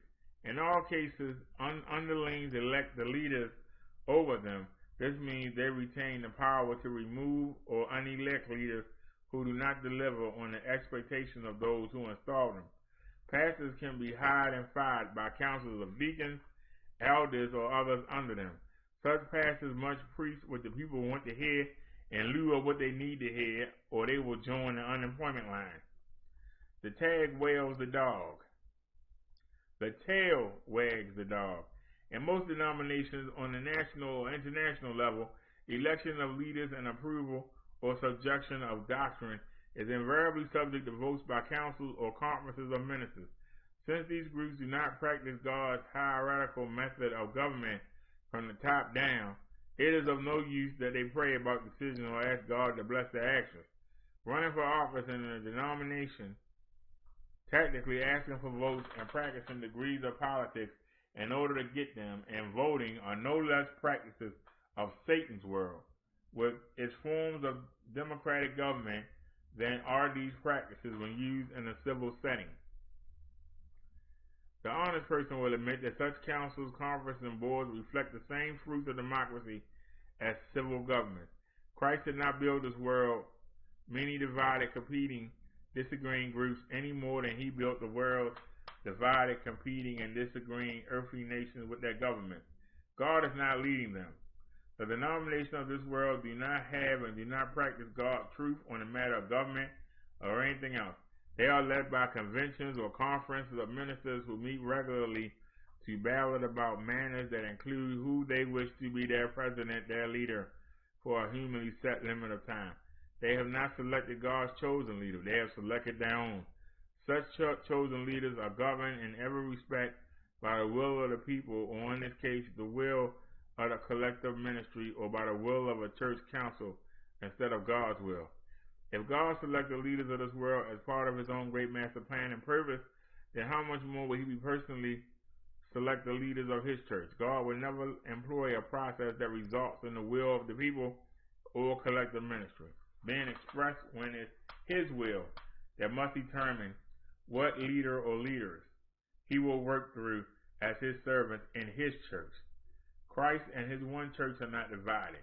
The fruits within his church found all over the world are unity, harmony, happiness, and zeal, among other positive effects. God's people do not participate in men's government and sanctified by the truth have come out of the world and its denominations built on the ideas of men. They represent and await the arrival of the greatest government the world has ever seen, now coming soon. Recent church history. We have seen that Christians do not participate in politics in a democratic political process of either this world's government or its denominations. But this does not mean that men will not periodically attempt, sometimes successfully, to bring democracy, voting, and other elements of Satan's forms of government into God's own church. Satan will never give up trying to overthrow the government of God within the true church.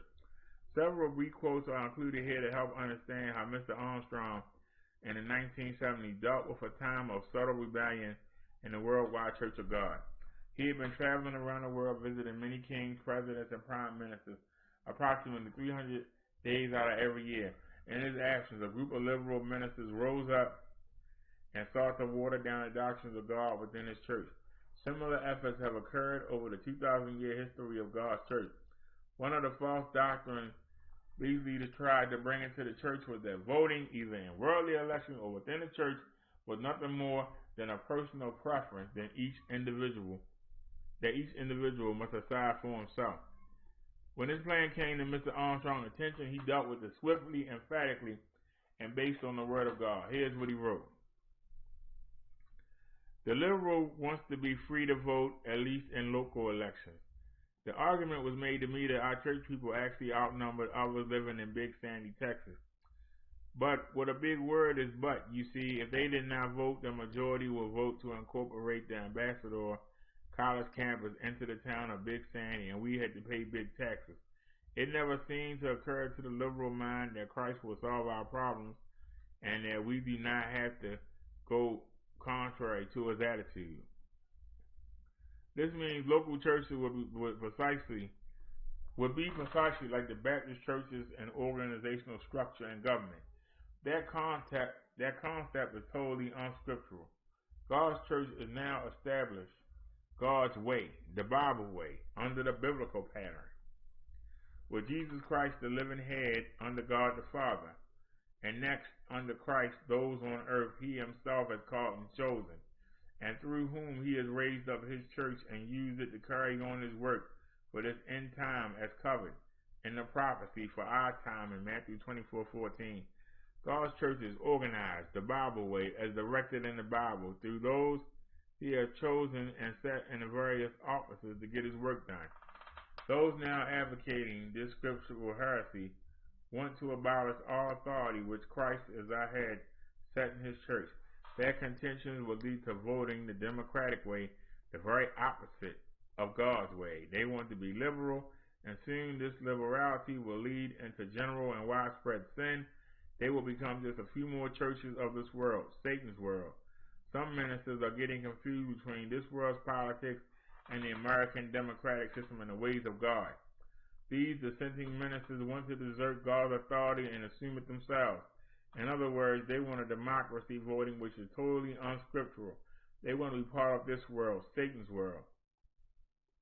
The next quote is included to demonstrate that voting was never practiced in God's church when ministers came together to counsel, discuss, and make every decision. In every instance where God's ministers in this Philadelphia area of the church have come together to make a ruling, our minds have been put in complete accord. There is no voting.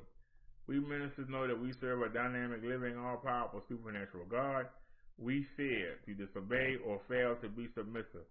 We know well what will happen if we should ever permit self-will to sway us in any decision.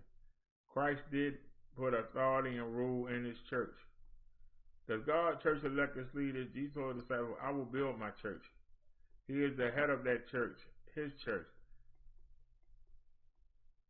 Throughout history, God has appointed his servants and his leaders. This has always been the Bible pattern. God selects, trains, and raises up the men through whom he works. Christ called, chose, and ordained his apostles to preach the gospel and to lead the early church. They were not voted into office except for the lone vote cast by God, which was enough to make their selection unanimous. They did not make themselves available to an electorate and then either subtly or overtly politic their way to victory by greeting the right people, shaking the right hand, or offering the most popular platform. I have seen many such leaders, while attempting to portray themselves as men of strong doctrine, ethics, integrity, and principle, they must use flattery to position themselves to advance their own candidacy. They often act as though they will accept office if drafted, not to appear to be seeking personal advancement. Wishing to appear humble and godly, they are invariably filled with a coveting, a lust for power and prestige. When a man sets out to be elected to any office in a civil or religious setting, no matter how it's spun, he is seeking to promote and exalt himself. God never works either through men like this or a system that promotes them. He knows that political elections corrupt people, and he cannot work in a process where men must corrupt themselves in order to rise. God does not need men's votes to elevate. His choice to higher office, democracy, is either a civil or religious setting, is a human invention, not of God. Many Old New Testament verses plainly show that God works from the top down, always starting with one man who in turn appoints others, who themselves sometimes appoint others, and so on. It is always done without voting, without balancing. Those who vote usually label it God's will being done, but the results of their elections are still merely the will of the people. The 12 apostles did not choose or vote in Christ. He chose them. A large conference of ministers did not pick the 12 apostles. The apostles, with Christ guiding them, picked the ministry under them. The Church of God always has a leader appointed by God. That man seeks to follow God's will in all matters. He never concerns himself with what will the people think. He never asks, will the people like me if I do this, or dislike me if I do that. Nor does he ever have to concern himself with re-election, receiving the people's approval so he can stay in office. Christ, under the Father, still selects and raises up his leaders today. Then God blesses the efforts of his chosen leader, who then select others, who in turn select others, and so forth, as this God's church grows in size. This final quote describes an incident in which Mr. Armstrong had a dream he felt was intended to reveal an important lesson in him and the church. It occurred shortly after the period in the 1970s, referenced earlier, when liberal leaders sought to inject democracy into the church and inspired the title of one of my first books. I awakened considerably impressed with the dream.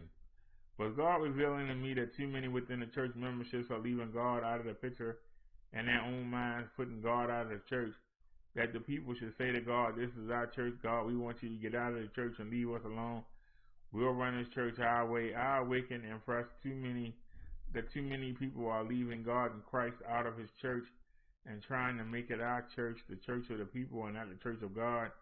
In the 70s, there was at least 6 or 7 in top offices next to Christ's apostle and authority, men trusted and honored, but they were going to make it the church of people instead of the church of God. They could not see God nor Christ in their mental picture of God's church. They were liberals. Now churches or works of their own have been started, but they overlook one thing. Except the Lord build the house, they labor in vain that built it. God is not building their houses. Shall we all leave the church of God and join the church of people? Good news. Christians participating in the governments of Satan's world through voting, military service, or activism in social causes is far more serious to God than most realize. It's disloyalty, a form of spiritual fornication and a spiritual treason to the government of God and his complete authority over a Christian's life. At the center of the gospel of the kingdom of God is a message about God's soon coming hierarchical government. The followers of Jesus Christ practice leadership structure now. Any group that participates in democratic politics of this world, or that elects its leaders and makes other decisions by voting, is not a house built by God. Family, woo! No, that thing was long. Man, that thing was long. God darn. I said, gee willikers. Man, oh man, that thing was long. Whew. As somebody with a speech impairment, that was long. Let me check the chat. Well, Liz, you said we need a sermon, and we got it. Man. So, according to that article, we ain't supposed to vote. We actually are ticking off God when we vote.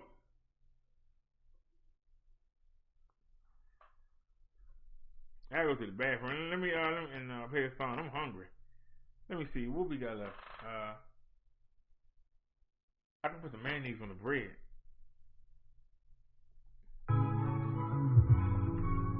That song is so short. Oh man, why am I playing that? Hold on, sorry y'all. That's my bad. Wait a minute, my bad. That was not intentional. That was not intentional, people. We supposed to play the Sunday sermon for the break.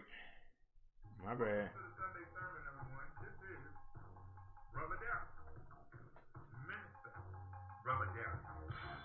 And, you know, I want to talk to you.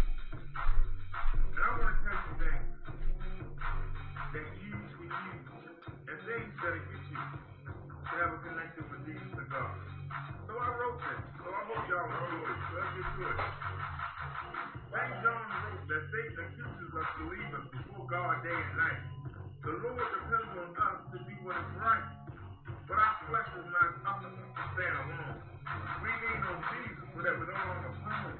See, if you're flat, you're vulnerable to attack. In many ways, men today are slaves to the greediness of his flesh. Money, women, and cars. Pornography and bars. But these are the things that God hates. So he separates and chastises us till we change our ways, humble ourselves and pray. Remember, that house on the hill, they can't take it with us yet. That caddy with the grill, they can't take it with us yet. Those stocking dollar bills, you can't take it with us yet.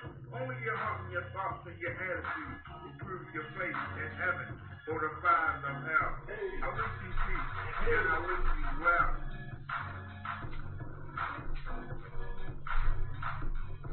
It doesn't matter if you're rich or poor, you're free or rich. I believe in Jesus will all come to the same place. And that's good to know that God loves us all, black and white, short or tall. He only asks us to be more like him, then you won't want to sin. Let God see the heart and make a fresh start. You have a clean slate. Jesus' blood makes you pure God eyes. So stay vigilant and keep the evil and this world at a distance. Ignore the devil's resistance. He's hoping that you slip. He chips away at your faith and you rip away from God's grace. But when the Jesus will mediate on your behalf. The devil has many demons on his staff. God is shouting things in your ear, chipping away at your self-esteem while you daydream. So be alert. Live close to the Father and tell Satan and his armies, they don't even bother.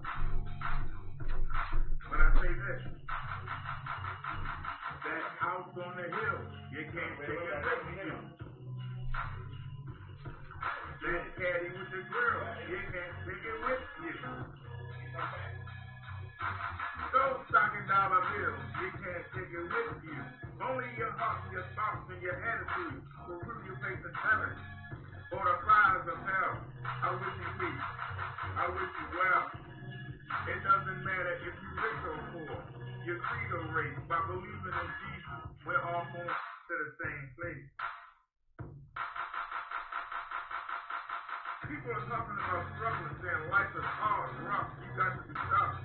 But there is nothing harder than standing up to God. Evil is rampant. Even in our nation today, morality is gone. That's why our society says, no right or wrong. Fulfill your wants. Go along with the crowd and feel the wrath of that throne. This country's going to hell in a basket, no attachment. And if you speak, you're late with a fanatic, a Bible quoting, scripture quoting do-gooder, who for heaven never comes. But God's will be done. You can't stop it. You're on the wrong side. Swallow your pride and humble yourself. Ignore the tracks of this world. Study the word and let the knowledge absorb. Because I'm telling you, that house on the hill, you can't take it with you. That caddy with the grill, you can't take it with you. Those stocking dollar bills, you can't take it with you. Only your heart and your thoughts and your attitude will prove your place in heaven or the fires of hell. I wish you peace and I wish you well. This is Minister Bubba Jack, and this is a new theme song for our Sunday sermon in the Bible study. Peace, everybody. Much love to you.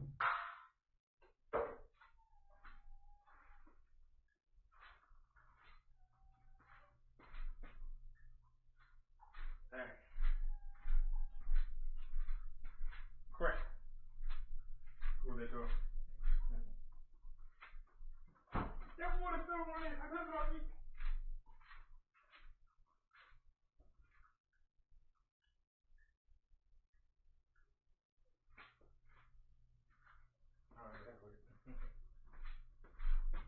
Alright, sorry about that, y'all.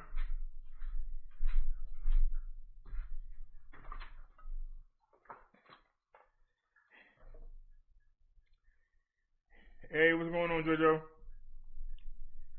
Let me make sure I don't have that on. I did have it on. Doggone it, turn it off. Glad we didn't show nothing. Whoopsie daisy.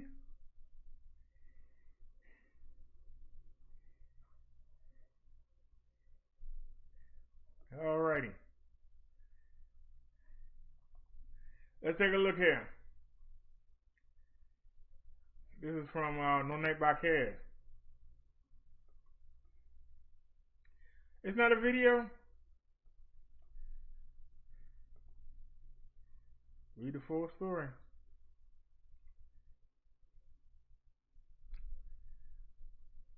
This is not the coronavirus news we need right now. Yeah, that mayonnaise is cold anyway. Eat my mayonnaise sandwich. The latest coronavirus update out of Spain shows something that scientists and researchers have been worried about regarding the COVID-19 pandemic. The virus seems to be mutating in a way that makes it easier to contract, even though it doesn't seem to have affected the virus' deadliness. According to the latest numbers from Johns Hopkins University, there have now been more than 45 reported million cases of COVID-19 since the pandemic began.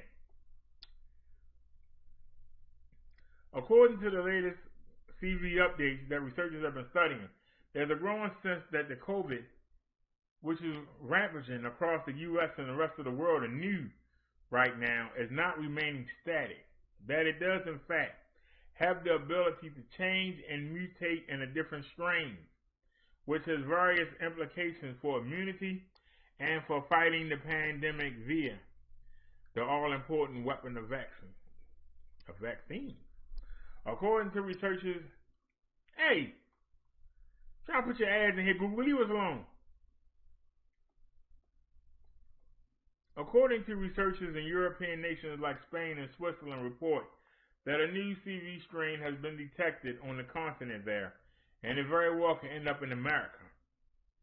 Researchers in non-peer-reviewed study explain how the virus genetically morphed into a new variant that spread all over Europe this summer after originating in Spain. A variant of SARS-CoV-2 emerged in early summer 2020, presumably in Spain, and has since spread to multiple European countries. The researchers note about this variant, which is identified as 28EU1. It was first detected back in June and has been reported at frequencies of about 40% since July. Beyond Spain, the researchers continue the frequency of this variant has increased from very low values prior to the 15th of July to 40 to 70% in Switzerland, Ireland, and the United Kingdom in September. It is also prevalent in Norway, Latvia, the Netherlands, and France. It's important to note that these researchers found no evidence that the new COVID strain spreads faster than other variants of the pathogen. This is a phenomenon that researchers are watching closely, and something about which a group of scientists in Houston released this study in September after analyzing some 500 different genetic sequences of the COVID-19. Long story short, it seems that mutations thus far have made it easier to catch the virus, and thus the virus is more contagious. But it doesn't seem any less deadly in these new strains. Much of the diversity of this cluster in Spain is observed across Europe. The researchers write about the variant of Spain. It is currently unclear whether this variant is spreading because of transmission advantage of the virus, or whether high incidence in Spain followed by dissemination through tourists is sufficient to explain the rapid rise in multiple countries. David Morenz-Vargas, who works with Dr. Anthony Fauci at the National Institute of Allergy and Infectious Diseases, told the Washington Post in September, it's certainly possible that once population level immunity gets high enough, that COVID-19 may yet find another way to do an end run around our immunity. Did y'all hear that? So even if you get the COVID,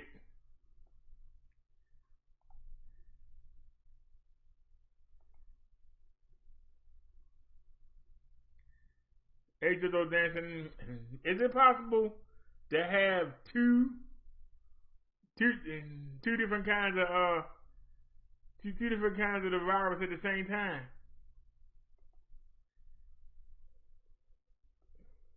Didn't I send some stories? Wait a minute, it's more than one. That's the first problem. I don't know how I got two of them. So where's that one at? Didn't I put some stories here? Yeah, here we go. Listen, give me a chance to eat real quick. Y'all see that? Learning more about a 14-year-old boy who has been arrested and charged with murder in a shooting back in July on the west side. That was Giovanni Sturgis. Police say he opened fire during an argument, killing a 29-year-old man. Well, actually, News 4 Jax reporter Marilyn Parker spoke with the victim's brother. She's joining us from the scene of the violence, Melvin and Ricker Rhodes. Marilyn. Yes, we're told his name is Kavaris Rivers, and his brother says he was a very good person, always willing to help out. If you take a look here, they have a memorial set up for him at this intersection of Melvin Road and Ricker Road. Jacksonville police say a fight broke out and the 14-year-old pulled a gun and shot Rivers several times. My brother was a very good guy, and it's unfortunate. This is 29-year-old Kavaris Rivers and his older brother, Trevoris Horn. Horn shared this photo with us, describing his brother as a strong and happy young man. Rivers was shot and killed in July, and police say 14-year-old Giovanni Sturgis is responsible. I understand that it's a child, but he's also old enough to know. And we're living in a time where it's not like, how it was once upon a time where children were able to be chastised or put on punishment. Now the adults are afraid of the kids at this point. Jacksonville police say a fight broke out and Sturgis pulled a gun and shot Rivers multiple times. Rivers died at the hospital the next day. Now a 14-year-old is charged with murder. His whole life is gone. And the other person, both lives are gone. AJ Jordan with Jacksonville Mad Dad says this is why early intervention is important. We have to figure out how he got that gun. We have to get the help that he needs. The other family needs counseling. It's just a lot of things that need to take place with this case. News 4 Jax records show since 2019, 5 people under the age of 18 have been charged with murder, the youngest age being 2 14-year-olds, including Sturgis. I know it's a lot of gang stuff going on, and it's a lot of whatever you see on TV and all that, but these are real lives being taken away every single day in the city, and it's all because of these young kids and brainwashed. Jordan says he doesn't know if Sturgis has been around violence his entire life, but says kids do what they see and says that's what has to change. The victim's brother also wanted to make clear initially we were told this shooting happened during a gun battle, but today JSO made this clear that that was not the case and that the teenager was the only one who fired shots. We're live on the west side. Marilyn Parker, Channel 4, the local station.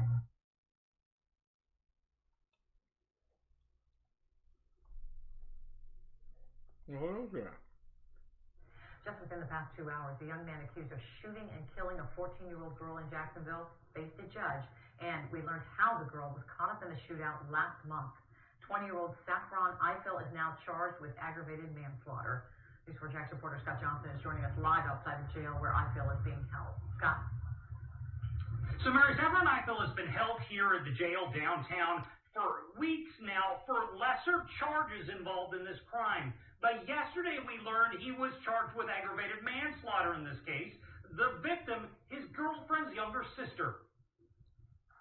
The shootout happened in this usually quiet West Side neighborhood where this neighbor out working on a ladder tells me the shots woke him up. Well, I just heard sound like fireworks going off, and my wife asked me, hey, is that gunshots? And then right after that, it was a second volley of gunshots. There's relief. Charges have been filed in the death of this 14-year-old girl. You were happy to hear about an arrest? No, yeah, excited. Yeah, that's real good news. I live right down the street. This has been tragic, a 14-year-old. Of course. I was real sad to hear it. Police say the teenage victim was the sister of Saffron Eiffel's girlfriend and got caught up in a feud he was having with his ex over a smashed car window.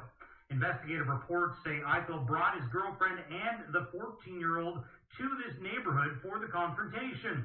Police only arrested Eiffel for charges including grand theft and carrying a concealed weapon. But that changed yesterday when police tacked on an aggravated manslaughter charge. Today in court, Eiffel faced a judge on the new aggravated manslaughter charge. I stopped by the home where the shootout happened. That still has a lot of visible evidence tape. That family inside is not commenting. Hi, ma'am. I'm the Channel 4. I know, I watch you all, but I'm not interested in... News 4 Jax crime and safety expert Ken Jefferson say it's a sad reality in many cases involving gun violence where underage people like this 14-year-old girl get caught in the middle. Being able to pin an arrest on this guy now for manslaughter, what would they have had to prove to get to a manslaughter charge? Yeah, evidence and or a witness account of what actually happened, the timeline of which it happened, all of his actions prior to that particular time. All those things are supporting evidence that they need to make that charge. Next thing for Eiffel, next month he's back in court for his arraignment on the charges, including the aggravated manslaughter, as well as those lesser charges. We're live downtown at the jail. Scott Johnson, Channel 4, the local station. All right.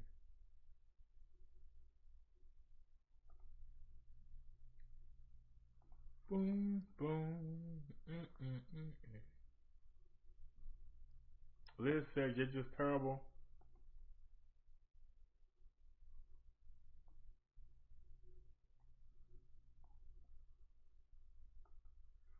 Uh-oh. All right, thanks for that. New at 4, 2 teenage siblings are facing murder charges after investigators say they shot and killed a person during a drug deal gone bad. Hillsborough County deputies say 18-year-old Henry McGall IV and his 15-year-old sister Madison arranged to meet a drug dealer in Valrico. Investigators say the teens decided to rob the victim instead and that Henry shot and killed the person. Both teens are charged with first-degree murder. That's it.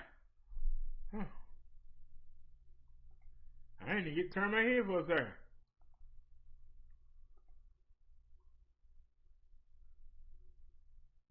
Yep, he loaded the boom.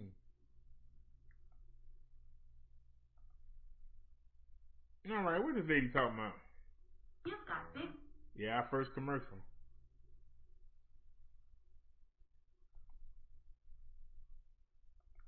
Americans has become a real problem in the U.S. amid the coronavirus that originated in China. The president is promoting this kind of language. He refers to and has referred to the virus as the China virus, as the Kung flu. And Asian Americans are reporting an increase in racist encounters. After one of my CNN colleagues, Amber Walker, experienced 3 such incidents during just one trip to New Orleans International Airport, she talked about it online, on Twitter. She wrote, quote, "I hate that I have to say this, but I belong. We Asian Americans belong.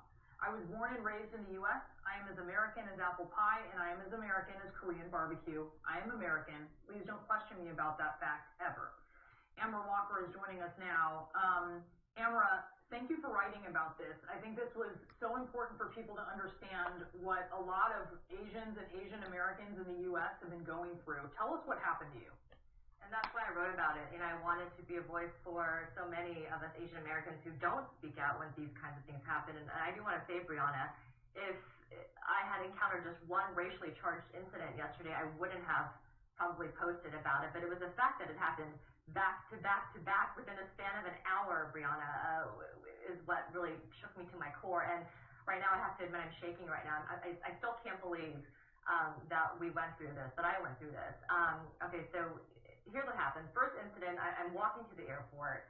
An older gentleman stops. He pulls down his mask, looks at me, and says ni hao, which is hello in Chinese, and then ching chong, which is a racial slur that's been used for decades. And I was stunned. I mean, this has happened to me before, sadly, but every time it happens, it shocks me. And like I've done in the past, I just kept walking. I didn't know what to say.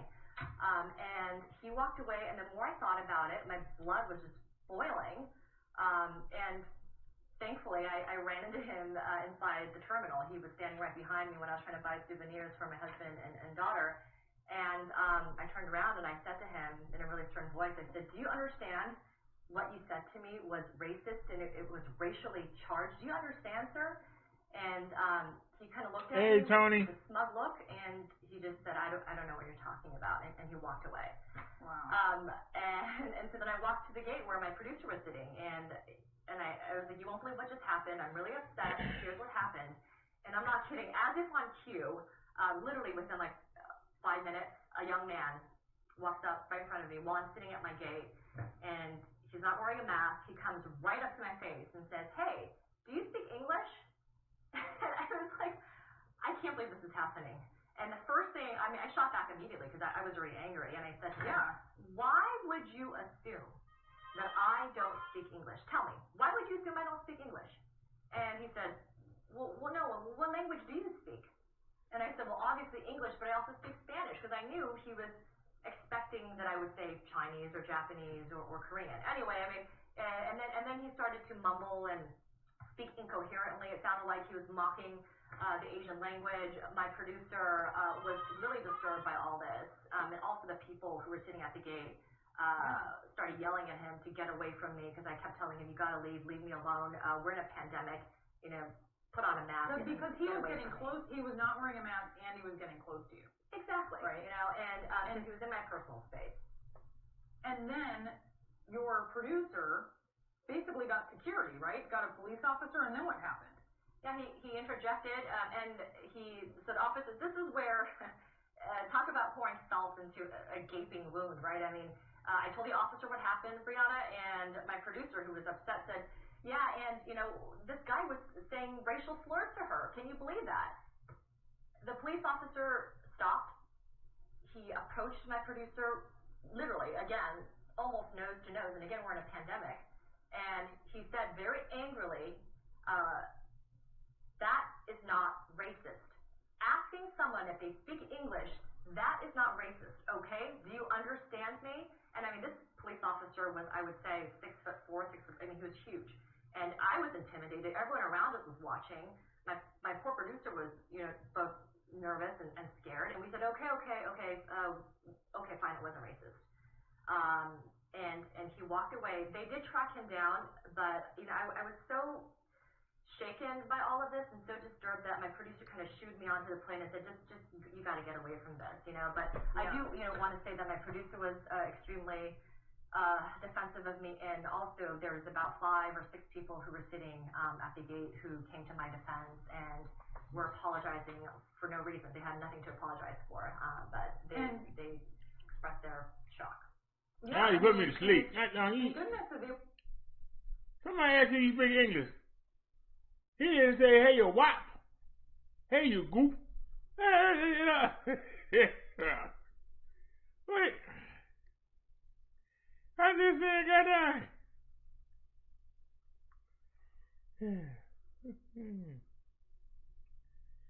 God darn. I thought she was going to say something.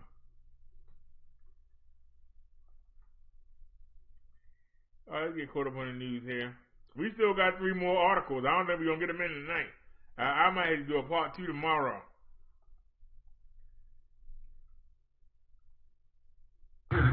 Got you, sucker. I got you. I got you. Before you can even get out the gate. Live on CBS 10. Philly, good evening, everyone. I'm Yuki Washington. And I'm Jessica Cartalia. First at 5, we now know the city plans to release body camera footage and 911 calls from the Wallace shooting on Wednesday. The agreement came after discussion with Wallace's family, the mayor, the district attorney, and the police commissioner.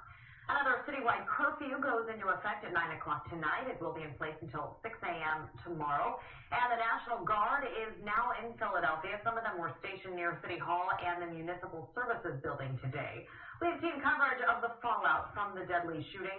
Eyewitness News reporter Matt Petrillo is live with more on what city officials are saying about the National Guard's role as we head into the weekend. Matt. Justin, Yuki, the main job of the National Guard behind me is to protect city buildings like City Hall here, and their main job really is to make sure that there's order in Philadelphia ahead of the election, but it really has been anything but ordinary lately. Board up after board up.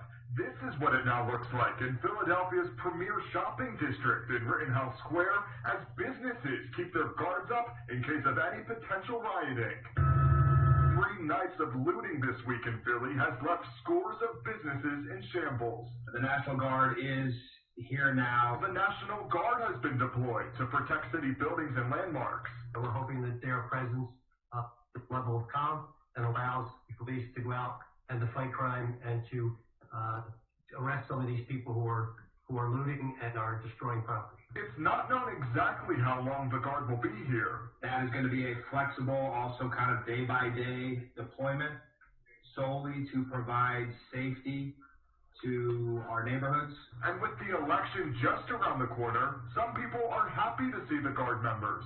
It'll be nice to see us have peace. And I think we all need some peace around here. Meantime, Philadelphia City Commissioners acknowledge order is necessary to carry out a fair election. It's paramount to our democracy. Here we are in Philadelphia, the birthplace of that democracy. The city commissioners, along with Philadelphia police and other local departments, are also working closely with state leaders to make sure people can vote Tuesday without any interference. To make sure that we are all communicating, coordinating, and ensuring that there is a smooth and safe election day.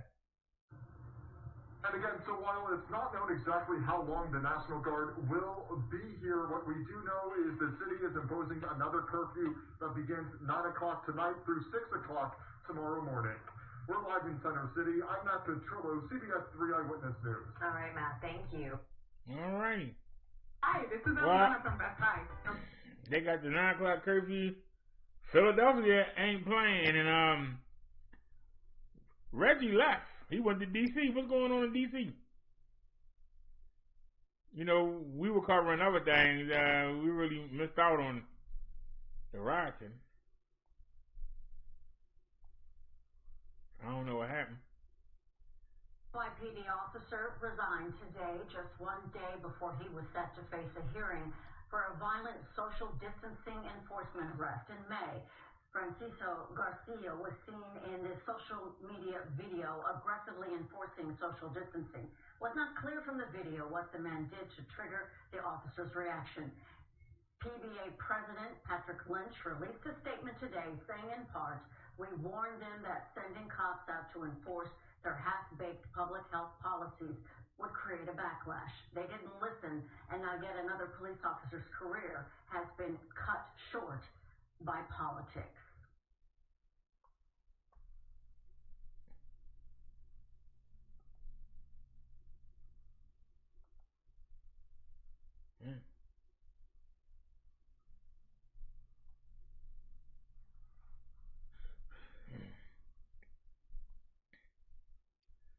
Tony said, "Is Telly here? Anyone see Telly?" Liz said, "Not today, Tony." Naya said, "No, not yet."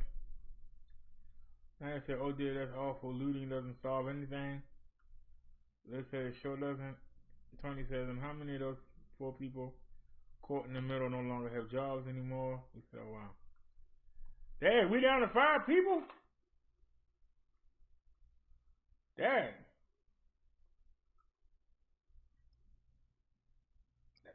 Now, see, somebody asked me when was the, somebody asked me when the sermon was going to start.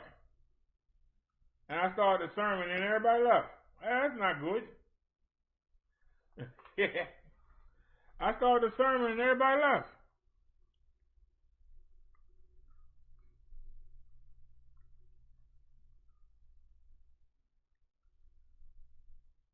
Naya said, oh dear, that's awful. Looting doesn't solve anything.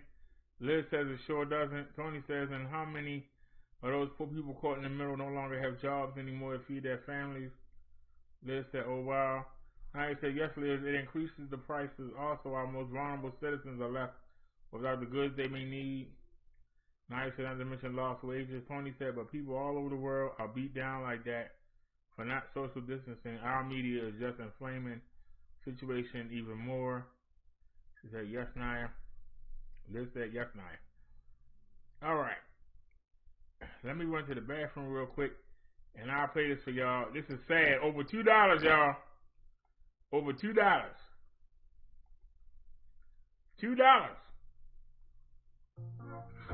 That'd be damn commercial. And nothing easy, boy.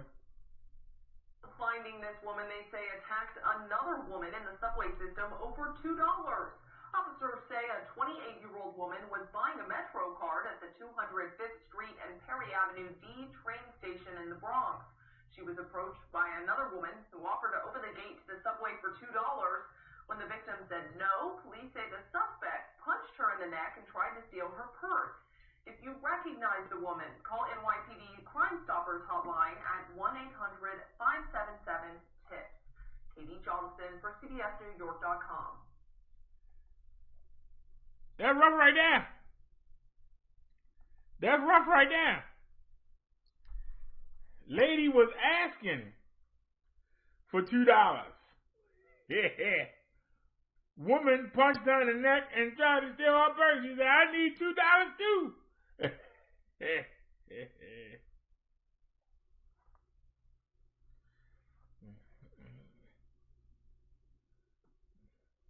Tony says, Nia says, not everyone BDS. Tony says, I've seen a couple of people being crippled brutally in Nigeria for not social distancing.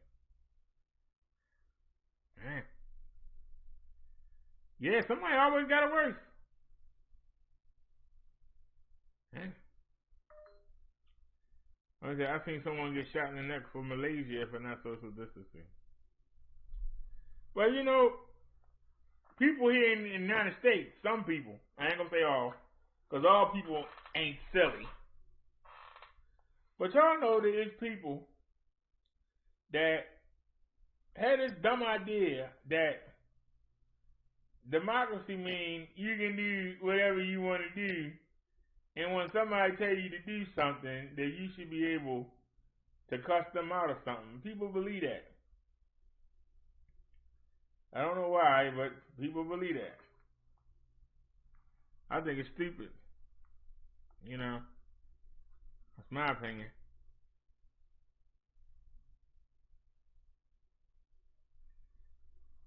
Naya says, oh my, Tony, awful. Tony says, little ridiculous if you ask me. The world is going nuts over this social distancing.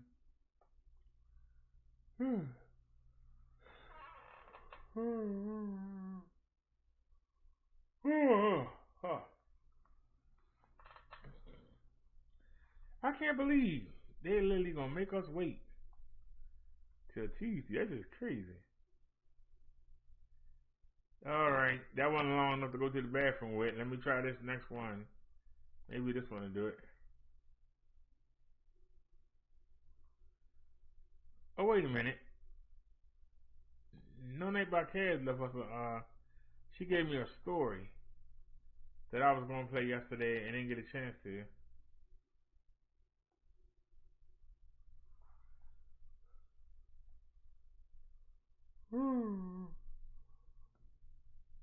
Alright.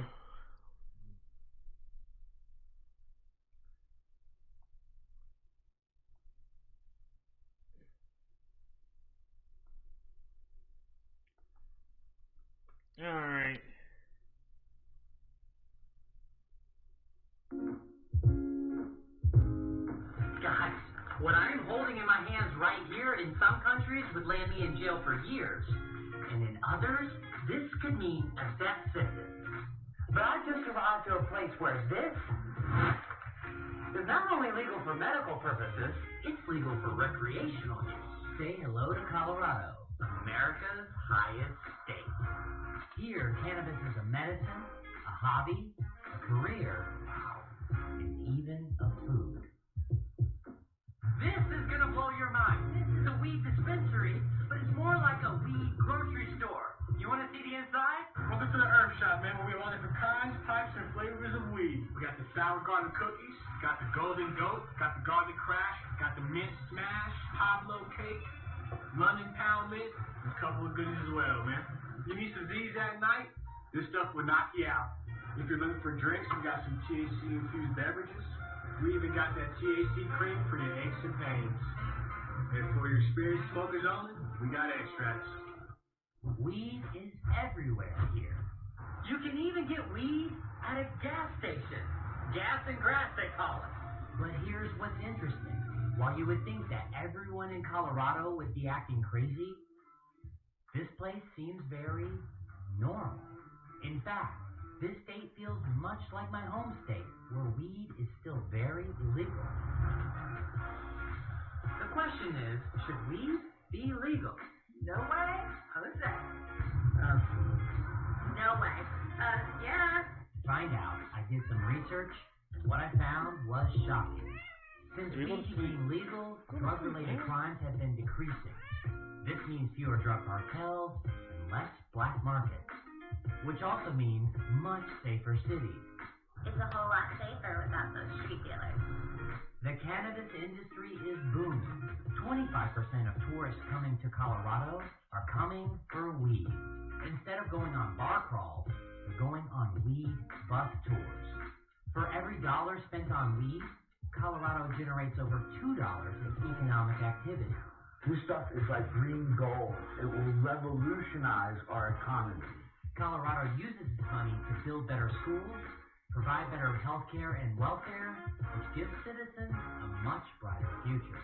Weed helps people go to school, and I'm okay with that. Before weed was legal, buying it on the street was dangerous. People had no way of knowing if it was mixed with something toxic, and a lot of people died as a result. But today, things are different. I was a former federal agent for 30 years working in the war on drugs. He like Sergeant Slaughter. Now I have a marijuana. Tony, I like Sergeant Slaughter. Cannabis is regulated, which makes weed safer for everyone. Check it out, man. In fact, it's grown right here.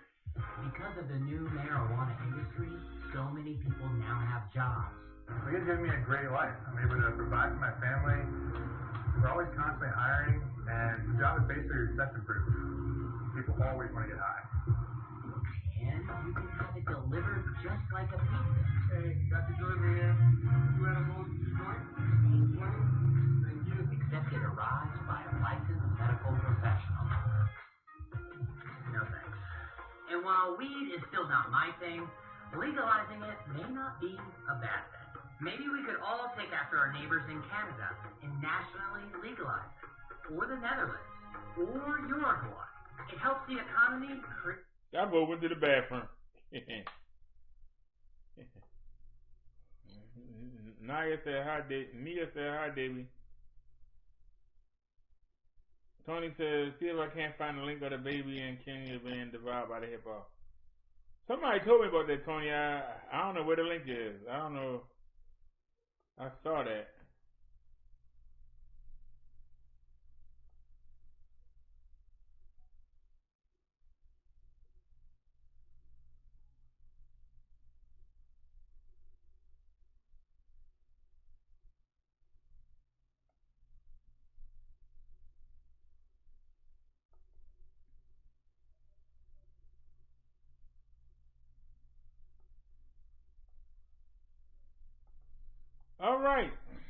The Invisible Man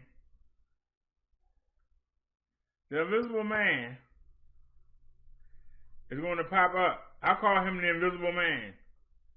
Who is Mike Pence? Anybody know who Mike Pence is?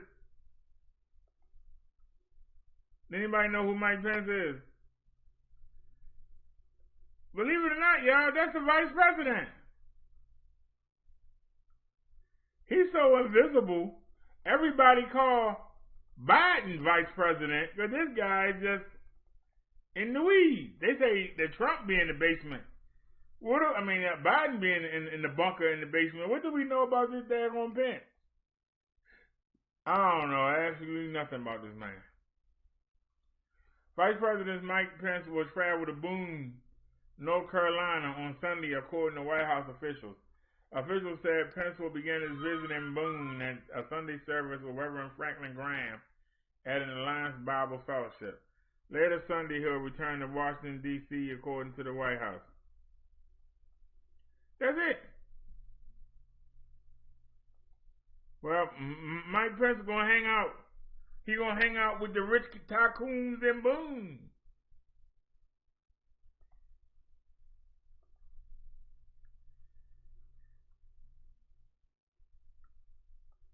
Come to Baltimore and bring me $20. Mr. Mike Pence. COVID-19, this is the deadliest state in America. What is? Go to read the full story. I ain't going to read that little bit of stuff.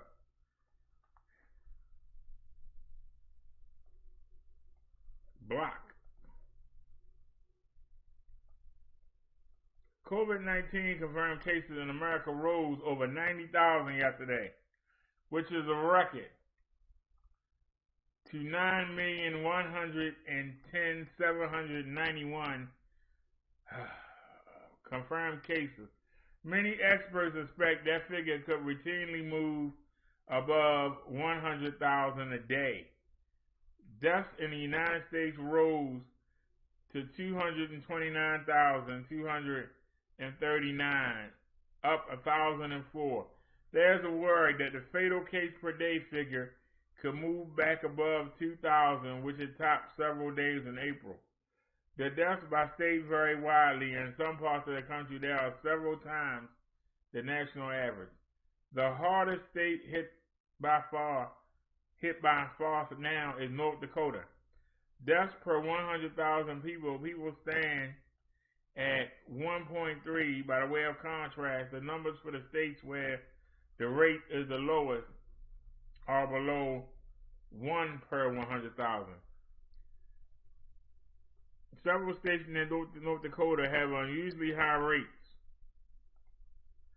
Just below it on the list of deaths per 100,000, South Dakota has 0.9 and Montana has 0.8. Each of these states is among the largest by square mileage and the smallest by total population. North Dakota ranks 16 among states in square mileage at 68,694. South Dakota's figure is 75,989, which puts it 17th among states. Montana's square mileage is 145,566 miles, which ranks it 8th by the measure. Among the three, North Dakota ranks 48 in population among states at 762,062. South Dakota ranks 47th at 884,659. Montana ranks 44th at 1,068,777. 1,068,778. The population and square mileage numbers show that a sparse population is no longer a protection from the spread of the COV. According to the Grand Forks Herald, North Dakota remains the national leader in multiple outbreak rankings, according to the Centers for Disease Control and Prevention, reporting the most CV-19 cases and deaths per capita in the country over the last week.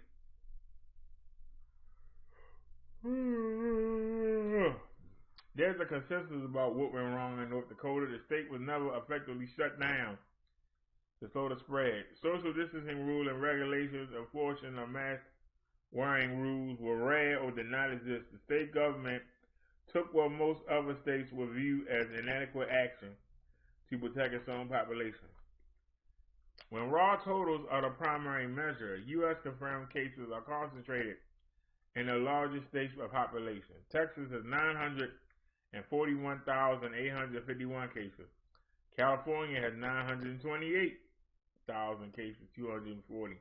In Florida, there are 800,216 cases. And New York has 507,913. New York State still leads the country in fatal cases at 33,000, primarily because of the brutal spread of the disease in March and April. Recently, both the rise of confirmed cases and fatal cases in New York State have dropped it to among the lowest in the nation. The U.S. is not the only nation in the world with a confirmed case count in the seven figures. India has 8,136,156. The CV death count there stands at 121,681. Healthcare experts say that because of the size of the nation geographically and its relatively primitive healthcare systems, more than 60 million people actually have been infected, which is about 8 times the official number. The Indian Council of Medical Research puts the figure as high as 63 million. What would that do for the United States? Brazil has a confirmed case of 5,499,875. New cases recently have risen at a rate of over 20,000 a day. Its COVID-19 death number is 159,104. As with India, Brazil's figures are too low. It's nearly impossible to count cases in the nation's interior. In the poorest parts of the largest cities, packed with over-impoverished people, the disease is also difficult to track. Russia has 1,599,976 cases, and fatal cases there number 27,656. Most experts say the death count is far too low to be accurate. It may be that the government has kept counts down and make it appear it has the pandemic under control. Confirmed cases rose by 18,283 yesterday, among the highest one-day counts in Russia since the pandemic began. France is the fifth nation to post total confirmed cases above 1 million. It currently has 1,331,984. Fatal cases stand at 36,565. Spain is the sixth one with over 1 million confirmed cases. It has 1,885,678 cases and 35,878 fatal ones. Argentina is the seventh nation to post a total of 1 million confirmed cases or more. The figure for the country has hit 143,800, and corona's deaths there number 30,042. The last nation with confirmed cases in Colombia at 1,053,000. It has had 30,926 fatal cases. From North Dakota to the nation of Colombia, each location shares several things in common. Among them is that more people have contracted COVID-19 than official figures show, and in many places, more people have died from the disease than have been reported.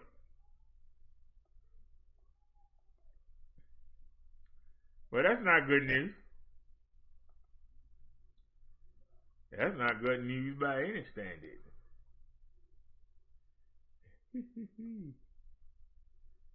That definitely is not good news. Alright. Is this the right one?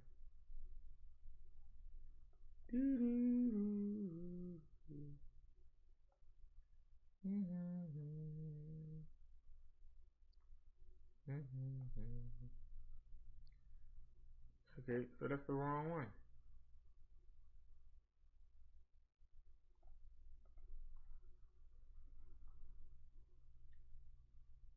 Alright. It's long enough for me to go to the bathroom with.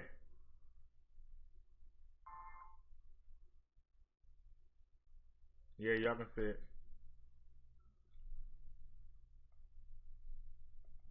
A citywide curfew is in place to cut down on the violence and looting in the city. Eyewitness News reporter Greg Argos joins us now on what he's seen as the city is shut down tonight. Greg? Yuki, good evening. Like you mentioned, we are 1 hour and 1 minute past the curfew, so technically right now if you are outside and you're not working or going to or from work, you are technically in violation of that curfew. We have seen folks gathering outside peacefully. Technically they are in violation, but we have not seen widespread looting or those violent demonstrations like we have in the past 2 nights. As evening arrived and the sun set, business owners putting the final touches on their makeshift barriers. Just warning, we got hit last night. Hoping a third night of looting and violent demonstrations does not materialize. I mean, it really sucks because, this is our only location. We're not a big corporation where we leave the store. It's fine. The next day, we'll still make money. For small businesses, it really sucks. City officials, though, hoping a newly enforced rule in the form of a 9 p.m. citywide curfew means less looting, more peace Wednesday night. A curfew allows us to control the environment, especially in areas where we've seen civil unrest. Police Commissioner Danielle Outlaw says the goal is not to penalize those who are peacefully protesting, but rather the curfew allows police to identify so-called agitators who are mixing in with the crowd. They know, the agitators know, that we have to be very methodical about how we identify who the agitators are and then make direct contact with them, and also at the same time ensure that we're not indiscriminately impacting those who have nothing to do with those who are causing the agitation. Protest, that's our God-given right, but this doesn't help, especially with everything going on in 2020. Now, this curfew is in effect until 6 a.m. tomorrow. Neither the police commissioner nor the mayor has said what exactly will happen to those violating the curfew. They also have not said whether or not there will be another day of curfew Thursday evening. We're live here in the Spring Garden section of Philadelphia. I'm Greg Argos, CBS 3 Eyewitness News. Thank you, Greg. In Philadelphia. Hold on, here I come.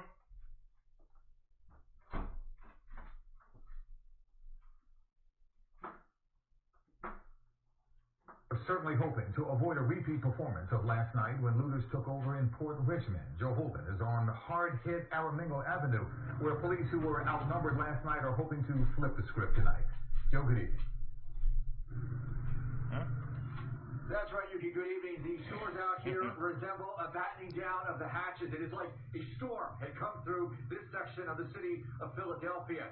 Almost 24 officers injured. The police department estimates there were more than 1,000 people out here looting overnight. Chaos, violence, looting on Port Richmond streets. It was like a war zone here last night. The anger, a direct result of unrest in the city following the Monday afternoon police shooting of Walter Wallace in West Philadelphia. For hours, there was mayhem in Northeast shopping centers. Police say looters rolled in by the carload and seized opportunities to grab anything they say wasn't nailed down. At one point, a police commander told CBS 3 the unprotected business corridor along Aramingo Avenue was a total loss. Drove through our street last night that had 4 televisions stacked on the roof, 3 in the back seat, gunshots. It was like a war zone. That's the only way I can describe it. The economic toll is unknown. But the plywood boards are going up once again as businesses are forced to close all over again. Police released numbers within the hour showing 53 people were arrested for burglary Tuesday until Wednesday. Another 4 were charged with robbery. 8 faced counts of assaulting police. A total of 23 officers were hurt. All are expected to be okay. It's horrendous. Bernadette Johnson and her children decided to check out the damage for themselves, shaking their heads at the loss. It's sad because it hurts everybody. It doesn't help, and it doesn't bring what's his name Wallace back to life. It doesn't help the community. I mean, it just shuts everything down. There's no benefit in it. We have to come up with a better solution. We've got to think of better ways to resolve what's going on in this country. Back live, not only was the Walmart here in Port Richmond looted and ransacked, pipes also burst, flooding parts of the store. I'm told by the workers who are putting up those plywood boards behind me, it could be a month before they're back to take them down. Now, as for the investigation into the death of Walter Wallace, Police Commissioner Danielle Atlaw says plans are to eventually release audio tapes of those 911 calls and the two police officers' body camera footage as soon as the Wallace family is able to review them for themselves. We're live in Port Richmond. This is Joe Holden, CBS 3 Eyewitness News. Joe, thank you. All right. It ain't getting no better out there.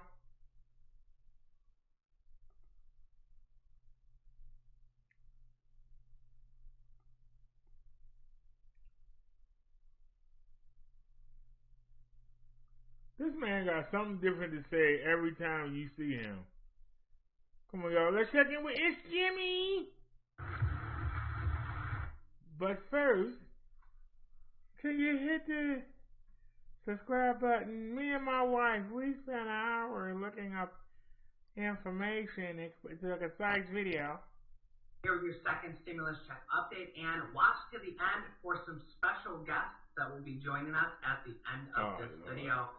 Mitch McConnell, leader of the Republicans in the Senate, is starting to turn into the negative Nancy of the group, taking some of the negativity away from Nancy Pelosi, negative Nancy Pelosi from the U.S. House of Representatives, from the Democrats, as Nancy Pelosi is pushing Steve Mnuchin and the White House to get a deal done, while Mitch McConnell, leader of the Senate, says, well, yeah, I don't really want to do a deal that bad.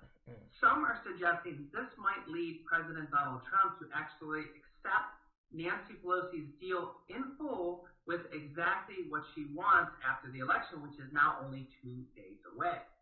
Some analysts think that President Donald Trump, whether he wins or loses, will want to accept a deal coming after the election, win, lose, or draw, that he still will want to do it because it's a reflection on his economy and on his presidency. And as we have just seen the stock market have a record fall this week, all the way back to the beginning of the pandemic, that's starting to make Wall Street and the president a little antsy. Wall Street is clamoring for more stimulus as we speak. We've had multiple CEOs from Wall Street firms speak out to say we need more stimulus. This reiterates what the Fed has been saying over the last few weeks, that if we don't get stimulus now before the end of the year, that we will see another crash and another recession as we're starting to go into actually second lockdowns, not only in the U.S., as we're seeing record virus cases of over 99,000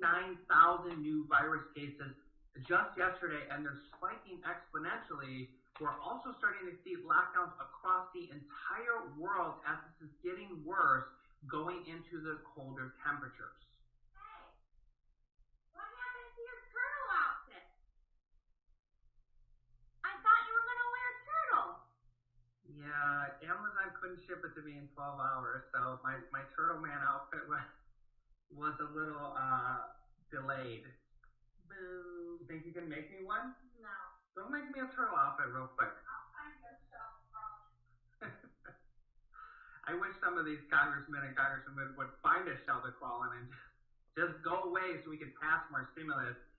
Let's hope there's a lot of new blood in both the House and the Senate, because new blood will probably be a little bit more on the average everyday person's side to get more stimulus done, as they're not, dare I say, out of touch with reality as much as the people that have been in Congress since the 1980s.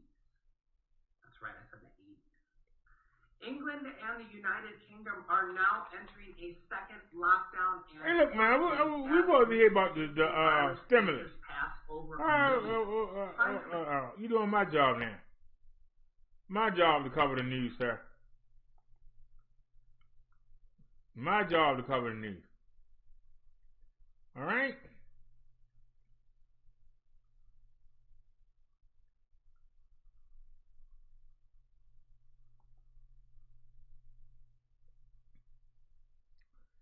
get to our next story.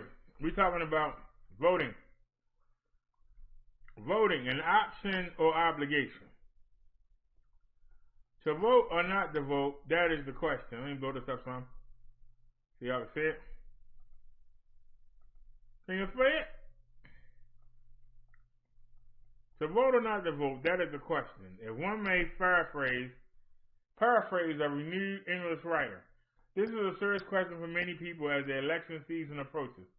It is one of those issues I respectfully suggest upon which good people may disagree without dissension.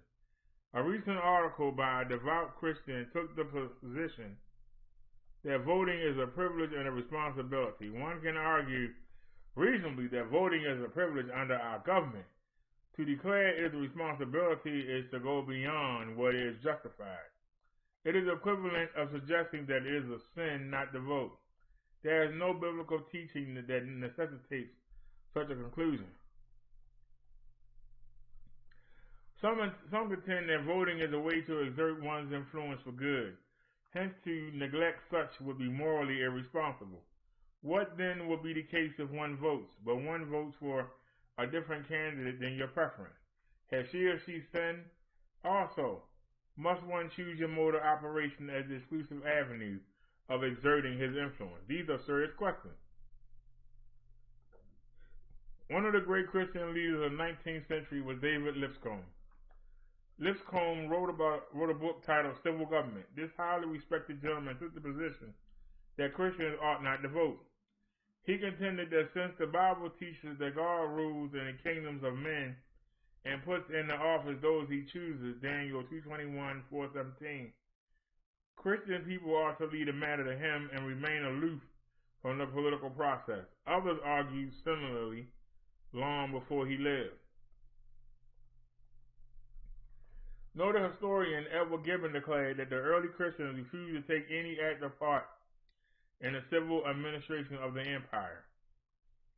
Philip Schaff, a celebrated church historian, similarly called attention to the early Christians' disregard for politics and the appreciation of all civil and temporal affairs as compared with the spiritual and eternal interests of men. These historical observations are not void of merit. A weakness in the argument, however, could lie in the fact that the Lord might providentially use citizens to set certain leaders in places of authority to either reap the benefits or the disciplinary consequences of their choices. 1 Samuel 8:5, Hosea 13:11. Some declare they prefer not to vote because they feel there is no candidate representing their value. This could be a logical position reflecting one's personal conviction. A Christian must guard the sanctity of his own conscience, Romans 14:23. Others allege you must vote at least for the lesser evil.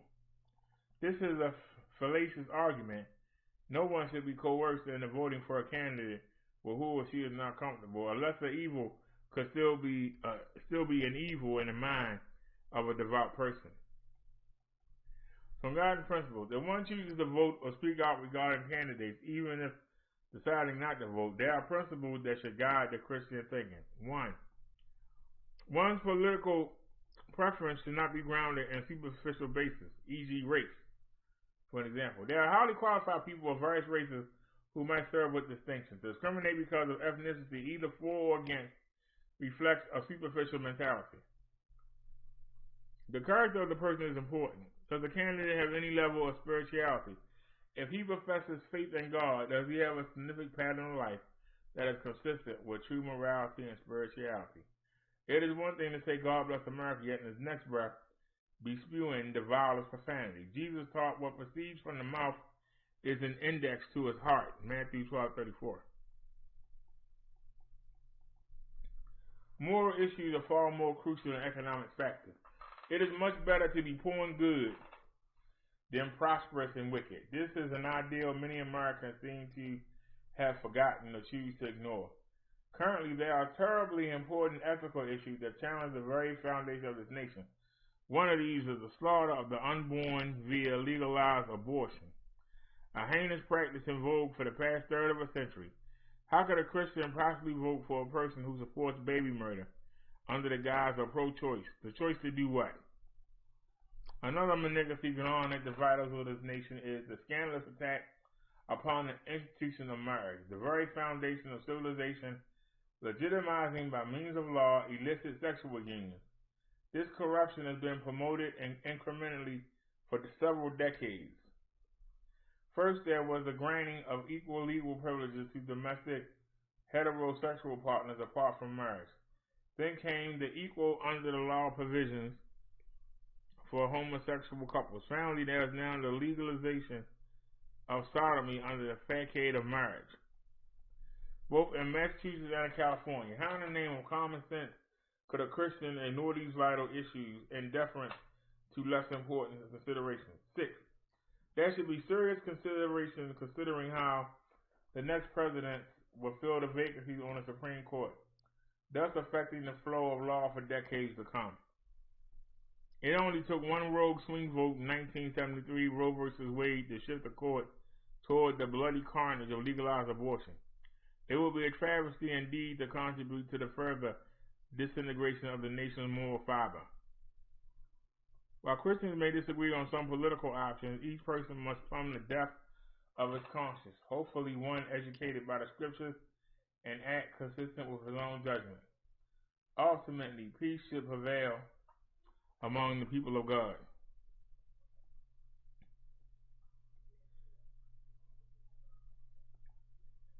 All right, anybody got any comment?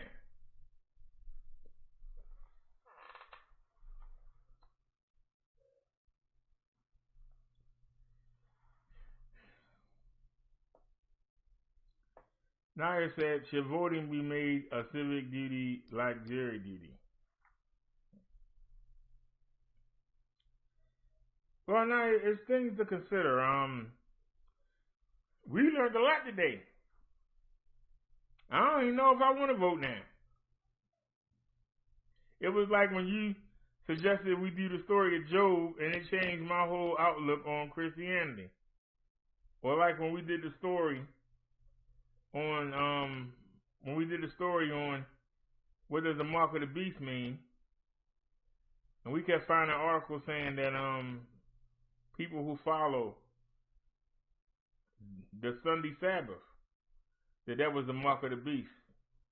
And now we do the Saturday sermon instead of the Sunday sermon. These articles is making me not want to vote. What do y'all think? These articles are making me not want to vote. Well, y'all answer that. Let me see if this little bit of juice I got left.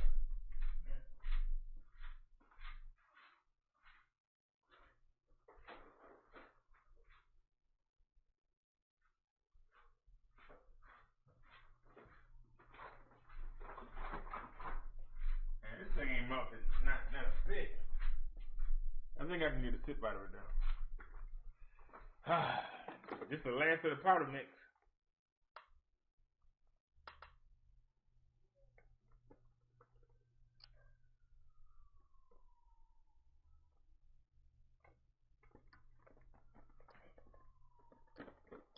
I have a decision to make whether or not I'm going to vote on Tuesday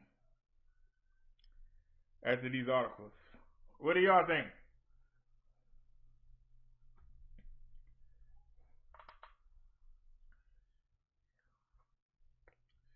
With all the trouble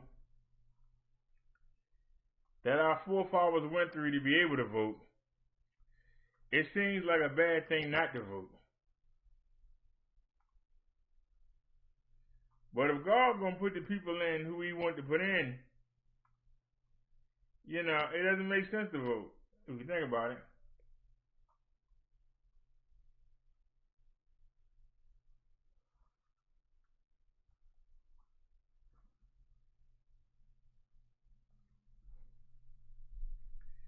Let's get on to the next one. Last and final one. Come on.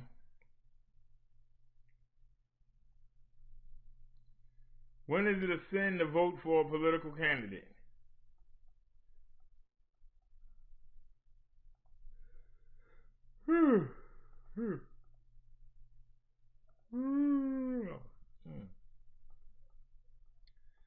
Political disagreements often end these days with the exclamation, "How could you possibly vote for that person?" We focus on the particular candidates, and as Christians, we consider and dispute the wisdom, prudence, and morality of voting for a specific person. But what about voting itself? When is it good? When is it bad? When does casting a ballot become an act of sin? We asked a range of Christian leaders across the country to answer this question and got back a range of answers. Take responsibility. Voting for the right candidate for the wrong reason is sin, just as voting for the wrong candidate is for the right reasons is not a sin. Do we intend to further an evil agenda with our vote? Does our vote represent an indifference to the suffering and plight of others who will be hurt by the policies of their candidate? Do we vote and then just walk away thinking we have no other responsibility to love our neighbors in this regard? If we want to know if and when voting becomes a sin, we must take pains to examine the motivations of our hearts. Nathan White, pastor of Christ Reformed Church. Christians must follow their conscience, as Romans 14 describes. Their conscience should be informed by the Holy Spirit, Scripture, and reason and wise voices in the church. We have to accept that followers of Jesus vote differently as they seek to be faithful to Him. It is wrong, however, to vote for someone who is an immorally decent person, whose character falls below the minimum standard required to handle the responsibility of governing. And Christians must focus on those who are marginalized and oppressed in our society, the unborn, minorities, the women, poor, and others who suffer injustice. There will always be tensions in voting our values. We need wisdom and grace to navigate that. Vote with love. Voting for someone is a sin when it is done out of misdirected love. We will all make wrong political decisions because both our knowledge and discernment are imperfect. But all our votes should be cast, however imperfectly, out of love for the coming kingdom of God. When our vote is cast out of warped love for security, prosperity, national identity, or white supremacy, it is sinful. This does not mean motivational Trump's impact. It means the desires that motivate our political action change, not only how we vote, but what kind of flourishing we seek for our communities. The desires that animate our political participation are dangerous, not only for the way they can inspire,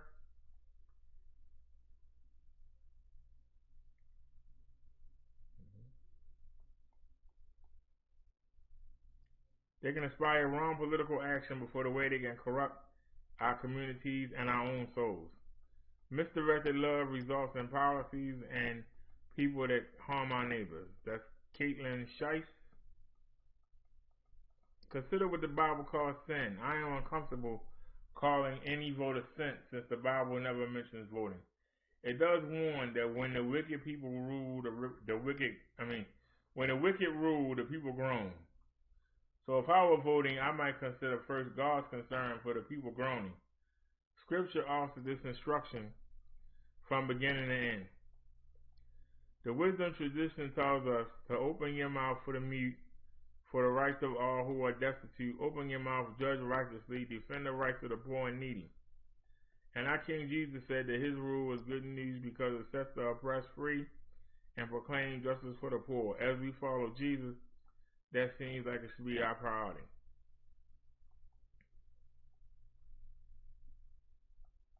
Hey, the Bible is extraordinarily clear on these matters. I believe it is a sin to vote for someone who will not protect the value of life. Abortion is the watershed issue of our day. If the church doesn't stand against it, we will usher in further judgment from God. I also think it's impossible for a Bible-believing Christian to vote for someone who stands against the nation of Israel. We become so apathetic and lukewarm that we become cowards.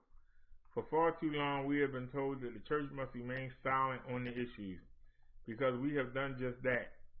We have done just that. Our silence has become our surrender, and the culture has now devastated this beautiful nation. It's time for God's people to push back. Greg Locke. In the Old Testament, there is a pattern in which God had leaders accountable. If we look at voting as God-appointed kings and sin as their breaking of God's covenant, then vote for a sinful king will count as a corrupt vote. God's punishment of wayward, sinful kings, which were many, always had a similar theme. The prophets would declare on God's behalf, "You, king, have turned away from God. You have worshipped false idols. You have neglected the poor." These are the things that matter to God, and they should matter to all believers when voting. Beware of false idols. I am part of a heavenly kingdom, not an earthly one. A sure way to cement that distinction in my own mind and to free myself of cloying ties and compromises is to stay out of government. I have never voted for a U.S. president, a state representative, or even a mayor.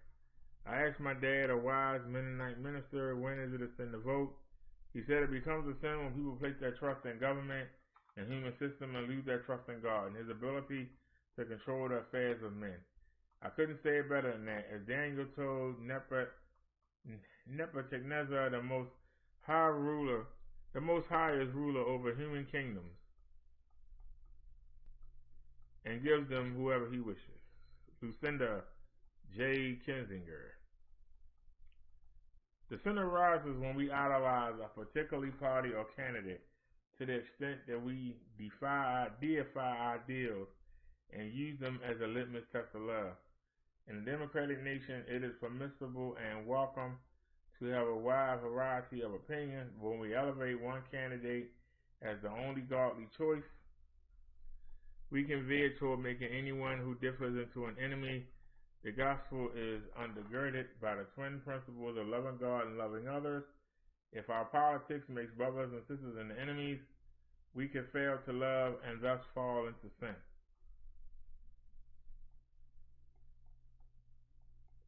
Vote with repentance. Because we do not vote in a vacuum and have inherited sinful structures in our collective life, voting needs to be accompanied by repentance.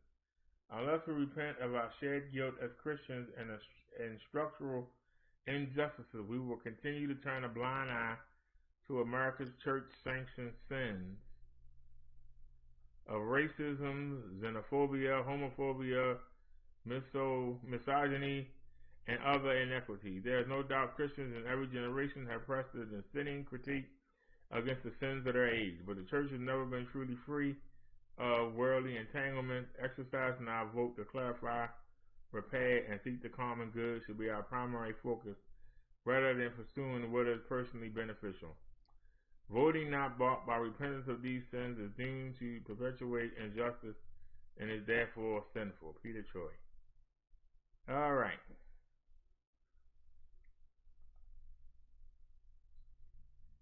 Anybody have a comment? Let me put chat up.